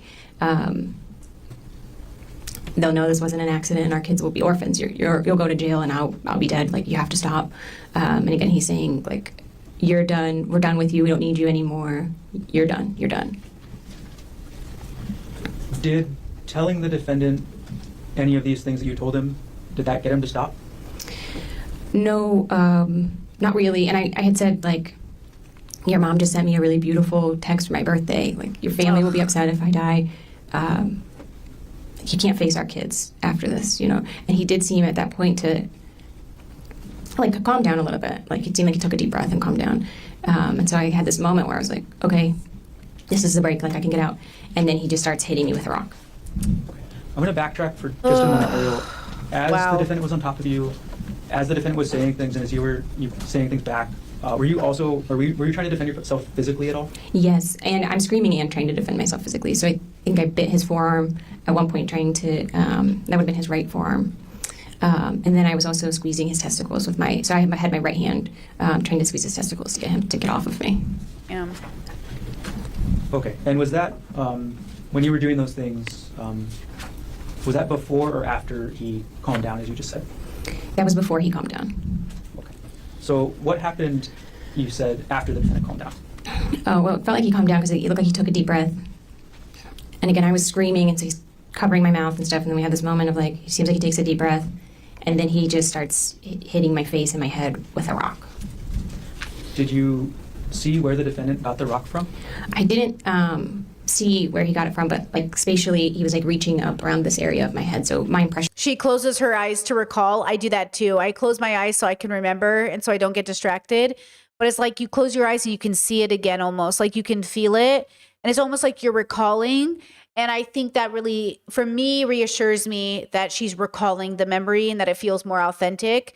And it feels very like, okay, this feels like if I was telling this story, that's probably how I would be too. And I don't mean to project onto her, but you know, obviously with him slandering her and saying like, oh, she's lying. She actually, I tried to defend myself. Like, you tried to defend yourself? Like, are you sure about that? You know what I mean? Like, it's nice to see, it's devastating to see her in this position, but it's also nice to feel reassured as she tells the story, like, whoa, this is like an amazing, and look at the way they're trying to slander her. Look at these defense lawyers. They're disgusting. Like, you are disgusting fucking people. That's why people don't like you fucking lawyers. Because a good defense lawyer against, you know, saving an innocent person, beautiful. How dare you defend the guilty with so much passion and slander an innocent woman? Like, how disgusting is that? Was that there was a rock on the ground near my head that he was able to grab. Were you just holding your hand around the left side of your head? Yes, sorry. When the defendant was hitting you with the rock, did you say anything? I just started screaming because in my mind, he was trying to knock me unconscious to get to be able to drag me over the edge. So I just was screaming then as much as I could. Did the defendant respond to what you were screaming? No. Did anybody other than the defendant respond to what you were screaming? Yes. So I'm screaming, and I do think I was saying something like, please help. He's trying to kill me. You know, I'm hoping somebody can kind of hear that. And I, at some point, hear a woman's voice say, we're here. We're calling 911. Wow. We're here. We're calling 911. Wow. So after you hear that woman's voice. Oh, the way she must have felt in that moment. Oh, I could cry at the relief she must have felt in that moment. Or the way those women felt like, oh my God, like, what are the chances you come across someone getting murdered? You know what I mean? Like, because you must feel like, I know this sounds really ridiculous, but they're almost must feel like devastating to scream out for help. You almost feel like no one's coming, and I'm sure a predator would try to make you feel almost stupid for it, like you're so like no one's gonna hear you out here, and you almost feel like, oh my God. And then to have someone answer your call, your plea for help, oh my God, it must have just felt. I just can't even imagine what she must have felt. Wow. What happens? He just kind of like, Gerhard just kind of froze and knelt back away from me. And I just crawled away really slowly. And again, he seemed just frozen. And then I was yelling to the voices I heard, are you still there? Are you still there? Don't leave me. Wait, so he came, I'm sorry, I misunderstood the story a little bit. I thought he accomplished it by pushing her off the cliff. Is he saying, so he never got a chance to push her off the cliff. He hit her, the witnesses came and then they helped her. I don't know why I thought she survived a fall. But it's amazing that she survived the hitting in the head with a rock. Guys, could you even imagine getting your head bashed in by a rock? How devastating, like how horrible. I couldn't even imagine. Okay, but Chad said she did fall to the ground. Wait, so she did fall to the ground? Okay, we'll keep listening because he attempted to push her. On the cliff, not off. Okay, so he pushed because I thought, let me just make sure. Allegedly pushed her towards a cliff, tried to inject her with a syringe, struck her repeatedly with a lava rock, and then she was found. Okay, and then they came to find him. Okay, because I thought she was literally pushed. Maybe he pushed her off something else. He pushed her to the ground. Okay, she never fell off the cliff. Okay. And I couldn't hear anybody calling anything back, so I just kept crab walking away, like I'm on my butt, kind of like scooting, and I just kept going and got to like a lower part of the trail. And the women were down there, and one of them was on the phone with emergency personnel. As you crab walked away, did the defendant follow you? No. Also crazy that he says he's innocent, but he avoided police for 8 hours. So here he goes, his defense team goes, actually, she's the one who tried to kill him to cover up an affair or whatever their attempt of explanation is. But then he disappeared for 8 hours until the cops found him. He didn't stay and say, call 911. I'm actually innocent. So he didn't actually, do you know what I'm saying? So as you crowd Okay, Chad says, yeah, there were a lot of trees and shrubs, so she held on, so he couldn't get her over the edge. So he tried, but he tried. He couldn't get her over the edge, so he thought, let me get her with the syringe, knock her out, and then I'll push her over. Got it. Okay. Crab walked away. Did you see what the defendant did? He just, like I said, he seemed frozen. He just kind of stood up and was staring. And then I didn't see where he went after that. He didn't follow me when I went down to those women. Yeah, Chad said, damn, she fought hard. She must have had to fight with every fiber of her being, because statistically, he just will be bigger and stronger than her. And the way she described the differences in height and everything, he was literally bigger and heavier than her. I mean, she must have used every ounce of strength she had left to keep herself from getting pushed over. Whoa. What happened when you got to the two women? When I got to them, we were just trying to figure out how to get out of there as quickly as we could. And so they tried to stand me up to see if we could walk down with me kind of draped over them to get through, but I couldn't stand. Excuse me. Wow. That was just like an unstable. So one of them went behind me and was kind of sweeping to make sure he wasn't coming after us, visually scanning to make sure he wasn't coming after us. And then the other one was in front, leading us. And one of the women had like a large metal water bottle, and she had that in her hand, and she was like, this is the only weapon I have. But then I crab walked, or kind of scooted down the whole trail with them on kind of either part to try to keep us safe. After this happened, where was your phone? My phone and my bag were still with Gerhardt. Still with the defendant? Yes. So does that include your purse that you mentioned? Yes. Okay. Ariel, I'm going to take a step back. Okay. There's something you mentioned earlier about a hard season. Were you having any marital problems before this happened on March 24th, 2025? Yes, we were. What happened to start those problems? Sure. In December, the year prior, Gerhardt had gone through he logged into my WhatsApp account and saw that I was deleting text messages between a coworker and I. No. I want to know what happened before. What led to you talking to that coworker? Because, listen, okay? An emotional affair, depending on your marriage, can be as simple as saying, I'm having problems in my marriage right now. To some people, that's cheating, confiding in an opposite sex coworker or a sex coworker that you are attracted to. Could be an emotional affair. But this, again, I don't know if they're over exaggerating the text messages or if she was like confiding in somebody who then she started to feel something for. Because like if you're confiding in a bestie, it's not an affair. It's inappropriate, maybe, unless it's abuse, and then it's like a safety. But it's the fact that she had feelings. So when did those feelings occur? How did it happen? Men and women can be friends. I have a lot of questions. And I don't like that when he asked if you have marital problems, it started with this affair, because affairs don't come out of the blue. So what happened prior that led you to confiding or talking to a coworker? He got upset about that. When in December did this happen? This was the beginning of December. And when you say logged into your WhatsApp account, how does that work? Or what is it, first of all, what is a WhatsApp account? WhatsApp is a text messaging app. Okay. And you described the defendant logging in. Do you know how that works? Actually, not. I don't know how that worked. Did the defendant ever confront you about this? Yes, he did. My impression is that he knew about it for a few days and then confronted me about it a little bit later. Okay. And how did that confrontation happen? Well, we were on vacation, and he came into our hotel room and asked for my cell phone, and then came back in a little bit later and told me, I see what's on WhatsApp. And he was really angry, very upset. Okay, you say angry, upset. Can you describe what he said to you? Yeah, called me a lying bitch, you're a whore. How could you do this sort of thing? For the record, when I found out I was cheated on, I cried. I sunk down to the floor and I said, I don't understand. I didn't call him names. I didn't say horrible things to him. I was devastated. And then he cried in my arms and begged me to forgive him and said he was just so lonely. I really think how you respond matters. I don't think it always matters because I think things happen, but I do think it's interesting that he called her a whore and all these words. Instead of feeling devastated that he was betrayed, he degraded her in the language. So I would just say that I know you won't always be perfect. I know you can get cheated on, but it's interesting because I had my brother do something similar where my brother called me one time and he goes, the girl I've been talking to, this like bitch, she cheated on me. And I was like,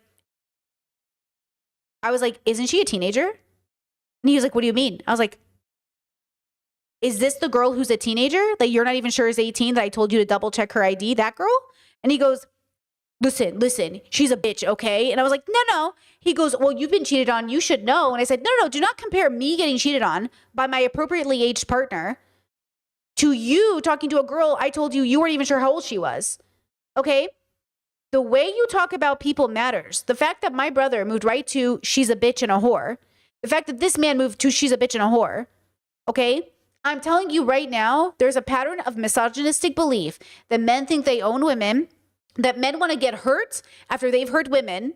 And I'm telling you, there's a pattern. Okay. I don't talk to this brother, for the record, but this brother, and I knew right away, I was like, the fact that you respond by calling these women degrading names when I want to talk to you tells me that you think, right, that these women are evil and you did no wrong, even though you know these women are underage and or questionably aged. Even if they're legal, they're questionably aged. You're 30. What are you doing? Okay. So you know you're wrong. This man, right? The way you respond to an affair, not devastated, but you know what I'm saying? To degrade your wife. Like, I get it. You've been hurt, but you see how you respond?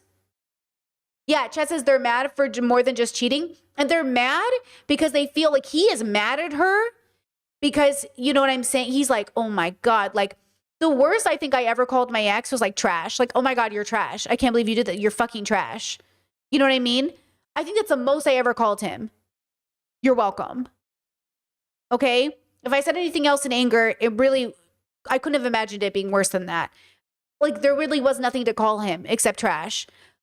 But a bitch and a whore, these are very specific words, you know?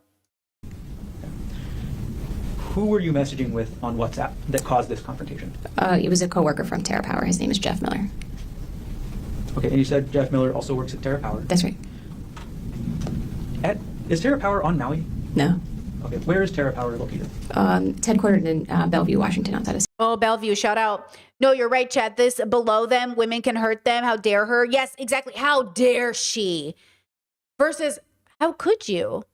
Our life, you threw away our life together. I don't get it. Why didn't you just break up with me? My reaction was like, I don't get it. Why didn't you just break up with me? You didn't have to be with me. You could have just dumped me. Instead of, how could you? You know, it's like you embarrassed me. You brought shame. You know, it's like very like them. It's about them, but it's also about, it's something different. It's a different feeling, you know? Like, he didn't give her permission to leave. He said, oh, you can't divorce me. I'm going to kill you. That's the difference. Let's not forget this man tried to murder her. Instead of just saying, like, he would rather murder his wife than get divorced. Excuse me? Pourquoi? Seattle.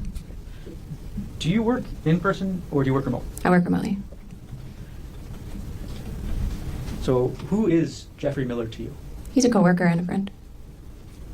Did you ever have sex with Jeffrey Miller? No. In these WhatsApp messages, did you ever send or receive sexual photos with Jeffrey Miller? No. Did you discuss sex at all in the messages? No. In these messages... So she was confiding in a friend. I don't even know how this is an affair. Isn't this just talking to one of your friends about your marriage? This is why I say, girls, talk to, like, okay, like, I need to know why this is even called an affair. I want to know what she said. I'm not saying she didn't, but I'm saying so far, it sounds like she's confiding in a friend. Did you flirt with Jeffrey Miller? Yes, some of them are flirty in nature. Okay, so some of them were flirty. I'm hearing, I'm listening. And when the defendant confronted you in December about these messages, how did What was the flirting? What was the flirting? Was it like, oh my God, saw your Instagram pic, cutie? What was the flirting? If they weren't sexual and you weren't sharing sexual messages, what was the flirtatious? What is that? I was apologetic. You know, he was obviously hurt, and I was really committed to my marriage and my husband, and so we agreed to work through it and try to, you know, kind of rebuild, because I had definitely broken his trust and could tell he was hurt. As a couple, how did you and the defendant characterize these WhatsApp messages? It felt like an affair to him, so that's we called it an emotional affair. It felt like an affair to her husband, so that's what we called it. I need to see these text messages. See, if this was a YouTube video, I'd get the receipts. Did you say emotional affair? Emotional affair is the word, yeah. After the defendant confronted you and called you a lying bitch and a whore, did the defendant make any demands about your job? A little bit. I wasn't supposed to be like in any kind of one-on-one work situation with Jeff. No emails or anything like that. All right, can you describe a little bit about what that was like, or what the defendant asked you to do? Yeah, well, it was really just anytime there was going to be a meeting, there had to be another person there as well. And then Gerhard would kind of go through my stuff at the end of the day to see, you know, what I was doing. So if I was sending emails or who I was meeting with. Bro. After this happened in December, did anything change with your sex life with the defendant? At the time, Gerhard kind of expected to have sex every other day. And when this happened, he made it clear that... With peace and love, no. That's rape. I think that's coerced sex. In my opinion, that is coercive. You cannot demand a sex schedule. Absolutely not. This woman is raped. In my opinion. Absolutely not. I'm getting sick to my stomach. This woman is so, at least by the footage, so transparently honest, wanting to make it work with her husband. There's not even sex in these messages. Light flirting? Are we for real right now? And he is now demanding a sex schedule as punishment for her having nice messages with a coworker? I'm going to need to see these messages. I'm going to have to see how bad these messages were, because it sounds like a attempt for control. Girls, I'm not having sex every other day because you demand it. That's disgusting. If I refused to have... Objection. Can we approach? Oh, ow. Ew. What is this sound? Okay, what? Now we can't hear it because, of course, they're talking. Hold on. Okay, let's see. Pausing. I'm forwarding a little bit. I don't know what this means. Okay, they're coming back. Ms. Koenig's last answer stricken from the record. Stricken from the record? How often did the defendant demand to have sex in December after this emotional affair came out? Every other day. When did you actually last have sex with the defendant? December 24th that year. December 24th of 2024. That's right. So between December 24th, 2024 and March 24th, 2025, did you have sex with the defendant? No. In those months, December through March, did you and the defendant work on your relationship? We did a lot of work on our relationship. Yeah, we both were doing individual and couples therapy. And can you describe a little bit about, what that was like? Yeah, I mean, we were trying to work on a lot of different things in our marriage, in addition to the deleted text messages, which again, I could tell Gerhard was deeply hurt by. So working on rebuilding trust. Listen. I could tell he was really hurt by them, so I did my best to go to couples counseling. Him, the alleged victim, you whore and you bitch.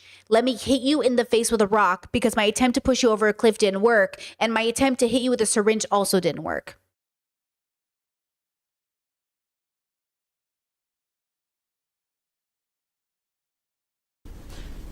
In terms of non-sexual intimacy, did anything change in that with regards to your relationship with the defendant after this all came out in December? A little bit, yes. And in that, Gerhard really wanted a lot of touch, physical touch. So there was a lot of cuddling and stuff like that. And any refusal of that would be, kind of me withdrawing. Okay, so coercive. He's not having sex with her, but he's coercing physical intimacy. Again, it's hard. You feel, again, there were other solutions to this, but ultimately, nothing that happened is a reason for murder. So I think what's hard with these conversations is somebody will come in and say, oh, but Brittany, maybe if she did everything correct, maybe if everyone did everything correct, if she never had this affair, he never would have killed her. Pause. You can't kill people because they cheat on you. You can't kill people because they abuse you. We understand that self-defense exists, and I'm here for it. But this is why you can't kill your abusers. You're not the punisher. Okay? If he was truly just a victim and not also a victim who murders, he wouldn't have tried to murder her. He would have divorced her like a normal fucking person, co-parented their 2 kids, and moved on with his fucking life. But instead, he used a embarrassing, shameful moment in her life, weaponized it against her, and used it. $10 says he's been cheating. I would bet $1 million, trillion, billion this man has cheated on her. Worse. Guaranteed. And he's taking it out on her. Because what reasonable, sane person reacts with so much venom? Ain't no way this man is innocent. He has been cheating on her. I bet it's physical. I bet it's all types of things. And he is mad because what led up to her confiding in a coworker? What caused it? I'm telling you right now, he is cheating on her, and or I'm allowed to speculate this man tried to murder her. So all these people are like, okay, but what if he tried to murder her, girls? Murder. Instead of divorce her. She wasn't keeping him captive. She wasn't raping him. He was the one who was doing all these horrible things to her, and then he tried to kill her. When you didn't want to cuddle, what types of things would the defendant talk to you about? Then that would be like, a lot of questions. How could you do this to us? We kind of bring up the WhatsApp messages back to the surface. And then when were these, or how long was this issue ongoing, I guess? December was really hard. January, it seemed like things were getting a little bit easier. Things were getting a little bit better. By February, we had gone on a family vacation with our little kids and had a really fun time. And so it seemed like by February, we were starting to kind of turn a little bit of a corner. Wow. And were you and the defendant still talking in January? Yes. Okay. I'm going to approach now with States Exhibit 130 and 117. Free to sit from the defense. May I approach, Your Honor? You may. Thank you. Ariel, I handed you 2 exhibits now, 130 and 117. Without showing them to the jury, could you look at what they are, and when you're done, look up? Okay, let's start with the one with the sticker on the back that says 130.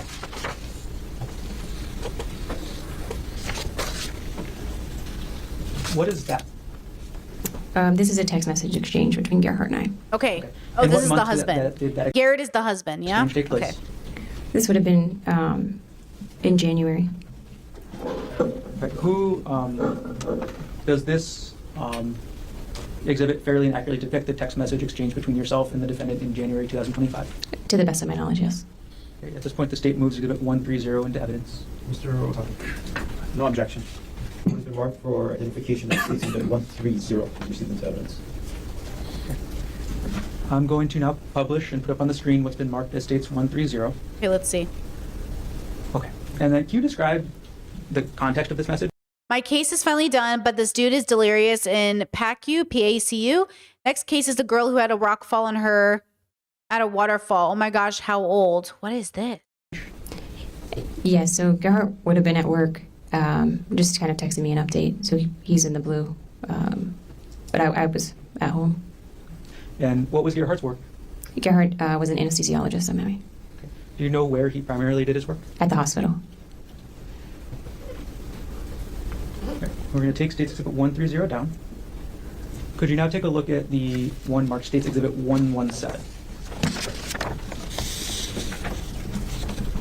Okay, what is that? This is an email that Gerhardt sent me, also in January. Okay. And what is the email about? It's about life insurance.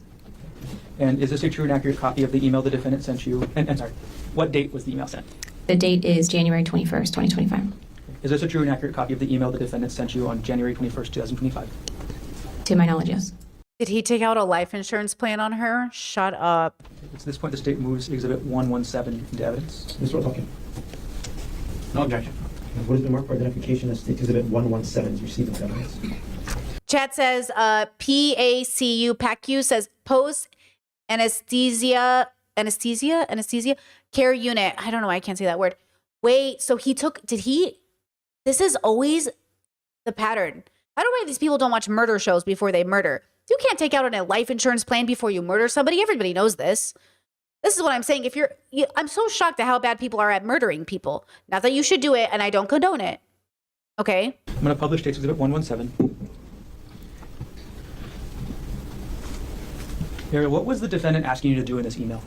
He wanted me to reach out to an insurance representative from AAA to apply for a life insurance policy. Whoa, are you serious, bro? And then he put it in the email? At the time that you saw this email, did you think anything of it? No. We're going to take Exhibit 117 down from the screen right now. And by the way, this is why people get caught. This is what I'm saying. Like, this is the kind of stuff that I think is just, like, you're not very smart. But also, I'm glad you're not so smart so people could catch you. Because this woman doesn't deserve this. What would have happened if those two women didn't come by? What a crazy story. I'm so shocked. Wow. And I'm going to retrieve both exhibits from you, Ariel. Thank you. Heading into court.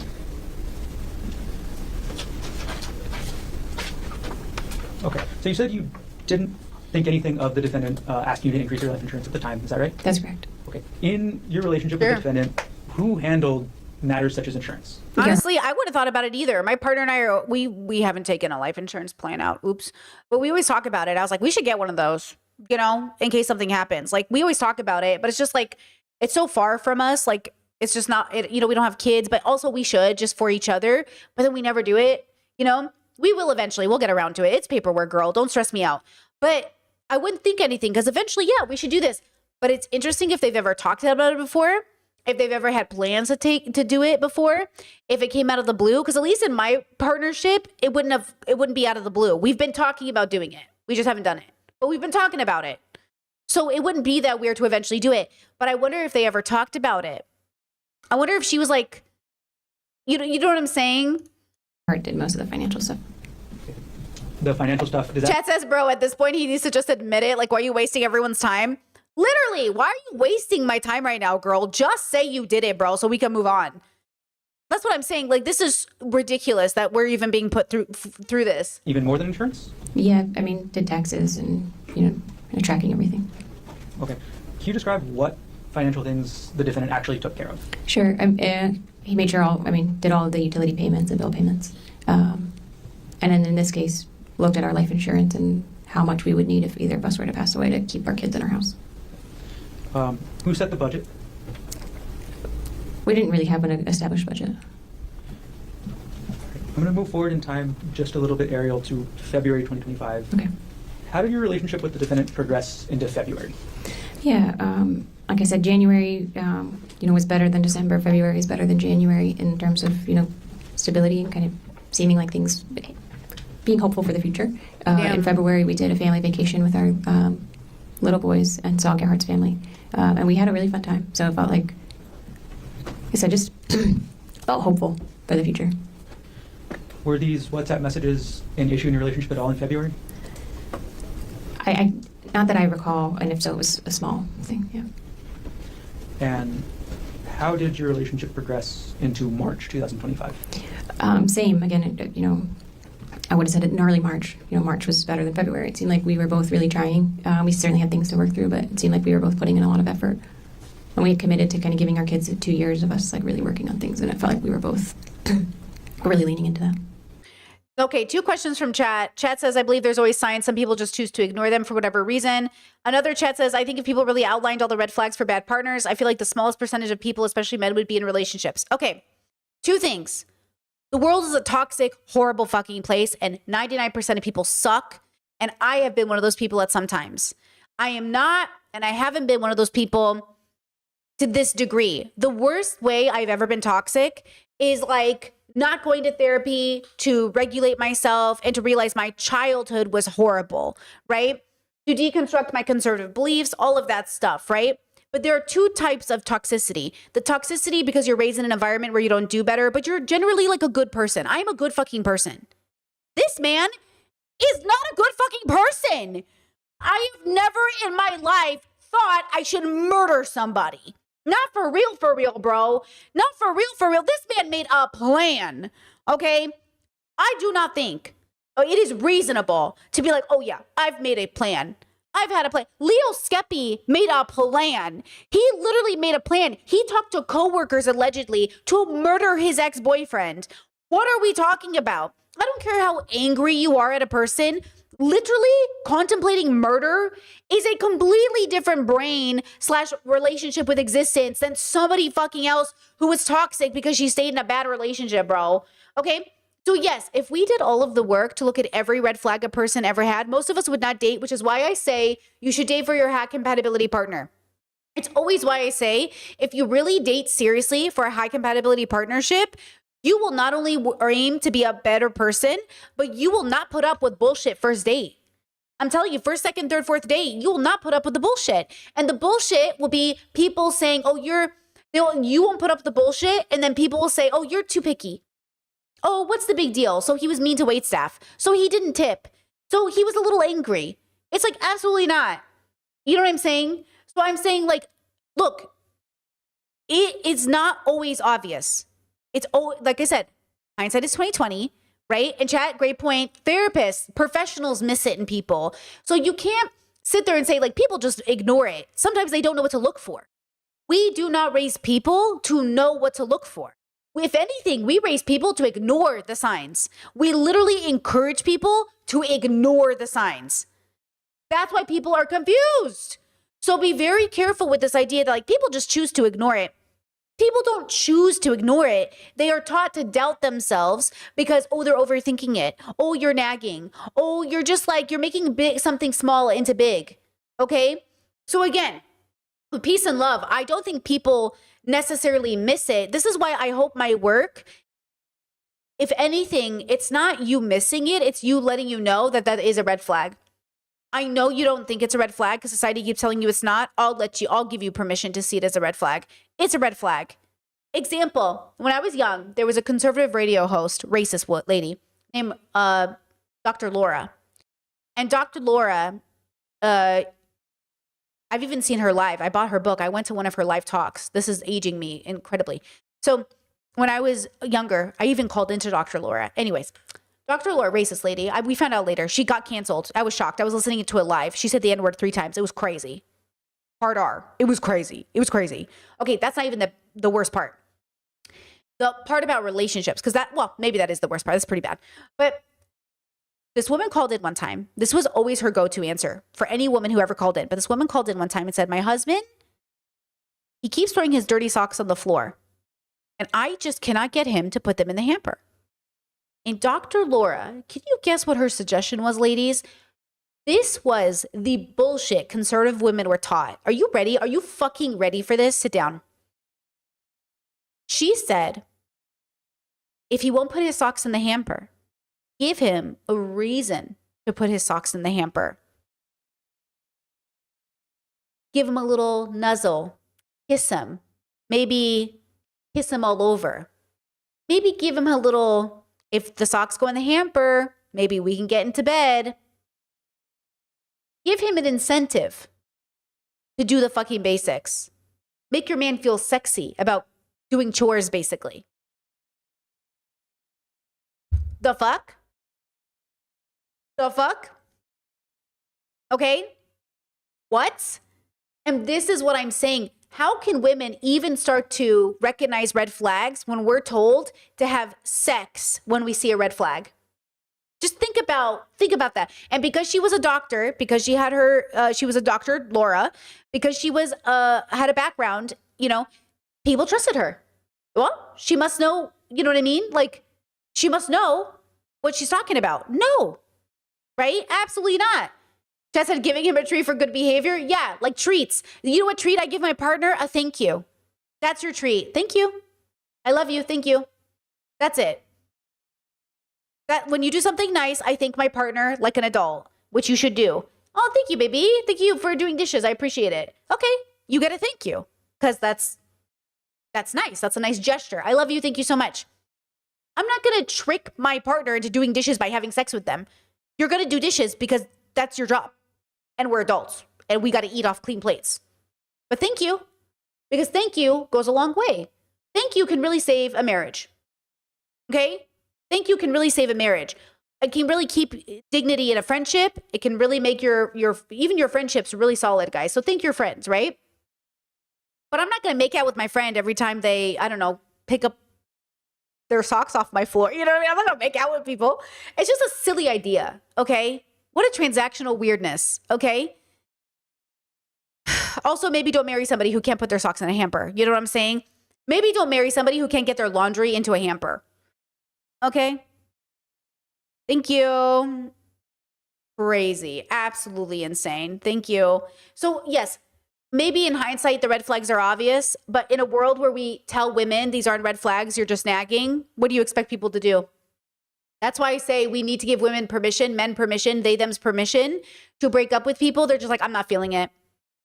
I don't know why I'm not feeling it. Good enough for me, girl. You're not feeling it. Next. You know what I'm saying? Next.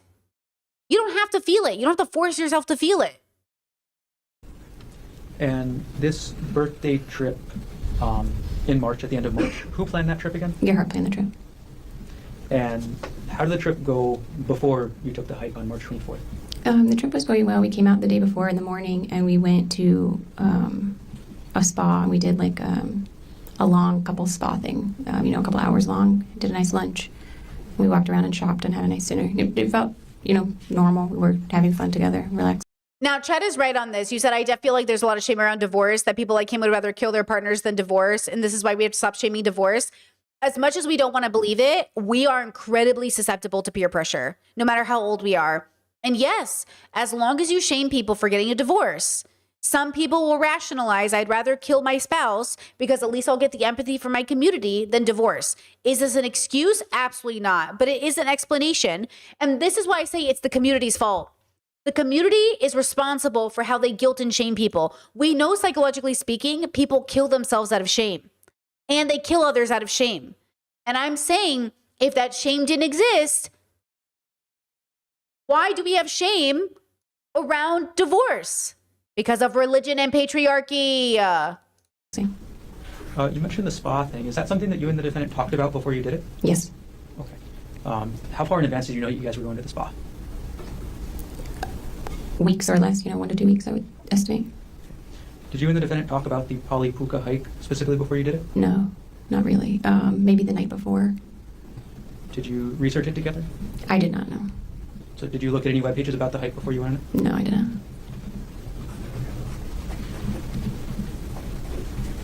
Here, I'm going to jump forward in time now to after March 24th, or after the incident on March 24th. After this happened, did you receive any medical treatment?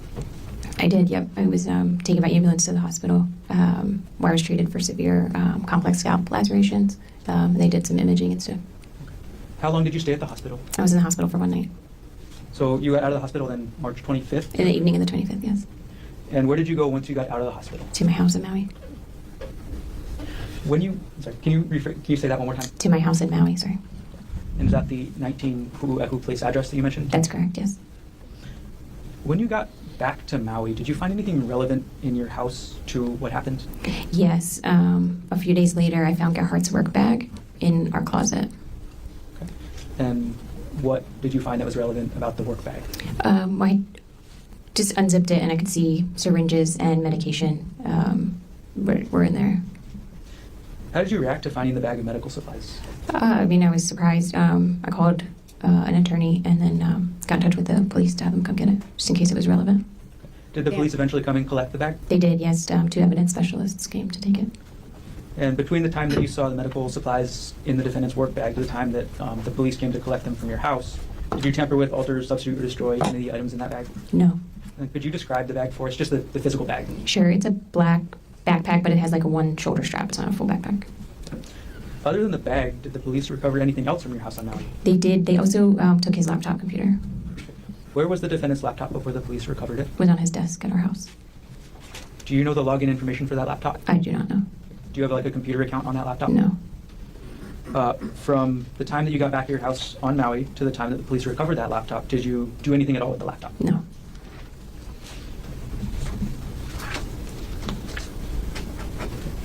Now, You talked about your treatment on Oahu so far. Did you have any sort of medical treatment after you got back to Maui? I did. I had a lot of wound care for. I had a bunch of stitches through my scalp. I had a lot of wound care for that, and then I had some treatment. Actually, great point from Chad, too. He probably stole those drugs from the facility he worked at. There's no other reason for him to have them. I wonder how the facility is, if they have maybe camera evidence of him taking it, or maybe some, they must document how much medical items come in, so they must have noticed some were missing. I wonder how much of that is going to play a role in all of this. It's got to, right? For a distal fracture of my thumb. Were you able to work after this happened? No, I was out of work full-time for maybe 4 weeks, something like that. And then I was on light duty for a few weeks after that. And then ongoing physical therapy for vertigo and for just kind of fatigue and being able to sit at the computer and work on my computer screen all day. So I did physical therapy to kind of strengthen the ability to do that. How long before you were fully recovered, just in terms of able to work a normal work day? Maybe between 2 and 3 months. Wow. Yeah. Damn. Do you have any visible long-term effects from the injuries from March 24th, 2025? Yes, I have scarring on my scalp and my face. And Ariel, could you show everybody in the courtroom the scar on your scalp? Sure. And I want the record to reflect the witness is just pulled her bangs up on the left side of her head to display a scar. Yes. Ariel, how do you normally cover that scar? Until... Objection irrelevant. What? Okay, girl. Sorry, we wanted to know her makeup routine. He said not relevant. I don't know. I was kind of interested in how she ends up doing it because there's a lot of shame that comes in wounds. There's a lot of shames that come in like evidence that I've been abused. And so it actually, I think, could be very relevant to the psychology of the victim, that she has to live every day with a wound that's apparent on her face, that she might have to answer questions about from people who might insensitively ask her about the time her husband tried to fucking kill her. Okay, let's do this because I did not plan to watch this whole video, but now I kind of want to. I also want to see him on the stand, and I don't know when that's going to be posted. Should we pause here and come back tomorrow and keep watching? Because I think now we're invested. I think I'm a little invested now, and I kind of want to know, and I want to see him on the stand, and I want to hear from her. I want to hear from him. So I think we should maybe do that. I think maybe we should come back tomorrow. Okay, I've got a timestamp. I'm going to timestamp this for myself and keep it. I didn't intend to watch this whole thing. And thank you to the person who sent this to me and brought it to my attention, because we did review this story a few months back. But this is just a reminder, and please keep it in mind, that hindsight is 20/20. You won't always see it coming. But if my work and the work of so many people, especially abuse victims who are speaking out, can make you pause during a first, second, third, fourth date, that makes you realize, wait a second, what's happening? Okay, why am I uncomfortable with this person? Regardless of gender, regardless of anything else, you should not feel like you're walking on eggshells in a relationship. You should not feel scared for your life. You should not have constant doubt. You should not be going to bed tired and angry and exhausted and crying. Okay, life is hard, but marriage isn't. Life is hard, but relationships shouldn't be. Okay, listen, I know we go through things are complicated, we have childhoods and backgrounds and cultures and all this stuff, so maybe this message means different things to you at different stages of your life, but ultimately, you deserve to have a healthy relationship. They do exist, and they are real, and they start with you. You deserve, first and foremost, to have a healthy relationship with yourself and have a wonderful, fabulous life as a single person. And if you should meet that person that you love and you would like to have a life with, it should be a healthy relationship because you deserve to have one. Do not let anybody, especially this patriarchal society, convince you that there's no such thing and marriage is hard and everybody struggles. Okay? Absolutely not. A myth of patriarchy to keep women in bad relationships. A myth of patriarchy to teach men that they deserve to also stay in bad relationships because real men don't get divorced. Real men don't stand up for themselves. Neither men nor women deserve, non-binary people included, none of us deserve to be in toxic relationships. We deserve to be in healthy ones. Okay? Life is hard. Marriage isn't. Period. The end. I'll see you tomorrow. Thank you for being here. I appreciate it so much. And hey, this was a really heavy stream. So please take care of yourselves. And actually, wait a second. I have a fun TikTok. Let's do a fun anime TikTok, okay? To clear the air. But just like it was a heavy stream, we talked a lot about heavy stuff today. And just go meditate, go sit with yourself, give yourself a little bit of reprieve, go take a bath, go do something. Because, you know, it was a lot. Okay, here's a funny little TikTok that I saw about anime that the anime girlies will get. And I'm so sorry if you're not in the bubble, but this is so funny. If you're not in the bubble, this might not be funny, but this is so funny. Cool anime we can watch. I got this really cool anime we can watch. Oh, okay, is this Solo Leveling? Nope. Is it Pluto? Oh, here it is. I tripped down the flight of stairs and was teleported to North Korea where Kim Jong-un blew my back out at a souvenir shop, and now I'm reincarnated as a glazed donut in the Slime Now forest. Huh? And that theme song is so tea, too.